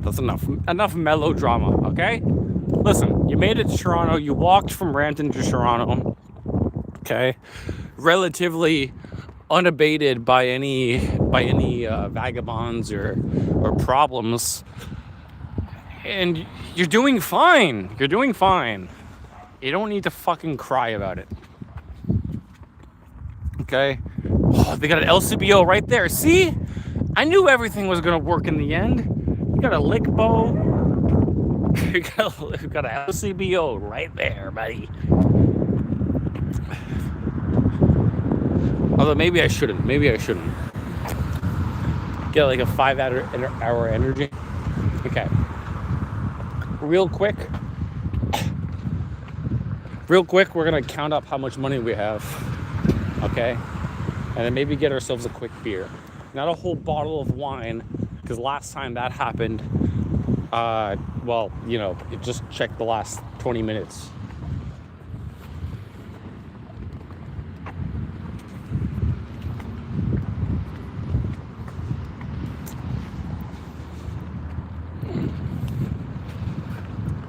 I was like, that's such a weird road. What even is that? I think it's making me sick. You know, the good thing about Canada is that you can buy alcohol in pretty much every grocery store. I don't know if the states are the exact same way, but here, let's do a quick inventory check. Fuck, that's not gonna stand, is it? It is. It is gonna stand. Okay, cool. We're gonna do a quick inventory check to make sure we have money to buy some alcohol. Because let's be honest, The only thing that's keeping me through this journey is the fact that, like, I'm too inebriated to feel my pain. Look, $5 right there, okay? $5 is all I need. So let's go to the grocery store, and by that I mean the fucking, what's it called? I'm losing my losing my mind.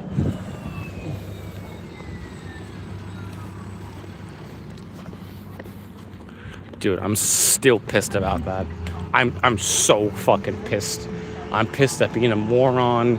I'm pissed at the fact that my sweater is all janky and broken, so shit falls out of it all the time. I'm just completely pissed off.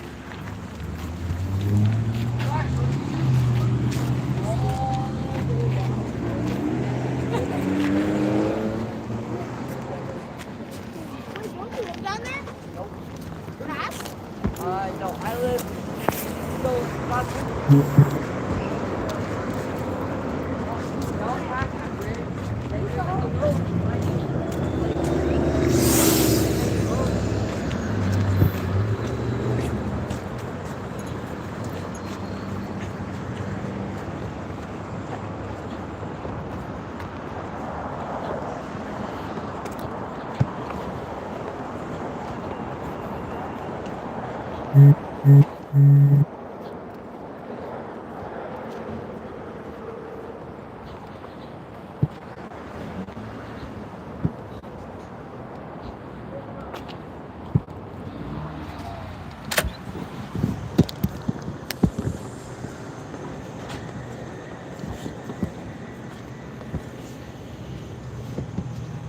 $4, dude. Are you fucking? Are we insane?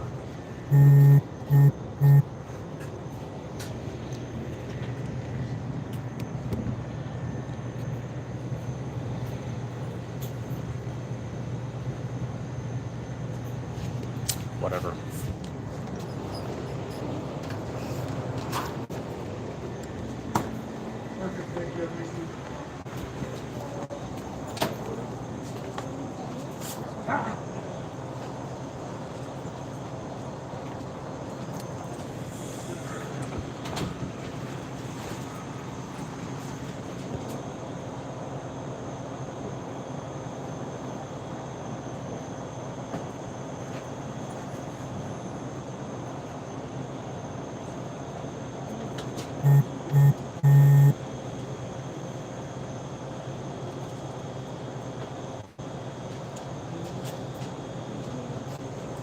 Fine. This is.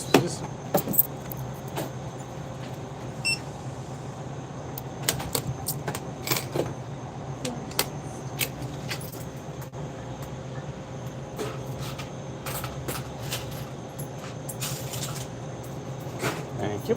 Mercy? No.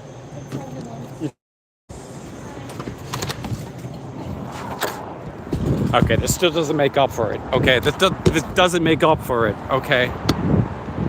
I just spent $5 on a fucking Arizona iced tea just to make up for the fact that I'm an idiot. I'm a moronic moron.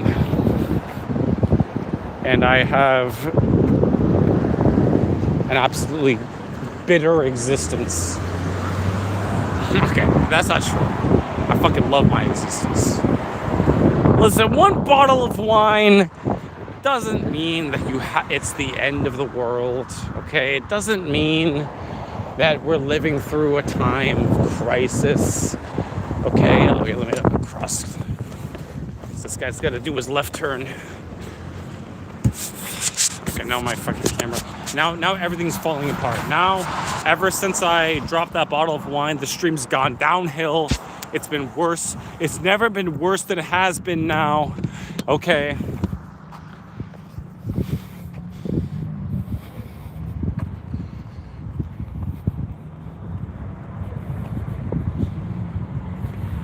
It's a long way to Toronto.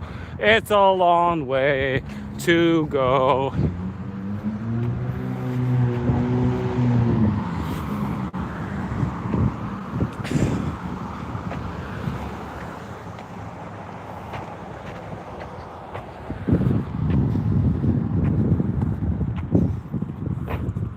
It's a long way to Tipperary. It's a long way to go. It's a long way to the Tipperary, to the sweetest girl I know. Goodbye, Piccadilly. Farewell, Leicester Square. It's a long, long way to Tipperary, but my heart's right there.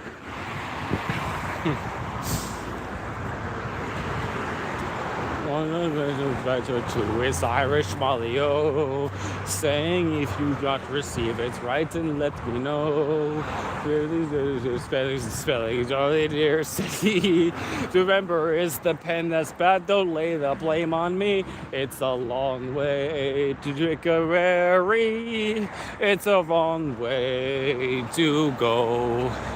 It's a long way to Tipperary, to the sweetest lass I know. Goodbye, Piccadilly. Farewell, Leicester Square. It's a long, long way to Tipperary, but my heart's right there. Bum-ba-dum, bum-ba-dum, bum-ba-dum, bum-bum. Only motive they reply to Irish Molly-O, saying Mike Maloney wishes marry me, and so if you deserve his Piccadilly, all you'll be to blame. Rather is really rolling, you know the same. It's a long way to Toronto. It's a long way to go. It's a long way to Mary.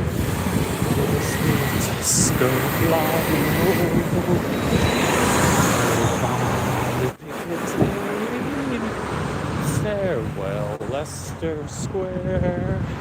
It's a long, long way to Tipperary, but my heart's right there. It's a long, long way to Tipperary, but my heart's right there.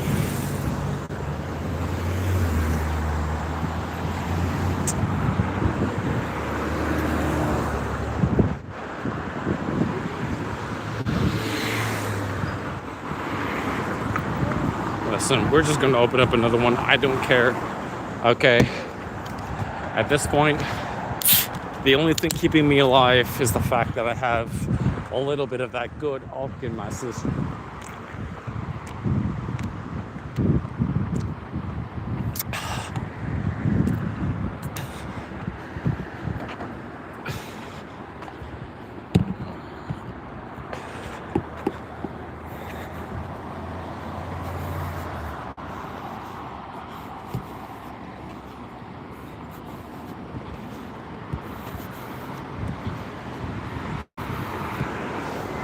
Here's to you, Nicola and Bart.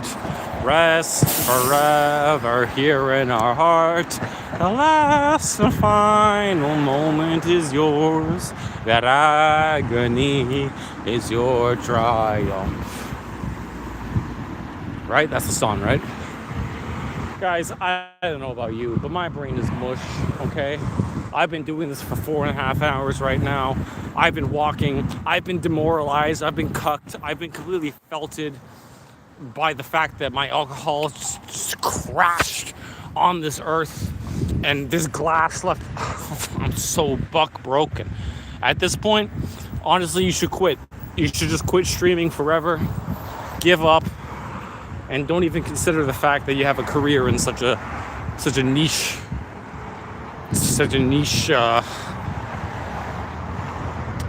I don't know. See, I'm cooked, chopped, washed, obliterated. I'm gone, okay?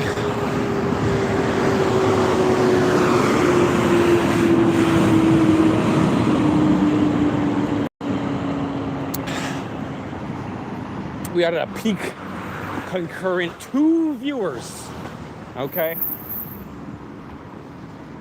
And I don't know how anyone's gonna clip this and make it interesting, because really it's literally just some schizophrenic semi-homeless man walking around, obliterating the fuck out of his legs in the nice weather, talking about some topical subjects. Hey, why don't you talk about how Iran is being bombed right now? Honestly, good. Fuck them. Fuck the Ayatollah. Fuck like the entire Islamic regime, right? And quite frankly, I want the Shah of Iran reinstated, okay? I don't even care about the fact that it's probably Israel's fault for a lot of things. You know, both things can be true. You can hate both Israel and Iran. You don't have to pick one side.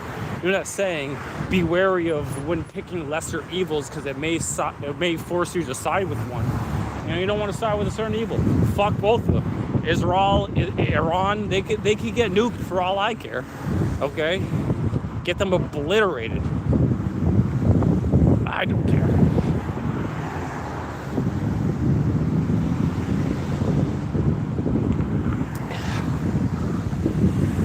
We're in Etobicoke. So it's not truly Toronto. In fact, Etobicoke was fake Toronto, so we actually didn't make it to Toronto.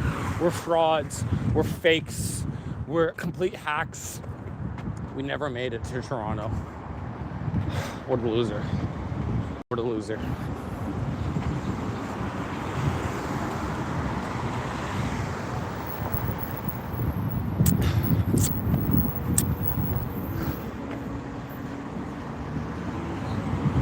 Maybe I should do, when I get my tax returns, you know what I'm going to do?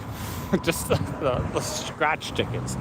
Fucking endless scratch ticket live stream. Isn't that a great idea? You know, that really says to women, listen, I'm the most stable man ever. All I do is gamble. Women really love it when you gamble. You know, 50% of women are gamblers. That's a fact. In fact, I think 50% of any metric is women. Let's be honest.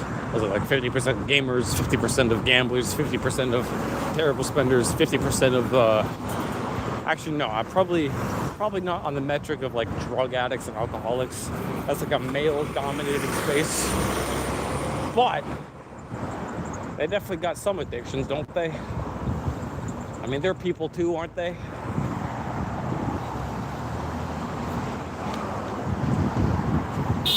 The Etobicoke area.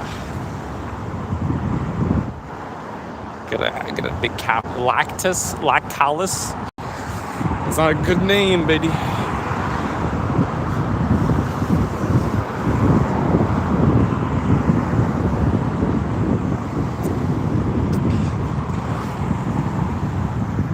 Actually, I believe that this is the illegal stream. You should not be drinking on stream. Cry about it, YouTube. Okay, no one's even fucking watching. Who cares? At this point, if a man, I'm not going to complete that sentence. But if a man says the N-word in the forest, did he really say a racism? You know, these are philosophical questions of the 21st century. If a man really says the R slur, you know, retard, in the middle of a forest, did he actually offend anyone?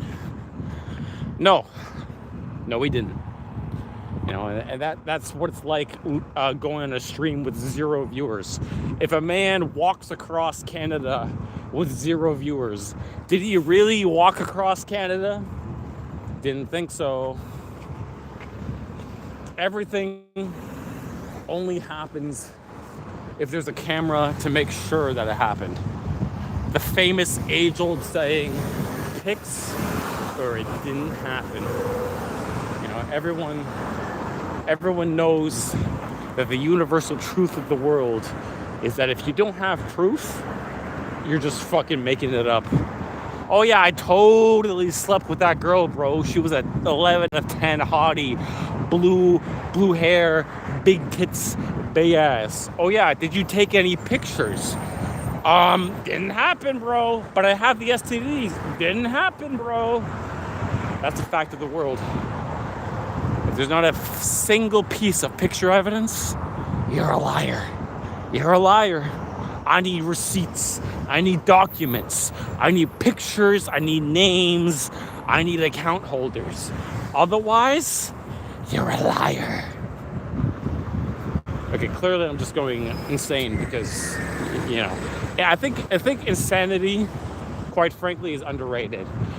Like, when you're insane, everything feels heightened. Everything feels better. Like you could be on top of the world one day and then in the gutter the next.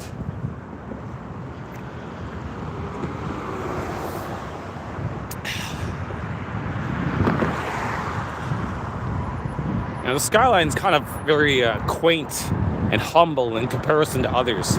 Like, it's really just... Let me see if I can get a better look at that. Oh, what we got a few buildings here, a few high-rises. It's very humble. You know, it's not the concrete jungles that most cities are accustomed to. That's because Etobicoke is like further north in terms of the whole GTA region.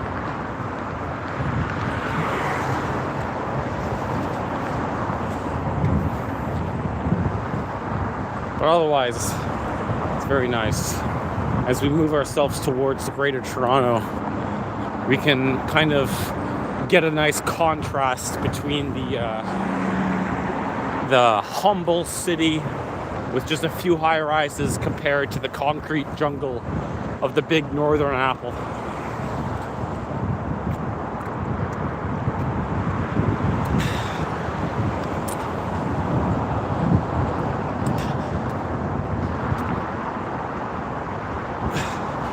How much battery we got left? 26%? We'll make it. We're gonna make it, boys. All right, we're 4.5 hours in. Okay, we got another portable charger. We're almost to Toronto. Okay, we're like maybe 2.5 hours away. We're gonna make it. We're almost there. Okay, even though I dropped my bottle of wine, we're gonna make it.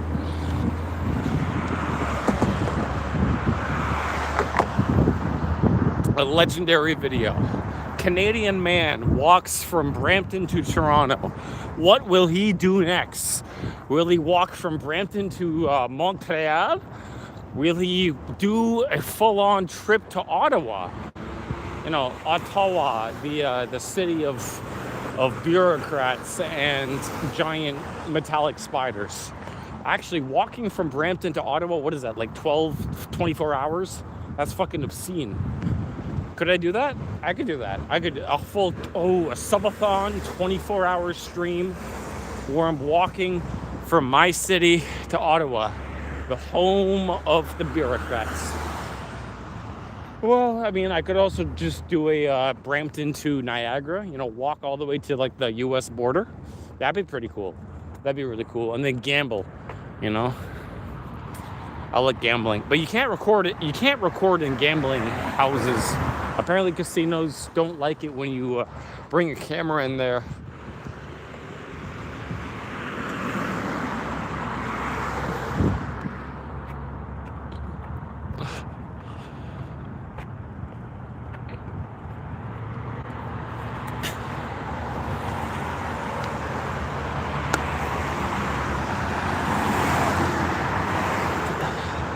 My friends in the summer, they wanted to do Hamilton to Toronto or like Hamilton to Oakville, which is such an insane thing that I would love to join them and do it. But I think that, like, one, you need to have some sort of dedication. Some people, you know, they do it out of desperation, like me. I out of desperation, walked from Oakville to Brampton, and pride. But, like, that has to be recorded. It has to be cataloged. All of this shit has to be cataloged for future generations, so they know that mankind has always been completely crazy.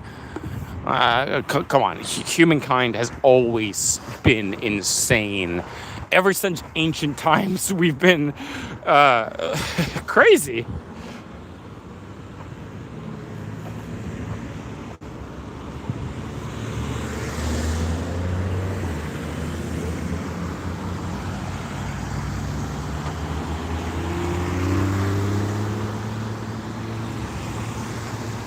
Hannibal conquering elephants, bring them over the mountains, 300 Spartans against hundreds of thousands of Persians, crossing the oceans to find and conquer new lands.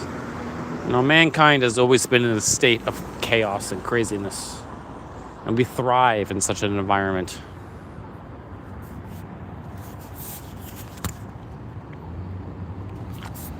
Why is that one reversed? That's kind of weird, isn't it? Like, why is that?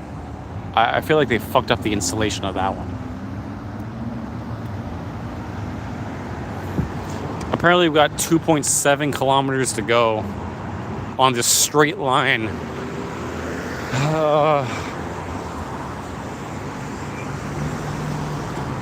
I don't know who decided that the idea of Toronto started in the center of it, but Google Maps is clearly trying to felt me over this whole debacle of choosing walk.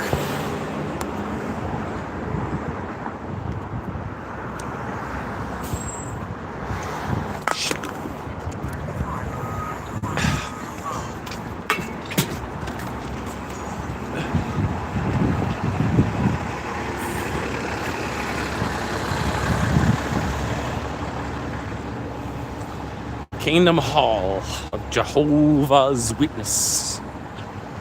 The witness of Jehovah, Yahweh, God.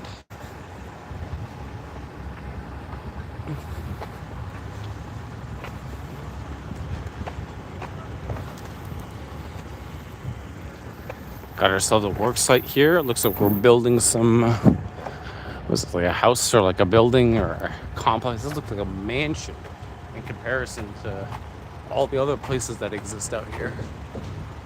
I wonder what they're building out there. Armstrong! Maybe it's like a McMansion like this. Actually, it looks like a complex of houses. Like a little townhouse complex. Like, you could build a lot on that land.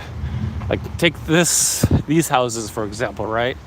Good little plot of land, nice backyard. Those looks like they're building townhouse complexes. Because, like most Western nations, we're having a housing crisis.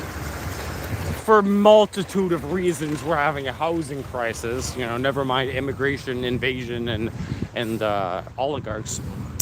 But at least we're trying to solve it somewhat. We're not trying to completely price people out of the society.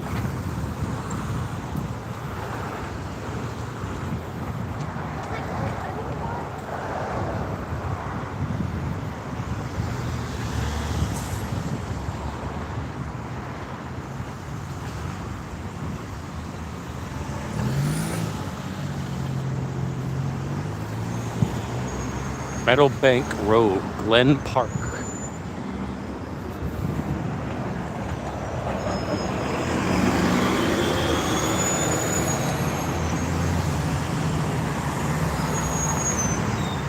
St. James United Church.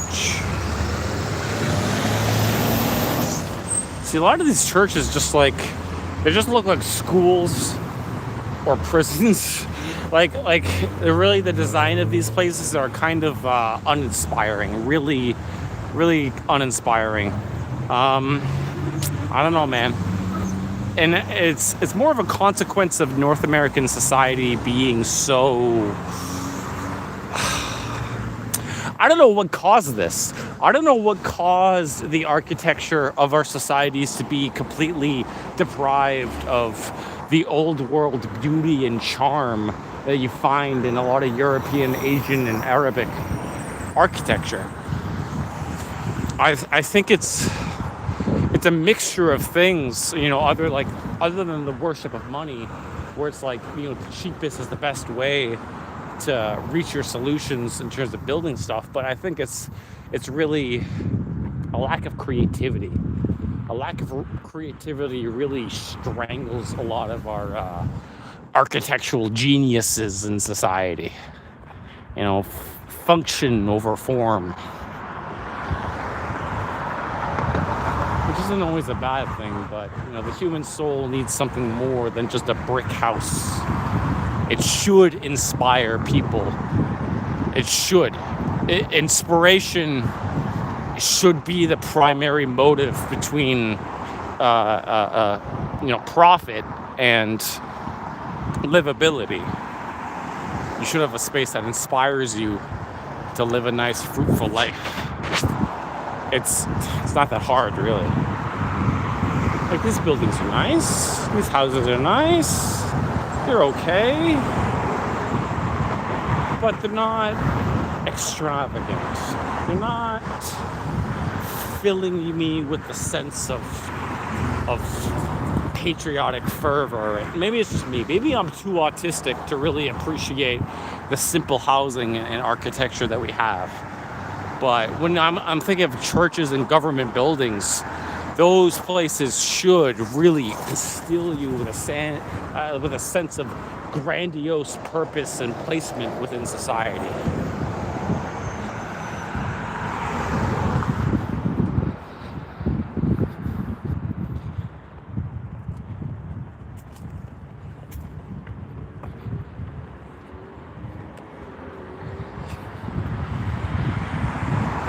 Tesla. I like Tesla cars, but like the infrastructure for it doesn't really exist. Maybe we should make a bigger push for that, but come on. Are we really going to do that, or are we just going to have another excuse for money laundering? I swear, the amount of money laundering our fucking countries do is obscene. I can't believe that such a corrupt, bureaucratic agency has ever existed in mankind's history. Although I can believe it, because let's be honest, corruption has been as the moment people are born, okay? Corruption for some reason has always existed. It's just fucking inescapable. No one can escape the fact that some country's government is going to do some shady shit. It's just that with humans and their phones and their technology, we're able to recognize it more than any other time on Earth. Nothing's changed. Nothing is new under the sun. Oh, little doggy. It's always the smallest dogs with the biggest barks. I am in Etobicoke. This is Etobicoke. I saw the signs like, oh, welcome to Toronto. I'm in Etobicoke. Etobicoke is not real Toronto. Okay? We're almost there. We're several hours away now.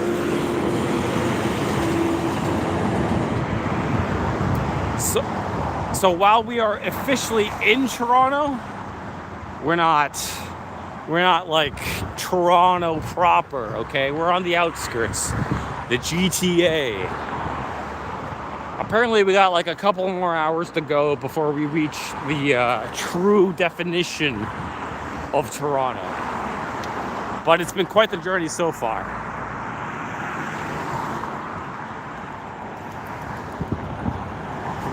I dropped my wine. I'm pissed off about that. That really angered me for a while now. But, we're fine, okay? We're fine. We're bouncing back. All right? We're clean. We're serene. We're in a nice neighborhood. Everything is doing as it should.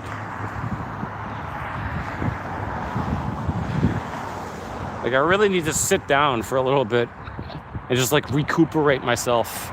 But I feel like if I sit down, I'm not getting up.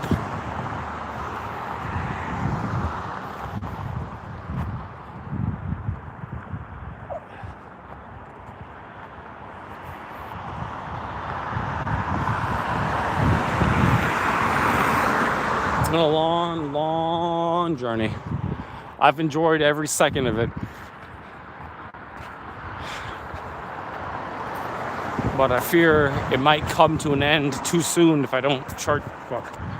Oh no, my keys. If I dropped my keys, I would have been fucked forever.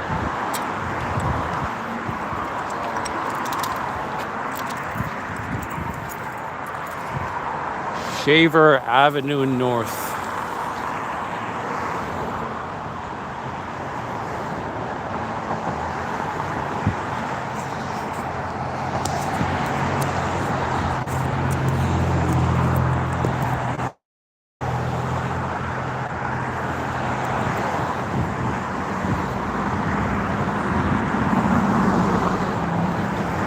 how many fucking people are going back home? Like, do you ever wonder when you're driving on the road, all these cars, all these people, you ever wonder where are they going, what are they doing, and why are there so many of them on the road?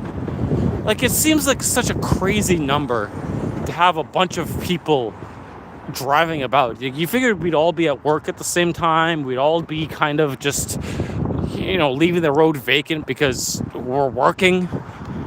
I don't know, it's a crazy number.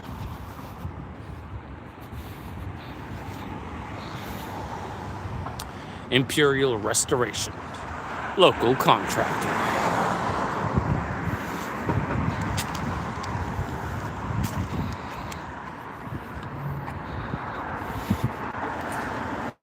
Work in progress.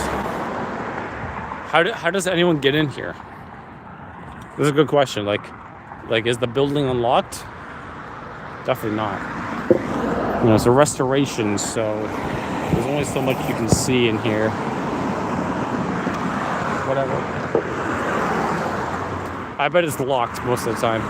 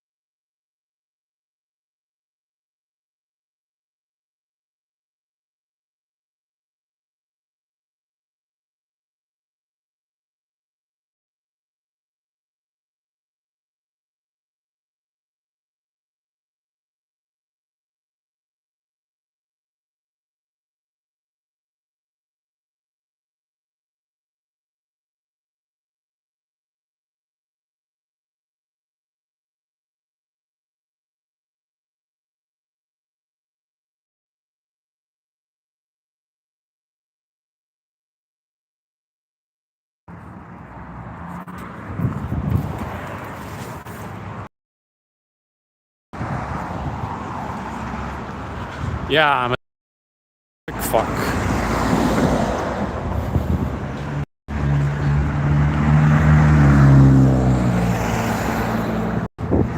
Wait, give me a sec. All right, back to it. Back to the back to the fuck me. Back to the long walk to Toronto. That's crazy, man. I feel like when I tell people, it's like, oh yeah, I did. They think it's like I did this walk from here to here. I live streamed it. Like, do they care? Do people actually give a fuck that you're doing this? I don't think so. Quite frankly, I think you're more of a bother than anything, right? Even if it's kind of cool that walking this such a great distance is cool to you, but to other people, maybe lame as fuck. Why didn't you just walk? Why didn't you just take the bus? Why didn't you just take the train? I don't know, man. I mean, because I'm a fucking lame-o like you. Old people are taking a left turn while the person taking a right turn. That's not how you drive. Get that person's license revoked now.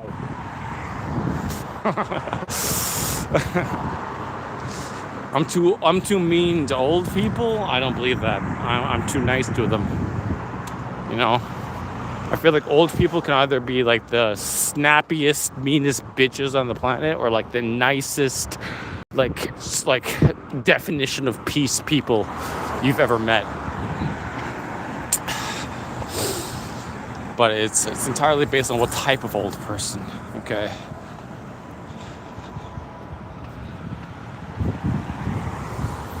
We're gonna make it, boys. We're gonna make it. I'm out of talking topic. I told you all this already. I'm out of subjects, out of interesting things to talk about. Right now, I'm running on fumes and alcohol. CHOOH2.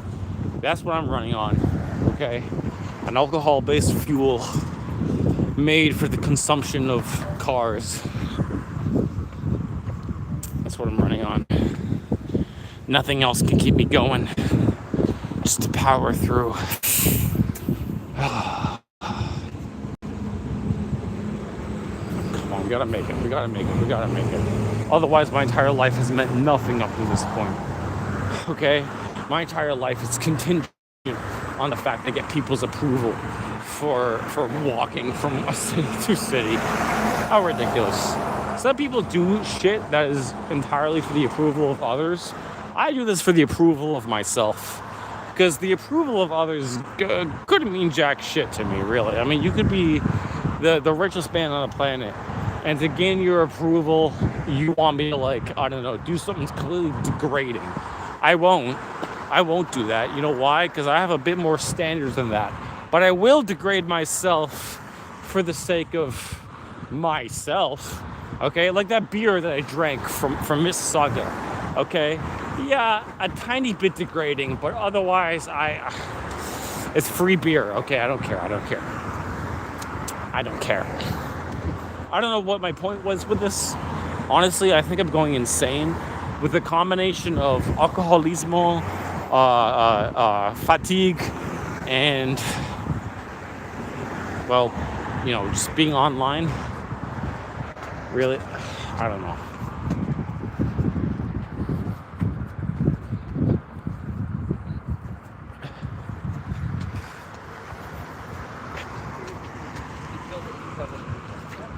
Based. I don't know who killed 87 people, but based. I heard someone's killed 87 people.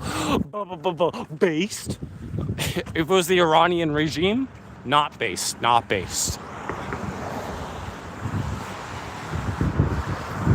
1.5 more kilometers to walk. Fuck me, dude. Why did I choose to do this? Because I'm cool.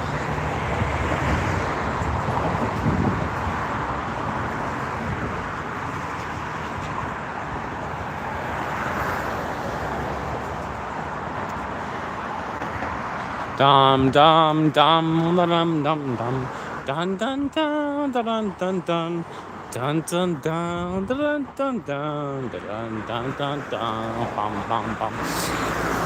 Heartaches by the number, troubles by the storm. Every day you love me less, each day I love you more. I've got heartaches by the number. I can't win, but the day that I stop counting, well, the day my world will end. Heartache number one was when you said to me, I never knew that I could hurt this way. When heartache number two was when you come back to stay. You came back but never meant to stay. Yes, I've got heartaches by the number, troubles by the storm. Every day you love me less, each day I love you more. Yes, I got heartaches by the number, a love that I can't win, but the day that I stop counting, oh, that's the day my world will end. Number three was when you coming back to stay. I waited for you, knocked on the door. You waited, but you must have lost your way. Yes, I've got heartaches by the number, troubles by the door. Every day you love me less, each day I love you more. Yes, I've got heartaches by the number, a love that I can't win. But the day that I stop counting, that's the day my world will end. That's a nice house.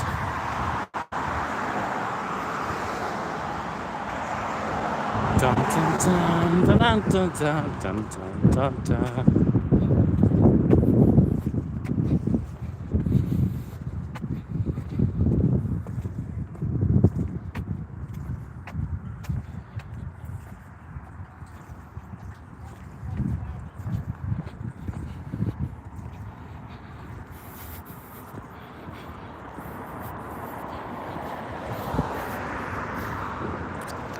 Правдивый, красиво это строй.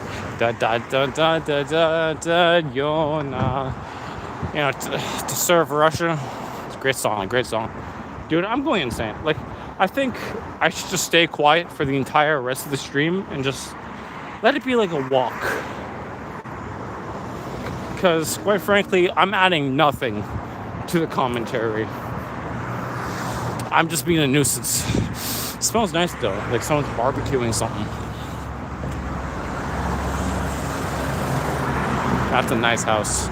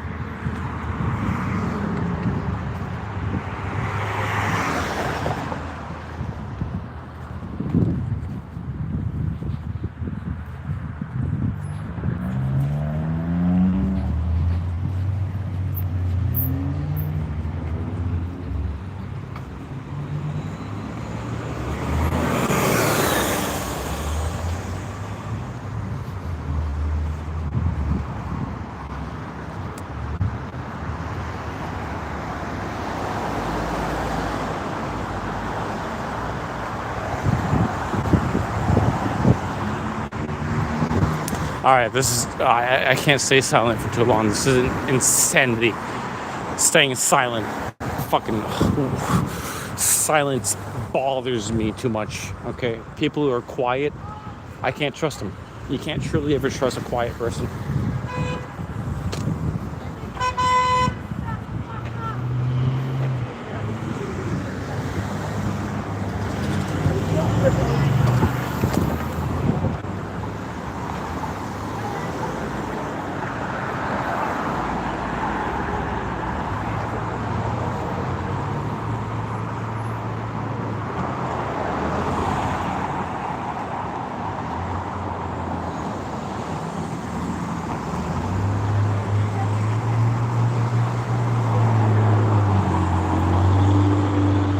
That's a nice dog.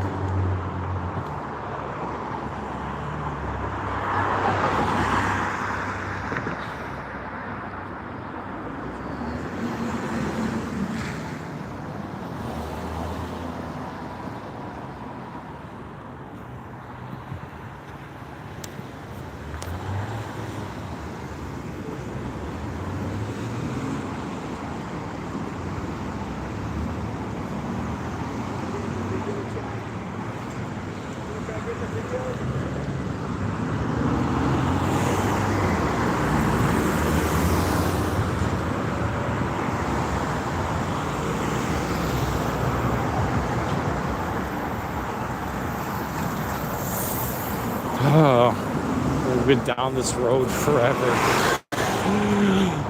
This is a nice house. I really like green. I like the little, I don't know what you call that, but I like it.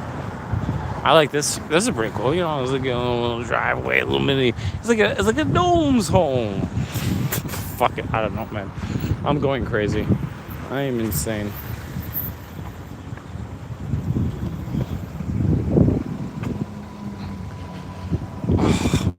How much more do we have to go?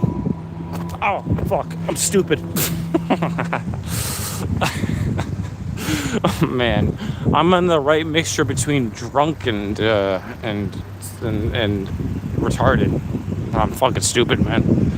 Oh, man, I don't know what to say. What are we even talking about? What is there to talk about, okay? What, you want me to to depress everyone about the fact that there's like a war going on in Sudan because, they can't fucking let well enough alone to be peaceful for 20 minutes, so they gotta start another war, okay? Or how Africa is basically, like, South Africa is being, like, stripped for parts because they don't know how to run a society. Like, what do you want me to say, okay? Like what? That most of civilization is basically struggling to transition from the new world, or how abominable intelligence is going to completely overwrite our lives as we see it, and this whole peaceful hedonism that we have is going to come crashing down.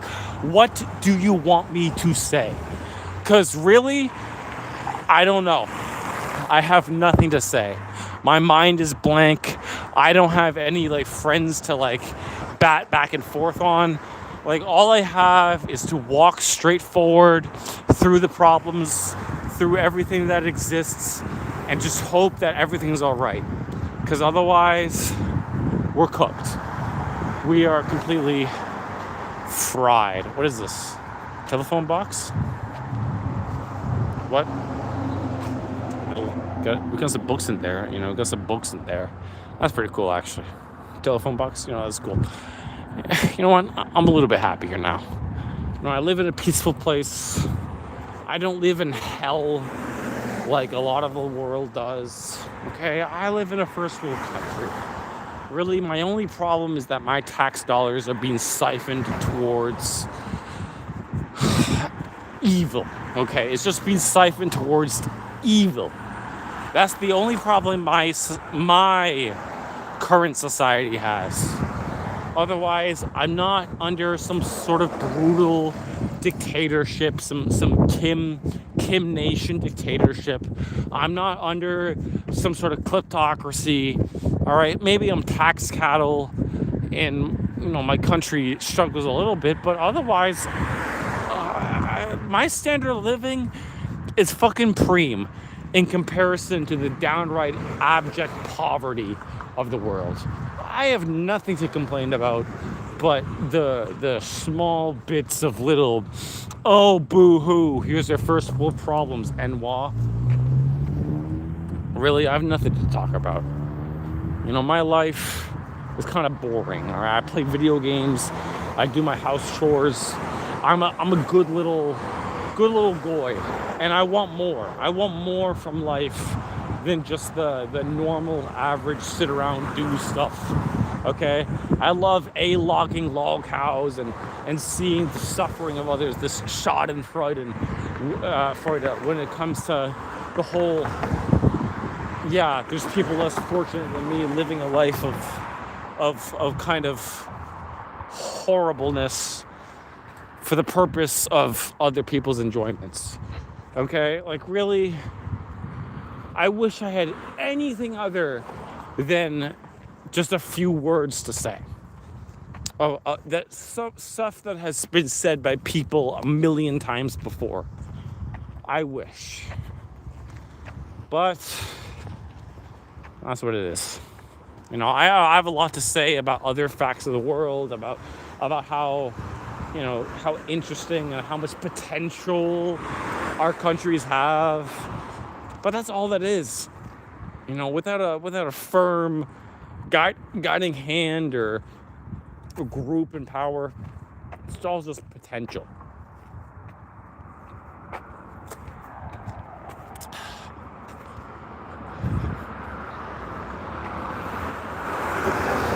I'm potential man. This is a nice neighborhood, though. Etobicoke. Definitely recommend buying a house here.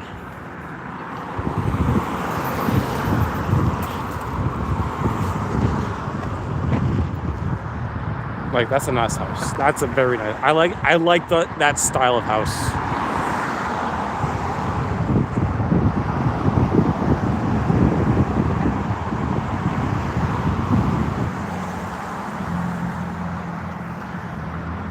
That's a very nice house. Too bad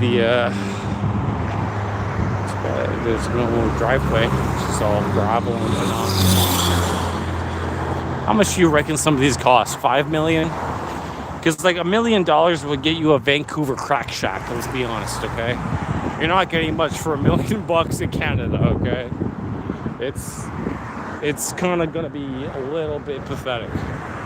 Canada's economy, or housing market for that matter, is so horrendously buck broken that you're not getting a moderately good property without it costing $1 million with a 30K down payment. I mean, my sister's doing pretty good when it comes to like the whole down payment, car and house stuff. But she's a doctor, okay? You know, a doctor's who just started working. So automatically, you're already having a much, much better foot in the market than any normal worker, office worker, wage slave has hope of getting into. I don't know. I think really I just do a lot of complaining because I'm a fucking moron who just coasts off of good living and not having to pay a rent. But otherwise, a lot of Canada is completely fucked. Objectively, they are fucked. Like, okay, yeah, we're not as bad as some places in Africa where, killing, TIA, this is Africa, that's just a way of life. But like, still, it wasn't always like this, and it doesn't have to always be like this, right? Like the old kind of idea of owning a house, property, family, car, all that stuff before you're even 30 has been completely thrown out the window because we have corrupt oligarchs, money launderers, and globalists who see us as just another international grift instead of a country that is worthy of standing on its own two toes. I believe that every place on this planet Earth could be prosperous, could be filled with high-rise, beautiful buildings and keeping true to a nice Christian or just like very fulfilled way of life. But the problem is that we're ruled by corrupt, completely separated people. Like they're separated from the ills of the plight of the common man. Or worse, they know that this stuff happens, yet they choose to let it proliferate because it's better for their pockets. Like think about it.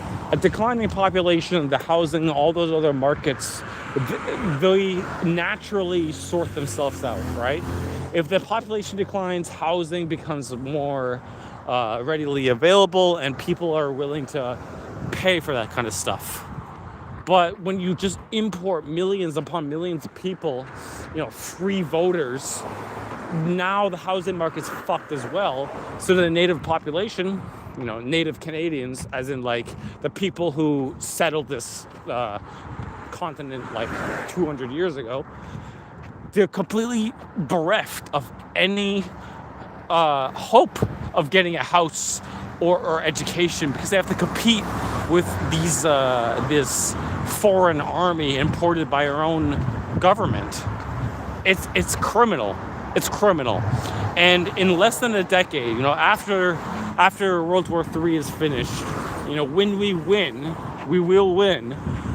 We will look back on history and we will look at like the complete fucking crime that has been perpetrated by our people against us and spit on their grave, as we should. By the way, look at this nice church. United Church. Islington United Church.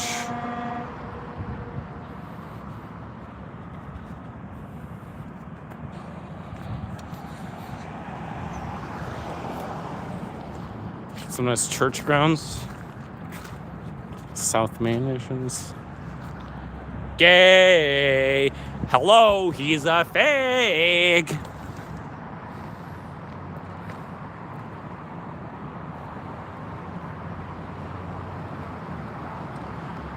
People like to say that we fought and won against the Soviet Union, but their active measures made it so that we have to have this fucking endless battle between godless communist atheists and the forces of order. It's history never ends, and there's always a battle to be had. Even in times of peace, such as the modern era, we have to consider the fact that we're still battling against forces as old as time itself.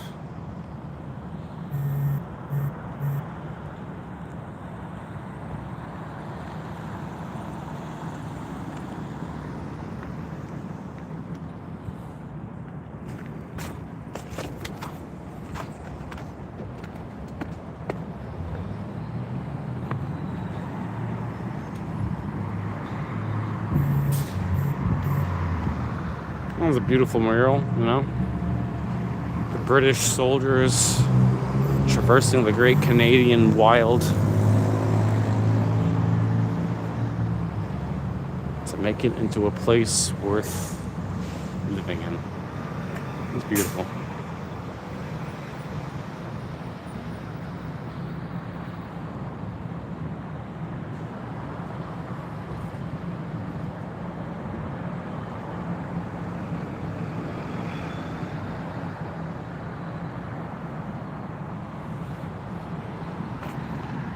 Still got a ways to go.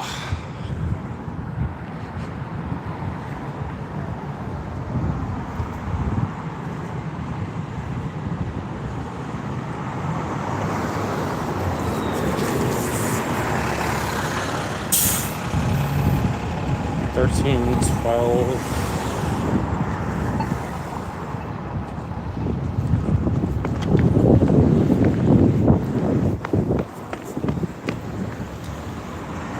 Got a game horde here too? Wow.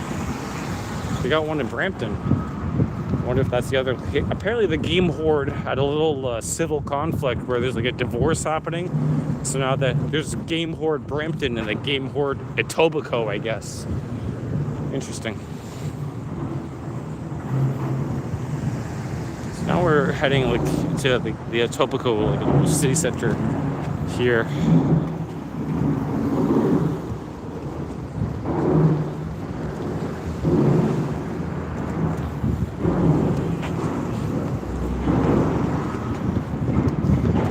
Big construction happening over in this little pit here.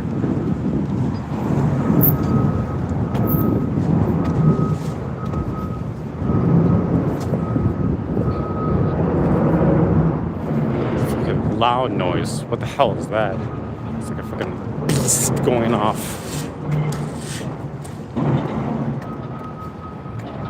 Yeah, that's not good. Maybe it captures like nothing. Who knows?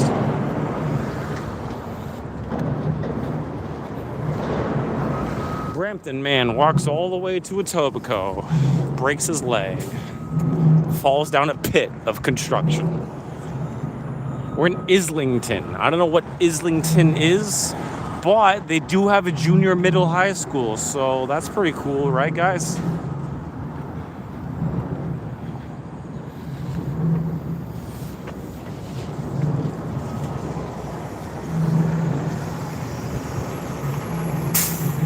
Break up with your debt. So that's another thing. Like advertisements and everything in this little cyberpunk world of ours is based around advertisements, and that's the modern day propaganda. Advertisements. Debt is also like something that's chaining people to everything. Debt. I'm glad I don't have any debt. I have a credit card. I just recently got a credit card, but I don't have debt. Okay? Because that's a chain that's going to keep you as a serf forever. Never mind the neo-technocracy, neo-feudalism you have to contend with as we emerge further in the 21st century. But debt in general is like the fatal flaw in all of people's finances, is that they have something that chains them down to where they are, and they can never free themselves because of debt.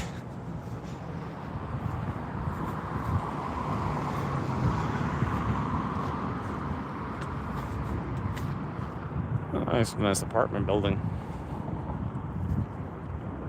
In fact, a lot of nice buildings, if we're being honest.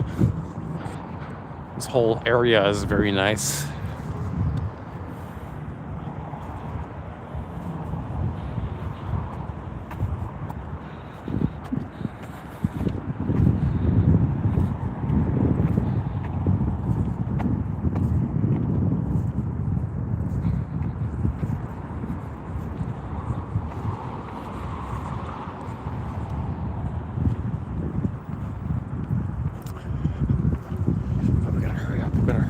Cross the line. We didn't cross the line too soon.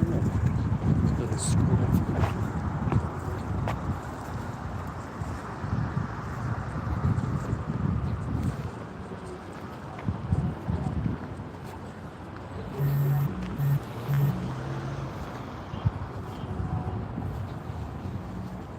Ooh, that's cool. That's a cool statue. Look at that. There's a little person riding a horse. Let's get a closer look at that.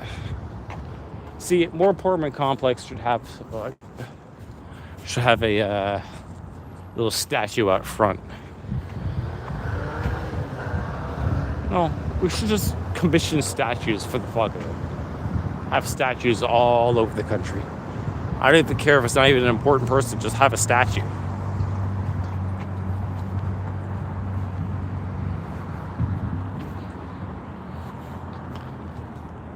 Princess Neptune on the hippocampus, because that's what this is. A horse with like a little a mermaid tail. That's a hippocampus.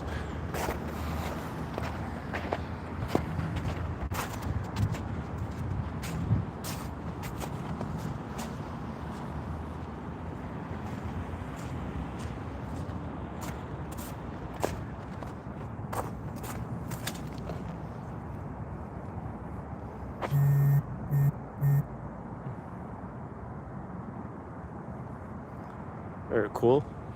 She's a mermaid riding the hippocampus.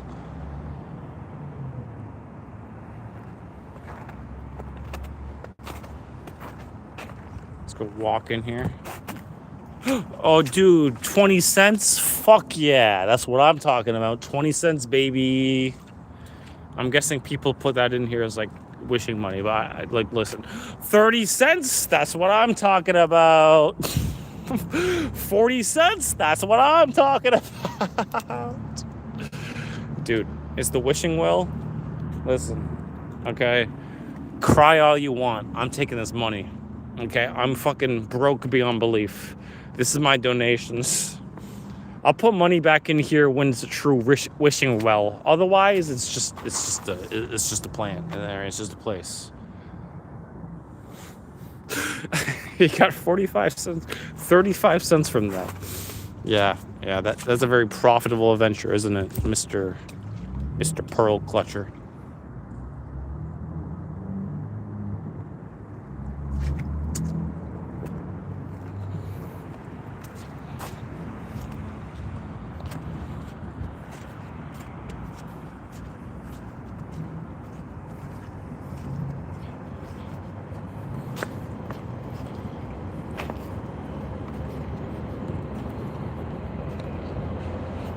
Oh, fuck. We have to climb ourselves this way. Where's it asking me to go? Hold on, give me a sec. Okay, so it's asking me to go through the park. Now, the park might be a good way to go. Or we could go, I guess that goes around. Okay, so, yeah, I guess the park is our only real option. But I wonder if, like, we can get there through a bootleg way.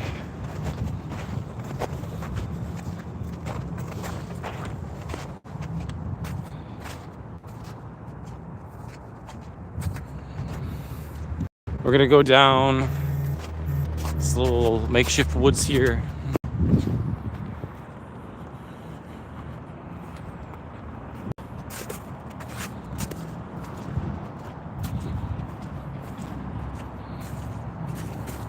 Oh shit. Oh, okay, I did not expect the mud to be my worst enemy.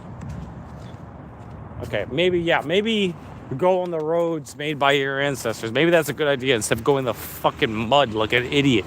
like a baboon. This counts. This counts as a treaded path. You know, other people have walked down here. There's no mud. There's only ice. And ice marginally safer.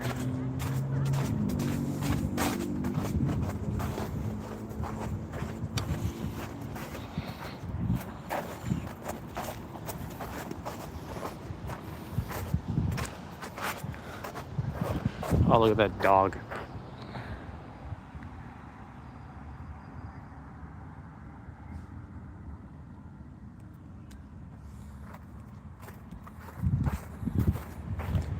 All right, here we are. Little drainage tunnel. Oh shit! I don't. Hold on. Give me a sec. All right, so I just lost the route, so I needed to get that back. Otherwise, I would have been shit out of luck. I would have been fucked. There's this little lake here, little lakey poo. Okay, let's zoom out so we got the full brunt of the color. This nice little baseball park.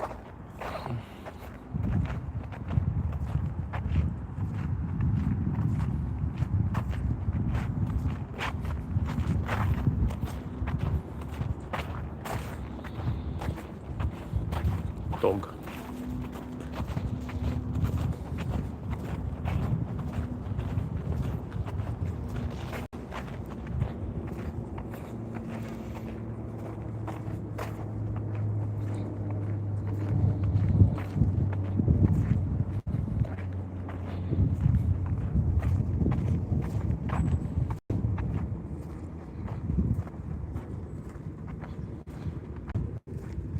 Part of me wishes that I brought my but another part of me is happy that I threw it over the bridge and burnt and you know, it did a really dramatic moment because you feel that craving, you know, like I know I have an addictive personality, but when you feel the cravings of something, you realize like how much you fucked your body over by getting it addicted to something.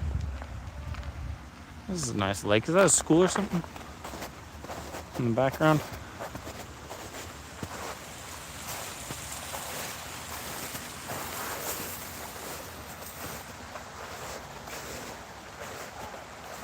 This nice little lake here.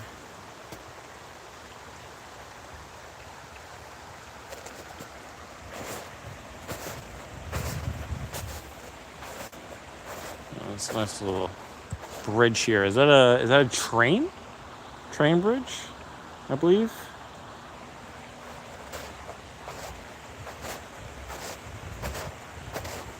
Ooh, I like Max. I like Magalanium. I think he's cute. Let me date him.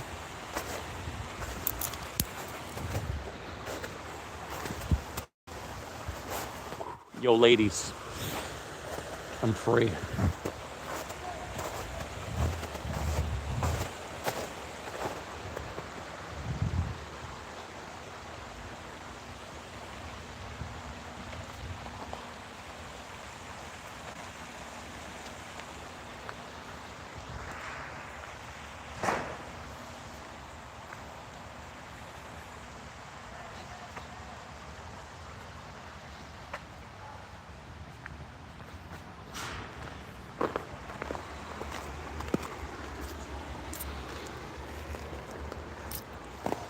Ooh.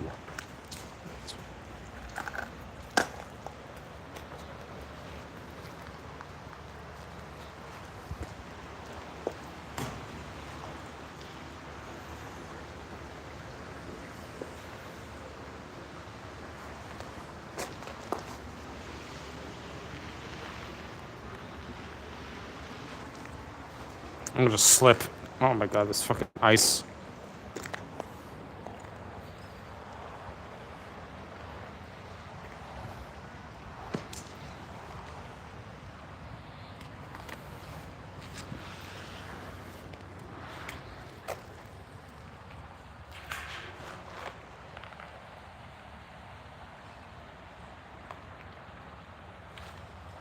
Sorry, I just had it. I fucking love running water. Okay, maybe I am autistic.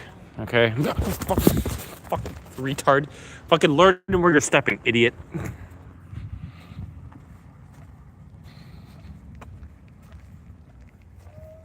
What a nice park.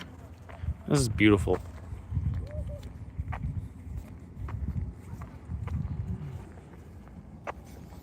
Got a nice lake here. Got a nice train station that runs through it.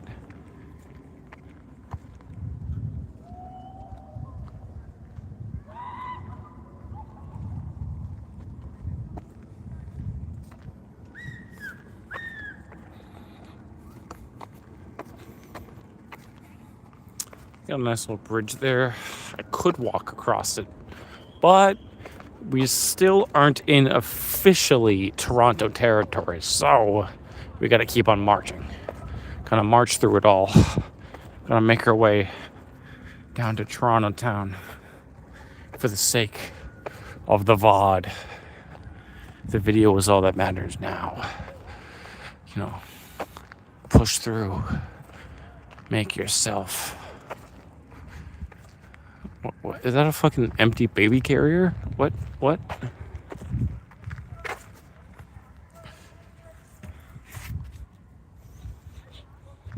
I'm confused. I am Confucian? Why is there a baby carrier here? Got a Mona Lisa. Cool. The Mona Lisa? You mean Mona Lisa? Who fucking knows how it's pronounced? Who cares, actually? Apparently the Mona Lisa was like a artistic depiction of Leonardo da Vinci as a woman, because apparently that woman doesn't exist anywhere else, you know, not just a model, which honestly, on one hand, I respect it, right? Like, if it actually is historically the depiction of Leonardo da Vinci depicting himself as a woman, I get that. Like, I run a Reddit account where I pretend to be a woman, and like a lot of my characters and writings are literally just extensions of myself, but a lot of them are women. Roxanne Rouge, for example, you know, the Magnificent Rose, the one that's like the profile pic of this account and many of my other accounts, that is a woman that is basically just me. She's me coded, right? Like, I think everyone has some sort of alter or some sort of like fictional character. If you're creative minded, you have a version of yourself that is the opposite gender. I think a lot of creatives have that. I wouldn't be surprised. Like, when a lot of our artists, authors have like self-inserts, right? They either have like the male self-insert, which is them with a little bit of like toned, you know, sensibilities and really like the person you want to be, or they have the opposite gender version of themselves that they try to write to make it seem like it's not them, but we all know it's them, okay? So like this lake goes all the way through here.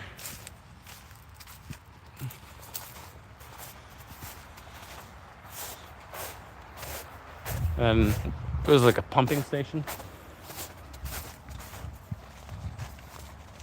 Bro.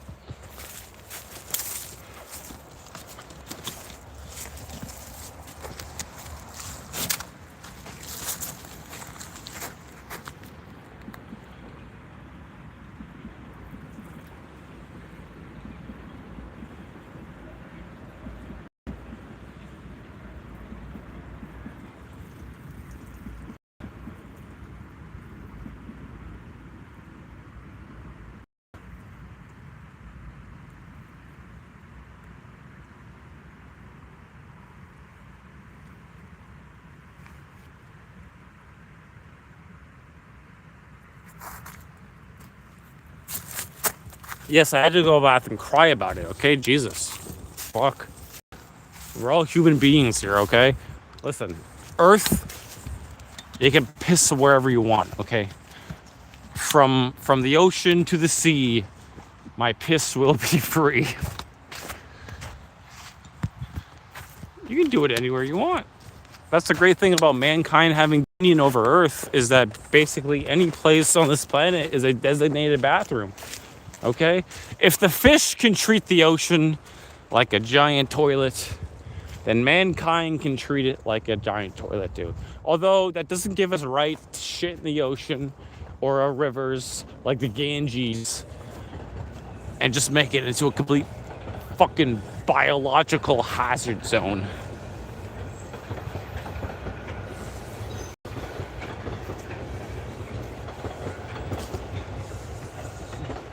It's an old train. I've never seen carts like that before.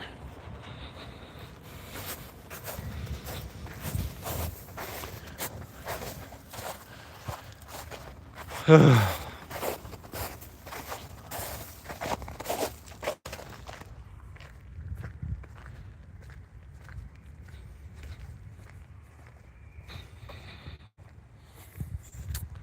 almost there, boys.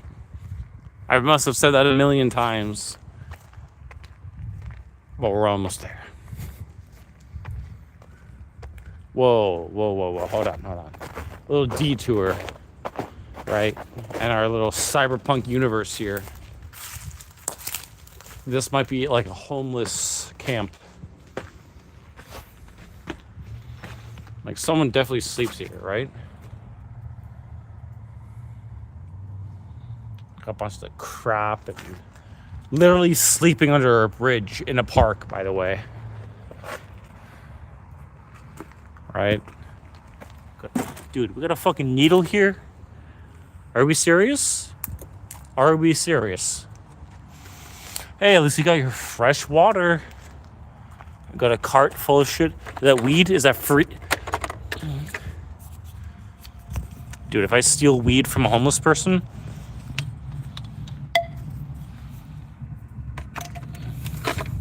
like, you just have a bunch of crap sitting here. It's ridiculous.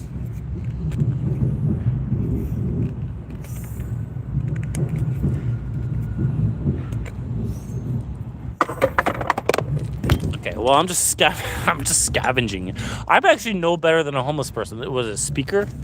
I got a JBL speaker here. No connections, though. Got a VHS tape. 31 girl, a hustler.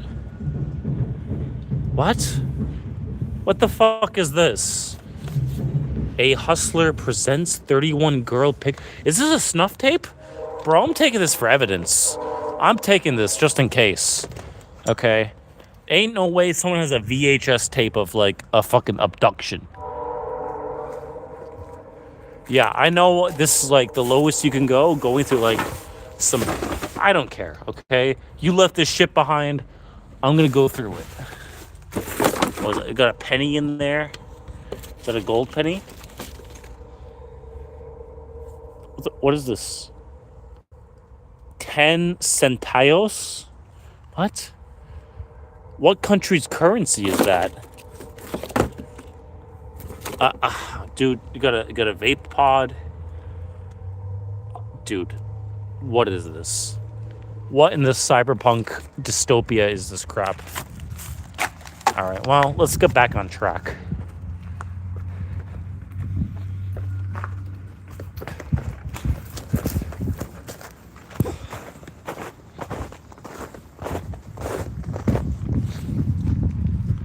Yeah, I got myself a VHS tape.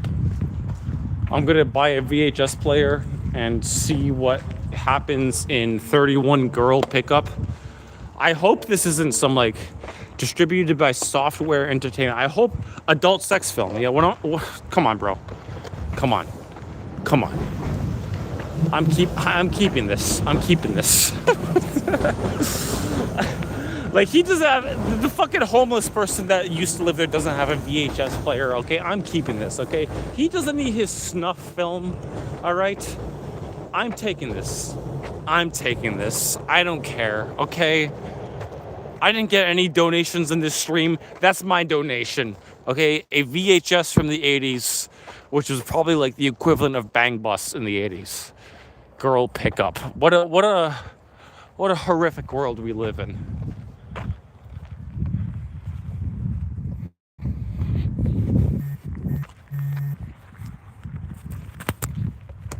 And that's the last of the extended battery life that we're gonna have. We're currently standing at 25 battery. Oh shit. We might not make it to Toronto with this much battery left. We might actually run out of battery and then get stranded. Because I have to rely on my friend to pick me up.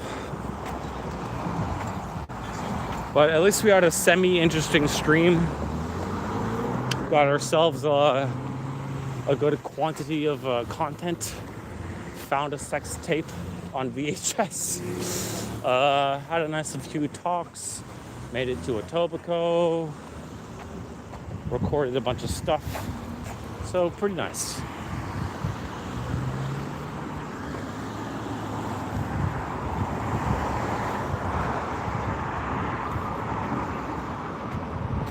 Good thing with this camera, or phone rather, is that it doesn't run out of battery as fast as the 6A did, because it doesn't have a bunch of cracks in it. But I'm telling you, without these portable chargers, that would have been shit out of luck quite a while ago. And this whole expedition would have been tits up. Etobicoke Dental.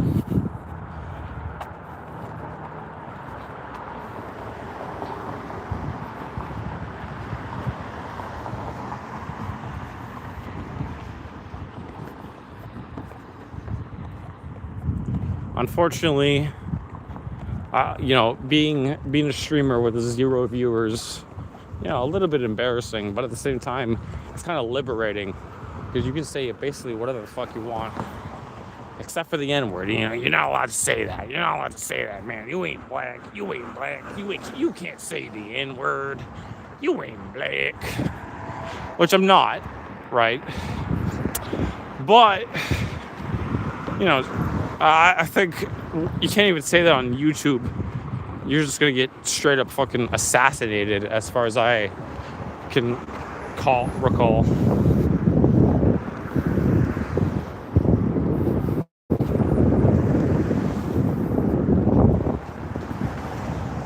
It's a nice building, actually. In terms of all the other apartment complexes that exist out there, this one's the finest. I like that little dome up there on Bloor Street. What a name. Nice. Kind of like a building you'd see in Europa.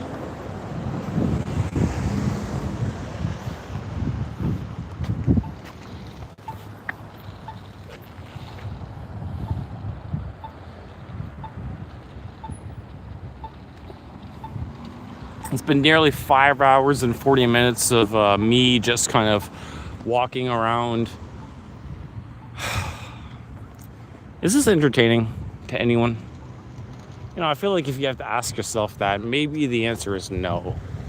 But I feel like I had fun. And if I had fun, that means by extension, by proxy, someone else had to have had a little bit of fun. An ounce of fun. Okay? Any entertainment that could be sucked out of this environment should have been sucked out a long time ago.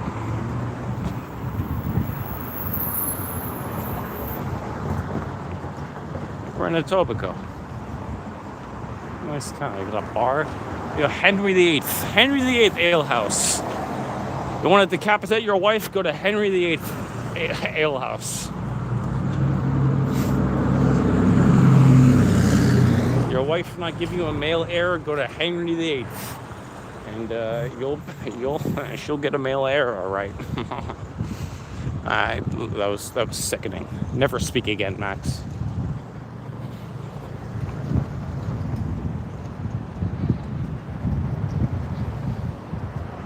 I feel like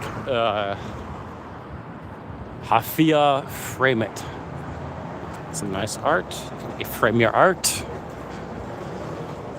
That's a beautiful church right there. Pizza Restaurante. Kingston Fish and Chips. Or Kingsway, my bad. Azarias. Book your special events at Azarias or the Crooked Q. We got trivia nights. There's a beautiful church right there.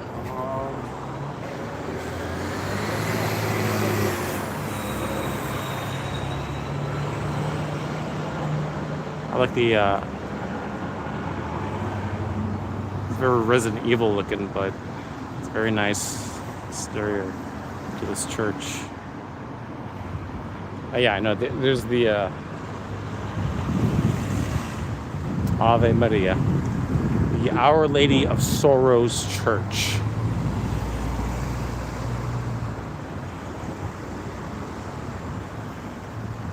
This is the King's Way, according to the local trash can.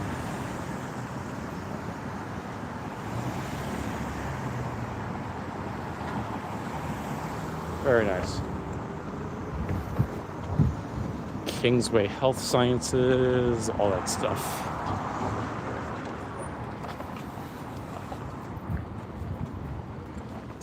The King's Curry.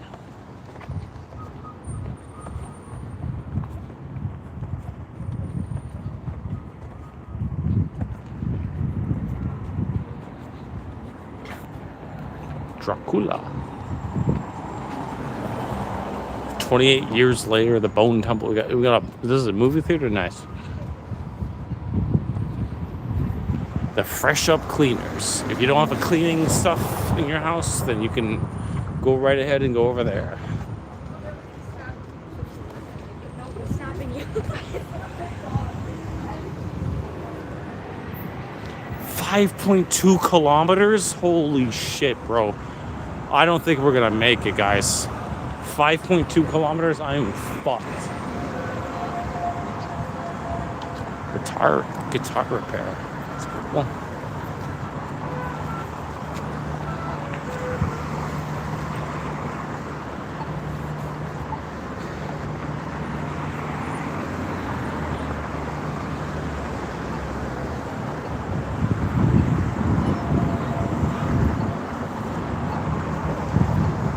Nice building.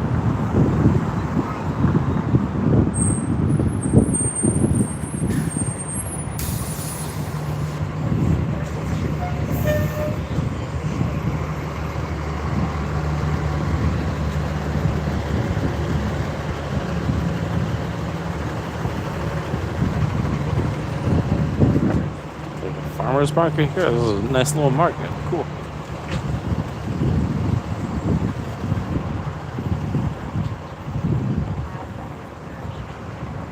They got pho here. Dude, if I wasn't such a broke loser, I'd 100% go in for some pho.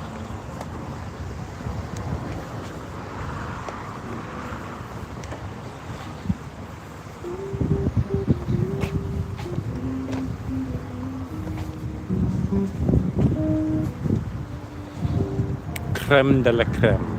Café de Flore. Hong Kong Gardens. CIBC. Dude. This is such a nice community. Etobicoke it's like, I would have never imagined that this little place so filled with joy and cars and life. It's like, it's like a nice little community. Yeah? It's crazy. I like that. I like the little glass kind of. I don't know what you'd call that, but that's very nice.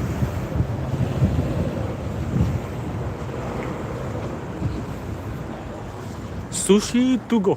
Or maybe I should get some sushi. Got some oranges and whatnot. We've got some very nice garden here.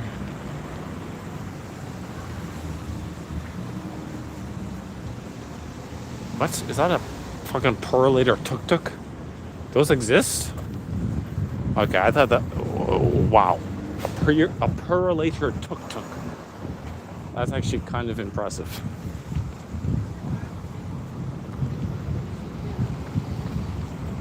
I thought they were all like vans and... well, just vans, really. I didn't know they had a full-on... India operation. Nails and waxing. Dimitri. I don't speak French. I'm giving these businesses free reputation here, okay? Just because I saw it on my walk. They got Bramble Gastropub. Gastropub? That doesn't sound very good. A gastropub? That, come on. That sounds like you're farting or you're like eating like fucking snails all day. Magic cuts? Oh man, I need a haircut desperately. Desperately, I need a haircut. Yeah, I would say. Oh, I got free seats here. We're chained down because obviously someone's gonna steal it. But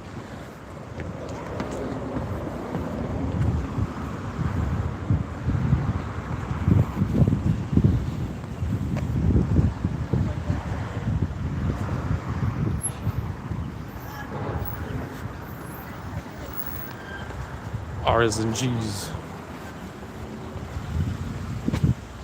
Etobicoke's oldest pub. According to the sign, it's Etobicoke's oldest pub. Which I don't know what the metric for that is. Like oldest in terms of like the land you bought, or oldest in terms of it's been running forever. Like how many fucking pubs do you have? Nice, beautiful flower arrangements.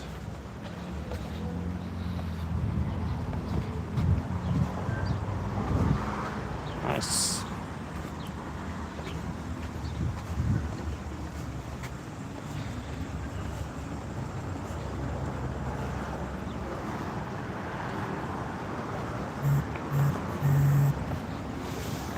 How much more do we have to go? 4.8 kilometers, dude. Oh, look at this. Someone crocheted the sign here. Ain't that a nice little pocket here? Someone really put their all in and everything into making this a little crocheted palace. This is nice. This is nice. Very nice work. Nice knit together. It's all got a little bow here. It's pretty. Ain't that nice?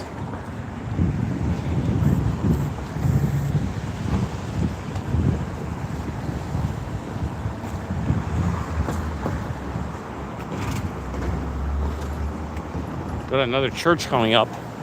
This one doesn't have like a bell tower or anything, but it does look kind of nice.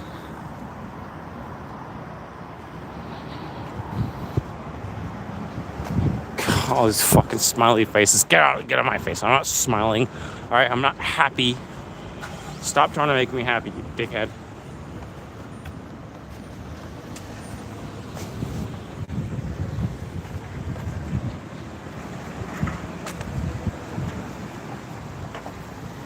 Got the All Saints Kingsway Anglican Church. My God. Got a graveyard over there too. We're not gonna go through and disturb a grave because we're better than that. Okay, that was weird. They get cut out for a little bit. Hopefully this whole thing's recorded because, well, one, I've been walking for 6 hours nearly, actually. Hopefully it stays online. Otherwise it'd be kind of embarrassing. It's a nice church.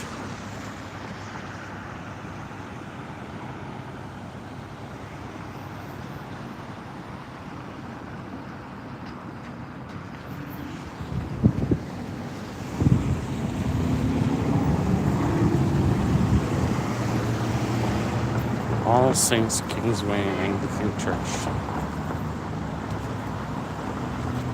Quite nice, honestly. Got a nice view of that.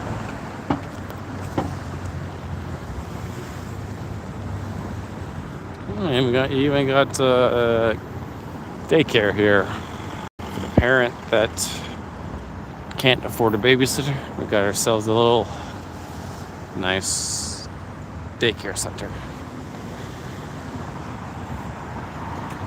Now, some people believe that churches shouldn't have tax exemption status. And I think that's mainly because they see Scientology and how incredibly corrupt of a religion that it is. And they're like, all right, that's it. You should all lose your tax exemption status. But quite frankly, churches, religion, they benefit from it, and they should keep their tax exemption. I have no problem with that. Trying to lower your tax burden, your tax obligations as much as possible is very based. Churches shouldn't be taxed into oblivion, okay?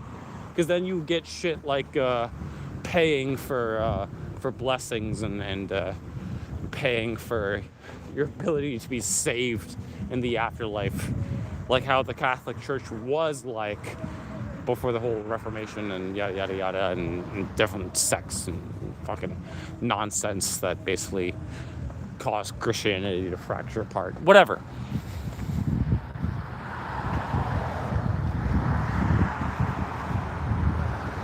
Look at my shadow. It's a pretty cool shadow, isn't it?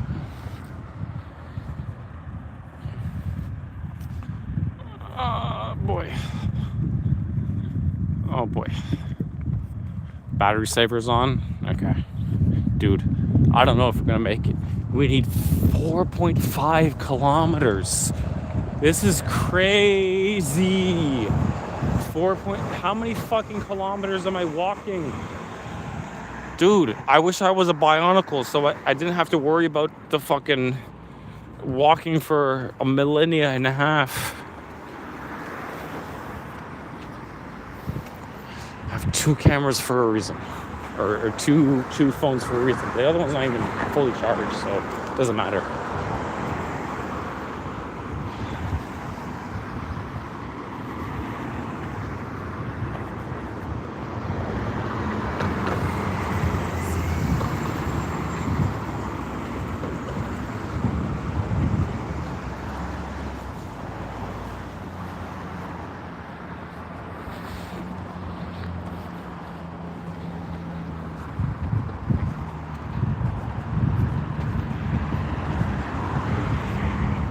It's getting bad when even the Magdalenium is silent. Tomorrow, I'm going to be live streaming with my friend Zaya. We're going to be walking in downtown Hamilton and doing a lawn walk with him and I, and it's going to be great. Okay, it's going to be not as long as this one, obviously, because come on. This is fucking ridiculous. Okay, this entire walk across this multi-city planet. That's not what I was building. Dude, why do I do such things to myself? Okay? I feel like I've said this multiple times. You gotta be crazy. I am fucking crazy. I am a crazy person. Okay, I'm not like a schizoid or like a BPD person, but I have a certain level of just pure, raw, individualistic insanity that makes me such a human. Okay, such a human of a person. Because some people out there, they're human, but they're not people. And what I mean by that is that, yes, they are fully human, blood, genes, whatever, but they don't have personality, they don't have thoughts. All they have is commandments given to them. That is a person that is completely bereft of any agency. They are an NPC by all other rights of the word. Kingsway condominium. It's not bad, actually. I actually like this architecture. This is, let's take a moment to appreciate this a little bit. But, getting on with it. A lot of people just kind of go about their daily life completely blank to any thoughts, any ambitions, any dreams outside of just to do their task, go to bed, wake up. Like, I genuinely believe that some people are so low IQ, so low ambition, that to define them as like a full-fledged person, human, doesn't make any sense, because you need to, okay, listen, this doesn't give you agency to go out and oppress other people because they don't have an inner monologue. I'm saying that some people are content with living the simplest of life, and more the power to them. But all in all, you got to consider the fact that some people just, they are the gross common denominator, the normie, for a lack of a better word. That's fine. You know, that's fine. But for the insane people like me, you know, you seek joy and happiness through doing just bullshit like this, right? That's how you seek joy and happiness, by just pushing yourself to your limits, or by attention seeking, or by delving deeper into your niche. You know, I don't know. I'm definitely at a point where I'm just like blabbering about anything to keep myself going.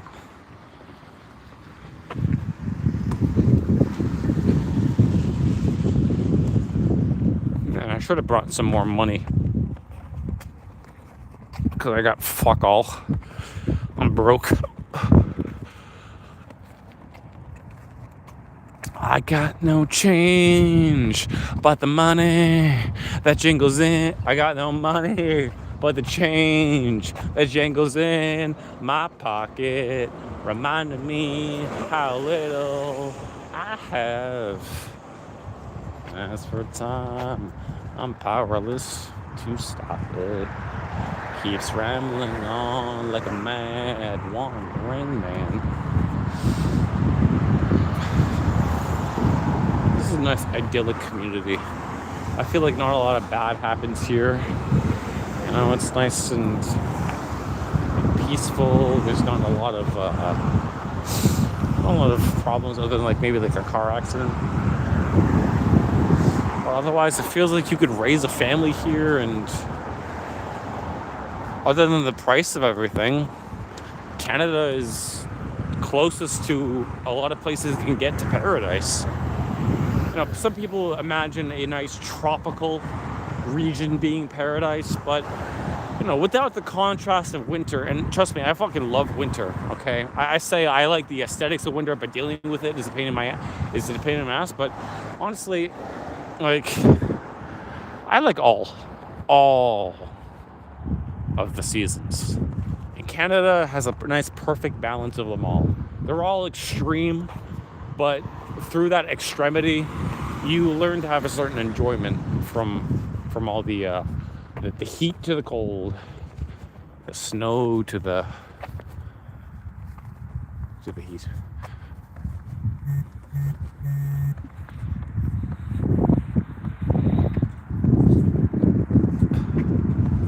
Laura Street Old Mill Trail. How far away can we be? Bike share to Toronto. Like, I would like to ride that bike, but no fucking thank you, baby. I'm too poor to do such a thing. And besides, I gotta trudge on. I gotta make it there. Is that a fucking Triforce? Bro, they got a Triforce over there? Nice. Nintendo, sue these people immediately. They stole your copyright. Leave the billion-dollar company alone. Look at this, we got an army of dogs. He's scared of.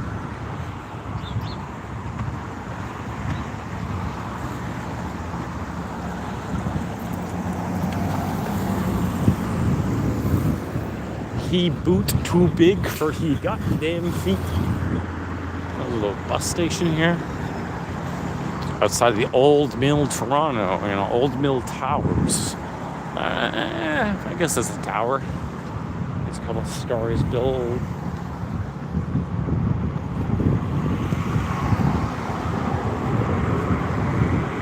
masonry and restoration works. Hey, let's give these people some free advertising. You know, if you need handyman, moving, cleaning, and cabinet making services, call or text that number. Say with masonry and restoration, call or text that number, and you can get yourself whatever services they provided. I forgot.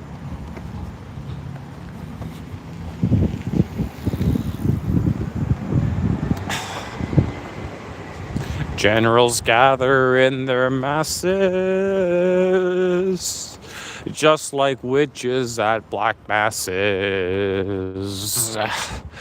Evil finds that thought destruction. Sorcerers of death construction. Even the minds of bodies burning.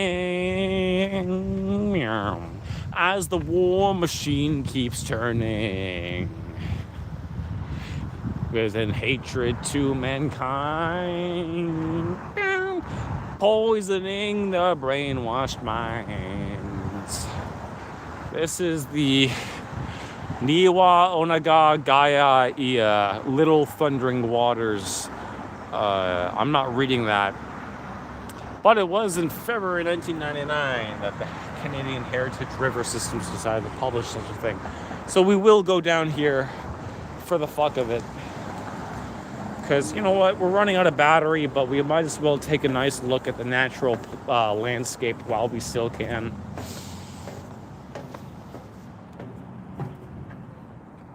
And look at the underside of the bridge. The nice structural engineering that we have. I don't know how people were able to get up in there and you know, fucking vandalize it, but good job, guys. You spray painted the side of a bridge with your little shitty tag. I hope you are happy, because I'm not.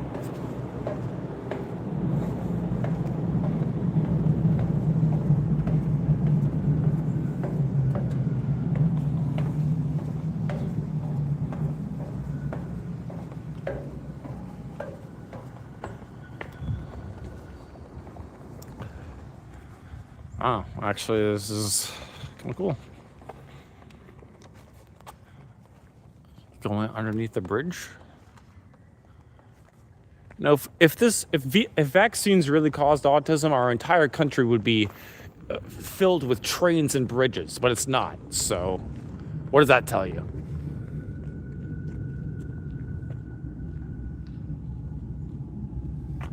Turtle protectors. Protect them turtles. Because you know God won't. It's our job to protect the turtles. Ooh, that's actually pretty cool. They painted the underside of this bridge with what was it, like native looking art?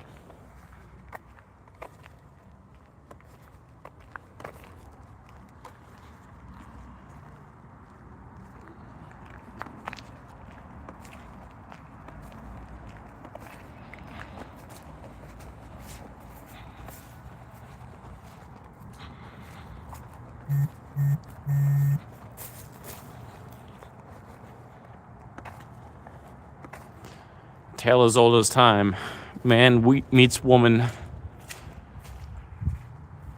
under the watchful eye of Skybird.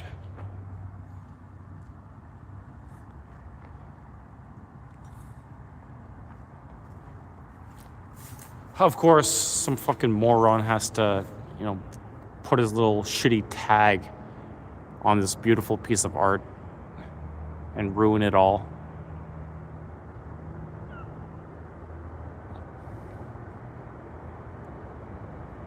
Let's see what else we got. See, this is what we should do with all the gray, drab concrete that we have. We should just hire local artists to make a mural around it. Truly bring out the color and make it pop. And instead of just boring concrete, we have ourselves a nice, beautiful piece of art to appreciate. You know, society used to do stuff like that.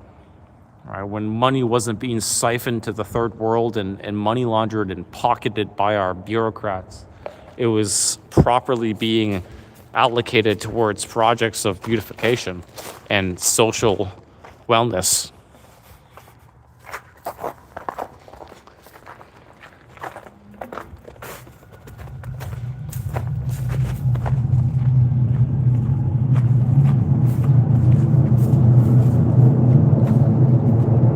There's like a train happening underneath, because I think this is this like the train, or is, yeah, this is like the train. Oh, fuck me. Oh. Oh. All right, I'm fine. I didn't break anything or drop anything.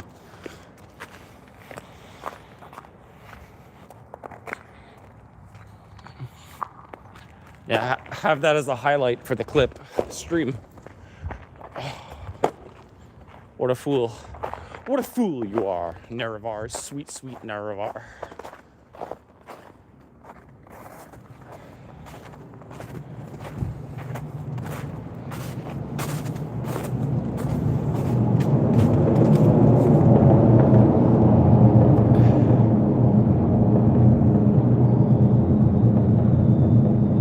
Buffalo, coyote, beaver, fox, eagle, turtle, pigeon, deer, bear, bass.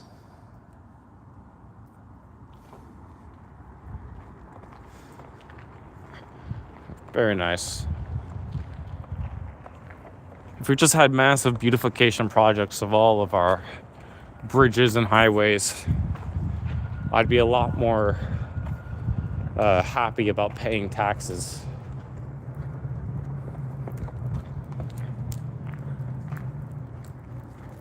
Got another one here.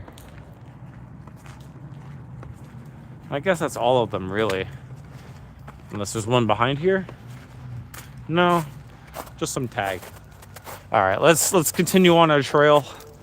This little detour. Fuck. Is there no bridge here? Oh, man.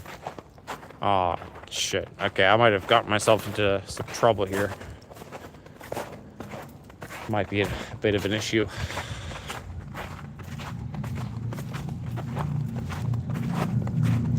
Should I just walk across this lake? How deep is it? How bad can it be?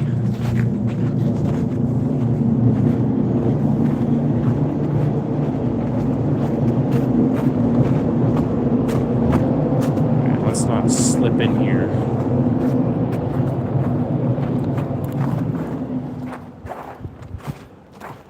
Yeah, that looks pretty deep.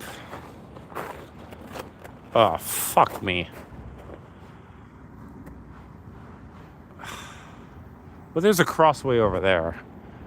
Maybe I can walk on that ice there. No, do something real stupid. Remember when I walked from Brampton to Mississauga? Oh, that's gonna fall in. And I was walking on the ice, and it was basically like is Max gonna drop his phone in the water stream? The under half of the bridge.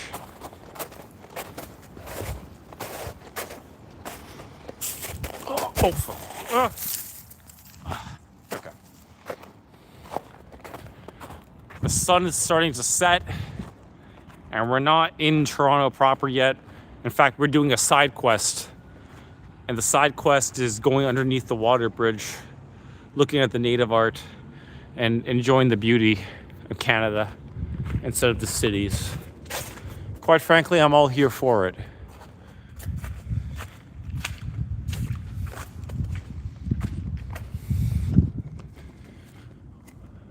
How do, like, who the fuck is getting up there to tag it?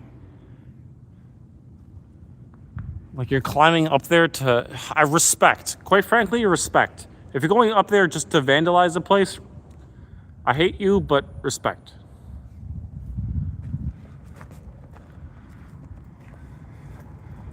This great glacier here.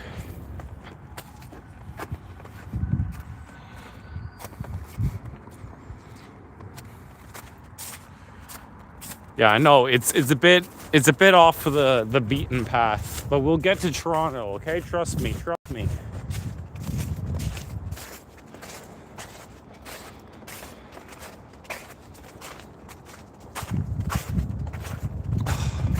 Been streaming for nearly 6 hours now. Enjoying the natural beauty of God's true land. Look at all those sky rats just congregating over there.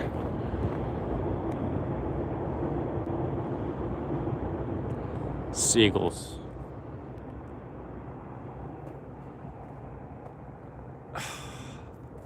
Alright, I gotta get across there somehow. Man, I don't think this is the way to do it. I think I have to just go back up the stairs. Boy.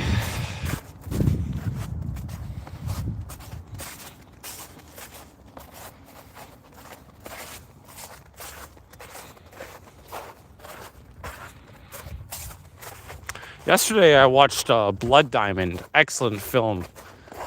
Supremely excellent film. Makes me think, truly makes me think about how diamonds are basically like kept at a price as they are, because they're not that rare. Diamonds are not that rare of a commodity, but yet we artificially inflate the value because it's important for the billionaire diamond cartel to have all this money. But yet all this bloodshed and slavery and wars are fought for the sake of this resource that is only used for cosmetic gain. Quite sad, quite frankly.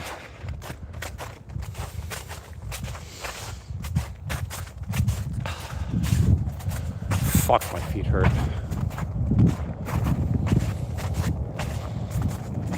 Now I've just resorted to walking in the woods. I would have been better off just walking across that lake. Now, know what you're thinking. I should just Frogger myself across that. But that might actually be a terrible idea. But it would be pretty good content, wouldn't it? Just to walk and jump on that ice. Maybe I should.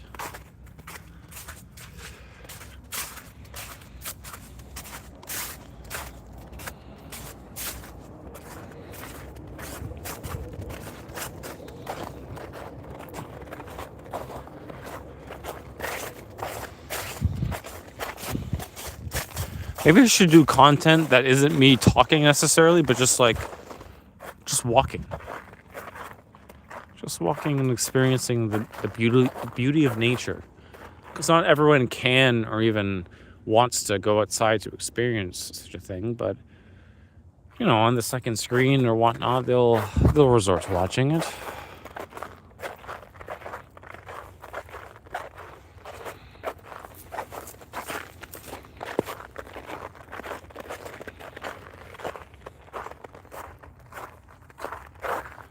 City in the distance.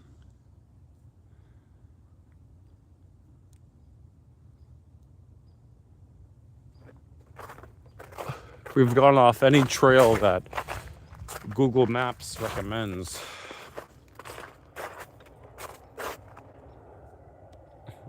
Someone's makeshift little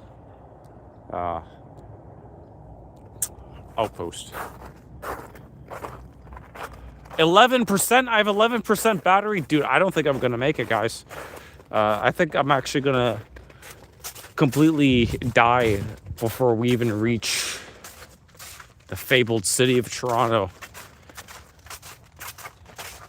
I think if I just have to walk down this lake in order to make it out there. This might screw me over, but who knows? Fuck it.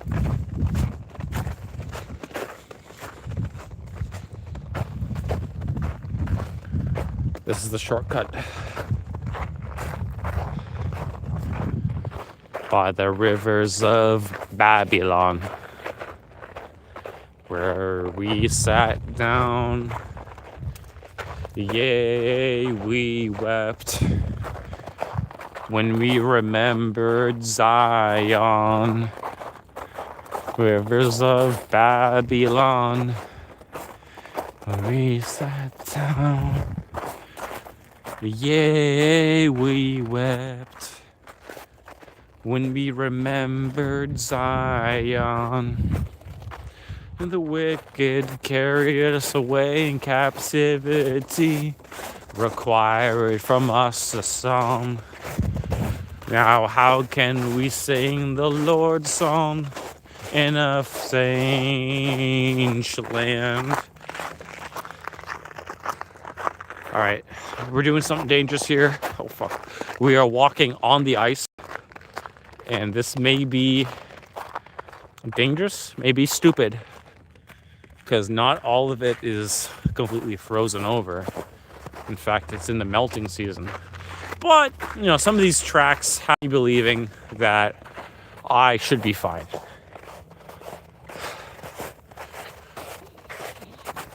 You know, even the seagulls.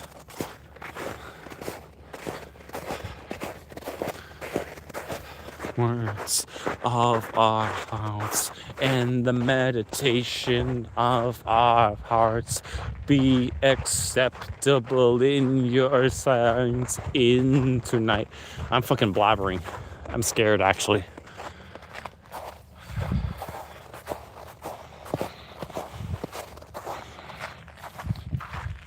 Yeah.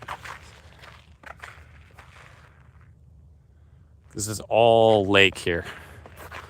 So if it cracks beneath me, and if I drown, at least it will make for an interesting video.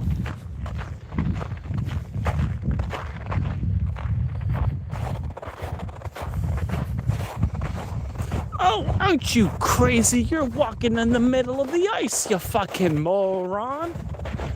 Yep, I'm fine.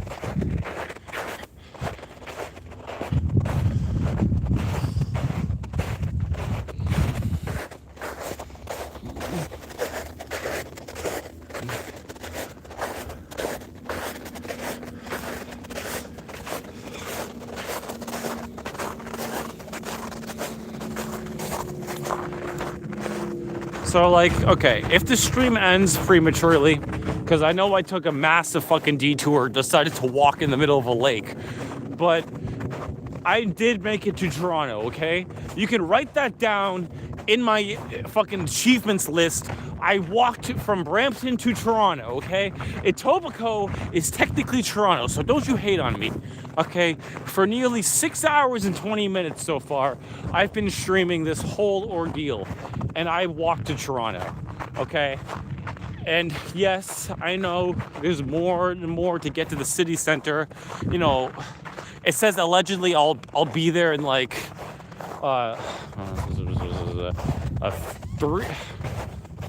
2 more hours, okay?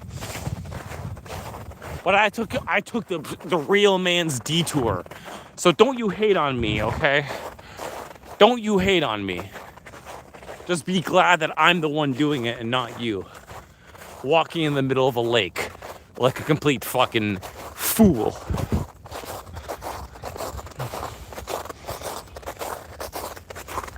Isn't that great? This is actually very nice. Like, think about it. You're situated between two pieces of actual land, and then meanwhile you're walking on the snow, this ice. It's great. I love this.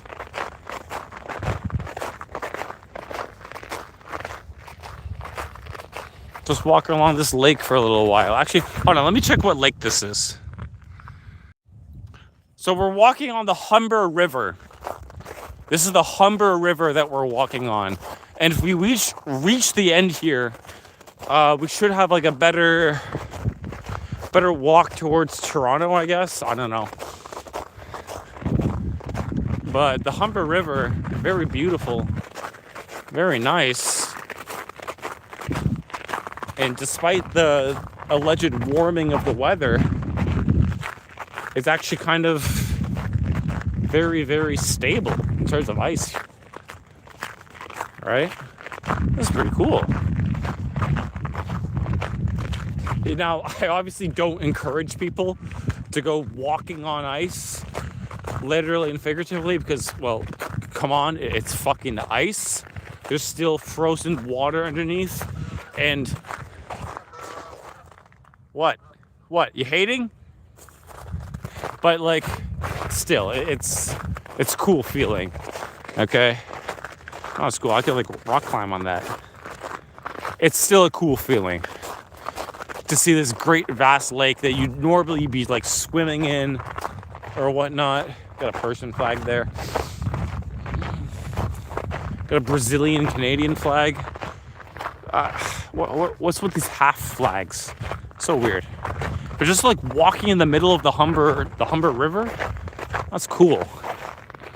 I recommend that if you have a frozen solid river that you know is frozen solid and safe to walk on, do it. You know, it makes it feel like you're conquering a second frontier.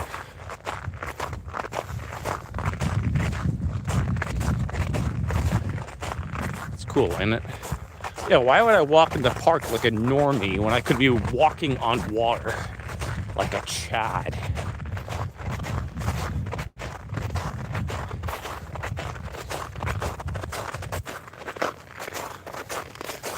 Because I think it's like so thick.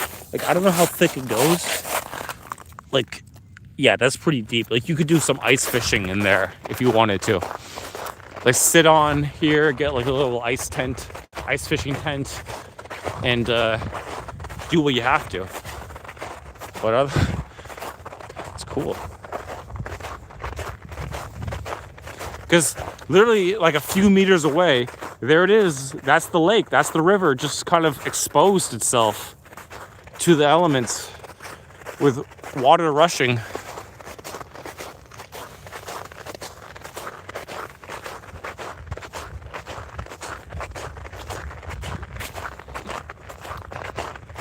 This must be like what the coyotes were like in that video, that stream that I did, right? Like the whole water was completely open for them just to walk across. No fear whatsoever. Walk across the frozen lake. Because I know that it's under a couple inches thick.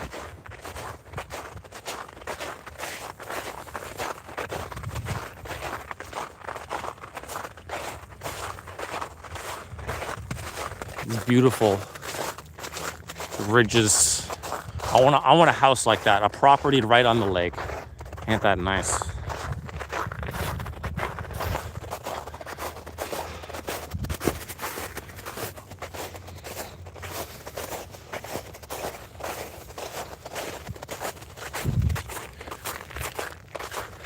Looks like we're reaching the end of the Humber River here. And like, I guess it goes into like the little lake that Toronto's built off of.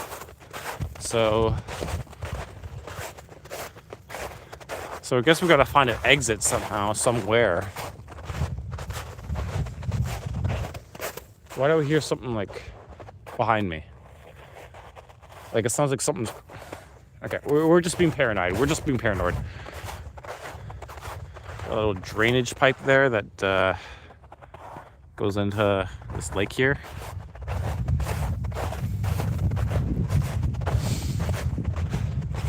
Look at all these beautiful houses up on that ridge. Like you have a beautiful house right on the, well, not on the lake because, you know, there's a whole fucking tumble down, but close enough. You have this beautiful ridge. Oh man, imagine the fishing and the walking and the boat usage they could get out of this. I love cities built on the edge of a river or lake or ocean or anything because it's just, the harbor town to me speaks to my soul. Even though I haven't really lived in that many harbor towns. I've lived in Hamilton, and Hamilton is like one big harbor, but I lived on the mountain. Look at that little fissure in the ice is not looking positive. But not on like a true harbor village or island for that matter. I don't know. There's something holistic about the fisherman lifestyle.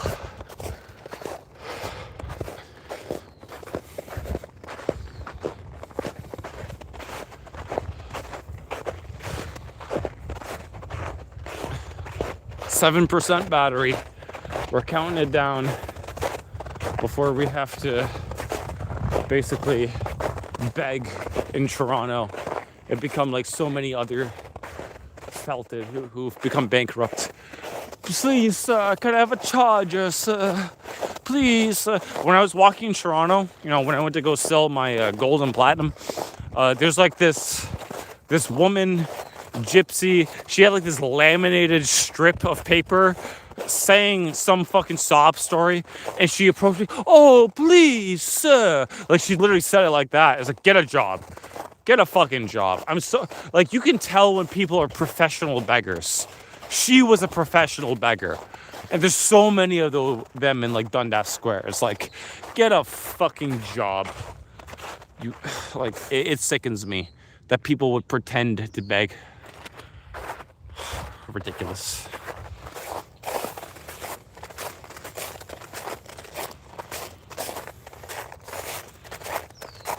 You should say that more often to homeless people. Like, I'm not always the one to give money to homeless people because, quite frankly, you never know what they're going to do with it. Also, staircase? I would climb it. Oh, wait, where is it? Where am I zooming in? There it is. Staircase. I would climb that if I wasn't tired as hell. But, what was I saying? But yeah, like, generally, you can never tell who's a real homeless and who's a fake homeless, so don't even fucking bother. Don't even fucking bother. For the most part, look out for yourself because no one else will. And it's sickening and it's sad that you have to resort to basically being a cold-hearted person to say, fuck off, get a job, but come on. No one's gonna fault you for saying that. No one's gonna really hate you for sticking by your day one, which is you.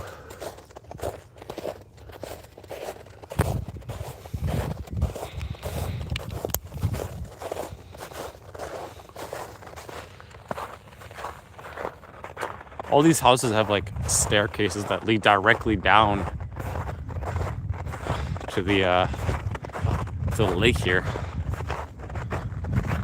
Look, they even got chairs there. Cool, huh?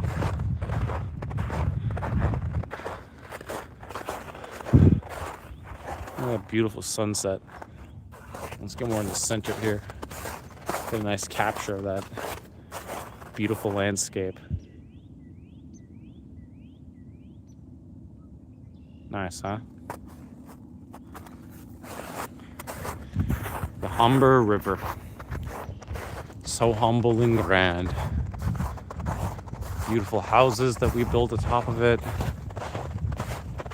Thank God this land was, the flag was planted by a multitude of nations, but thank God it was planted by the French and British, because they made something truly glorious out of it.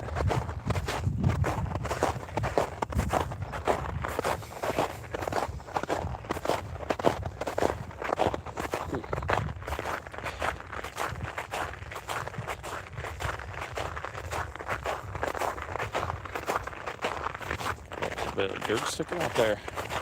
You got dirt sticking up there, buddy. You're telling me about your gambling wins, buddy. I love the Canadian life. So glorious.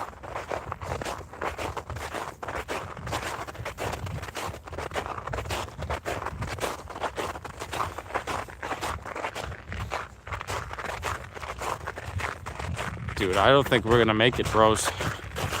The battery's running out. We're at 5% battery. I decided to walk in the middle of a lake. Listen, we walked to Toronto, okay? We made it to Toronto officially. No one's gonna take that away from me, okay? I may be, yes, like a complete moron. I may be in the middle of a lake walking around with a dying battery, but I don't care. I won. I did what I set out to do, and if I can do it, if a person like me who drops their wine, is a complete schizophrenic moron, and who just, goes about their life coasting around. If someone like me can do it, you can do it too. You can do whatever you set your mind to, because even the lowliest of creatures on this planet can survive. That means the highest of God's creation can obtain anything they wish.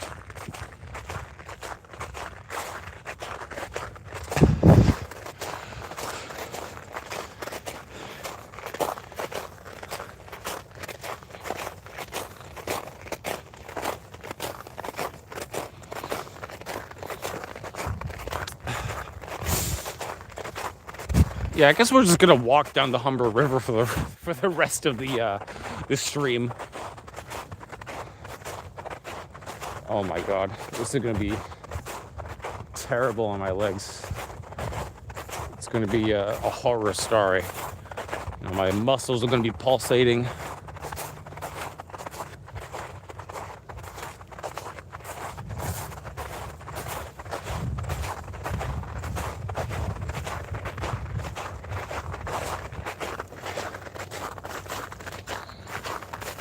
Now, according to my map, it says I'd get there at 8 o'clock. It's currently 5:40. So 7:50 I get there. Okay. I'm a fast walker. But I've really set myself into this little deficit of energy, and I might just fall asleep on the ice right here. And it does look comfortable. So if you don't hear from me again, just know that I fell asleep on the ice and fell through.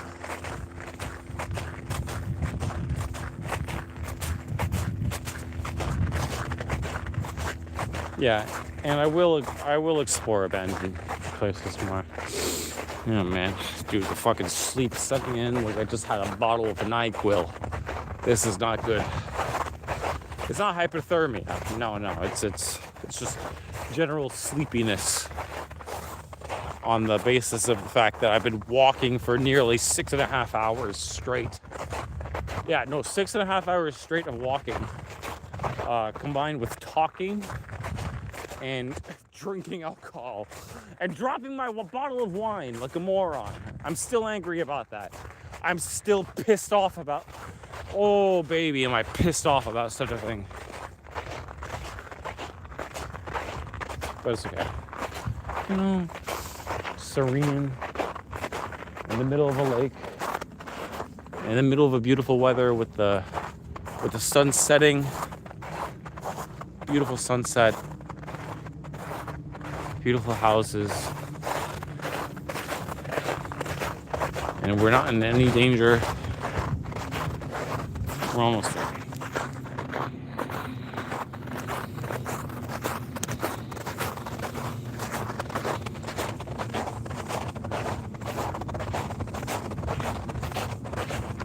Truly, I think this was like a Pythagoras theorem moment. We cut out the middleman by traveling across the length of the river instead of traveling like the way the map intended. There might be a benefit to what I did.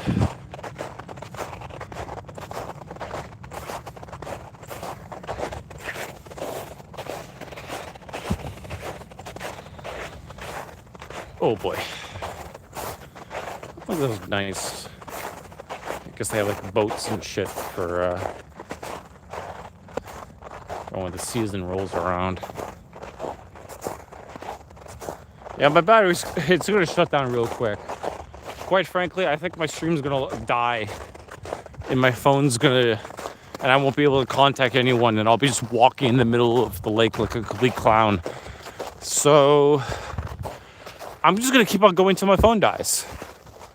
I made it to Toronto. In spirit, I made it to Toronto. And I hope everyone enjoyed. Whether or not you're watching the VOD or if you popped in for a little bit to watch my stream, I genuinely hope that everyone got a little something out of it, because I did. This has been a fucking tremendous journey. And I just wish I had more portable chargers to keep this going. Dude, you can see the CN Tower. You can see the CN Tower. Dude, that's Toronto, okay? If anyone knows what Toronto is, they know what a CN Tower is. We're gonna make it. We've made it. We've already made it. Guys, come on. Don't say I never deliver. That's the fucking CN Tower in the background, okay? I'm walking on the Humber River, and I've made this journey for you guys, okay? This entire thing has been in the service of you guys, this ghost audience. Appreciate it. Appreciate it. This grand, glorious nation that we call our home. This place that I rag on but truly love. This amazing, glorious, free, true north should be a place that is appreciated for generations and generations to come. And I've made it to the peak, the pinnacle, the citadel of Canadian power and commerce, Toronto. By walking the breadth of the Mojave and meeting my Benny, I've made it so that you can, I can, we all can walk across this world and reach the city of our dreams. I feel like it's getting thinner around here, and I might actually fall into the river. But that's fine, because I don't care. I see the CN Tower in the distance. Okay, the Sierra Madre, it's finally mine after all these years. It's there. Not it's obscured by the trees, but still, okay? You saw it, I saw it, it's on camera, all right? It's officially verified by YouTube. That's the CN Tower.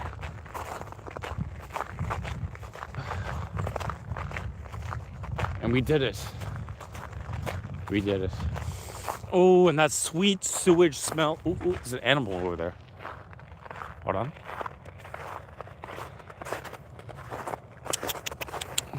What animal is that? Is that a bear or a porcupine?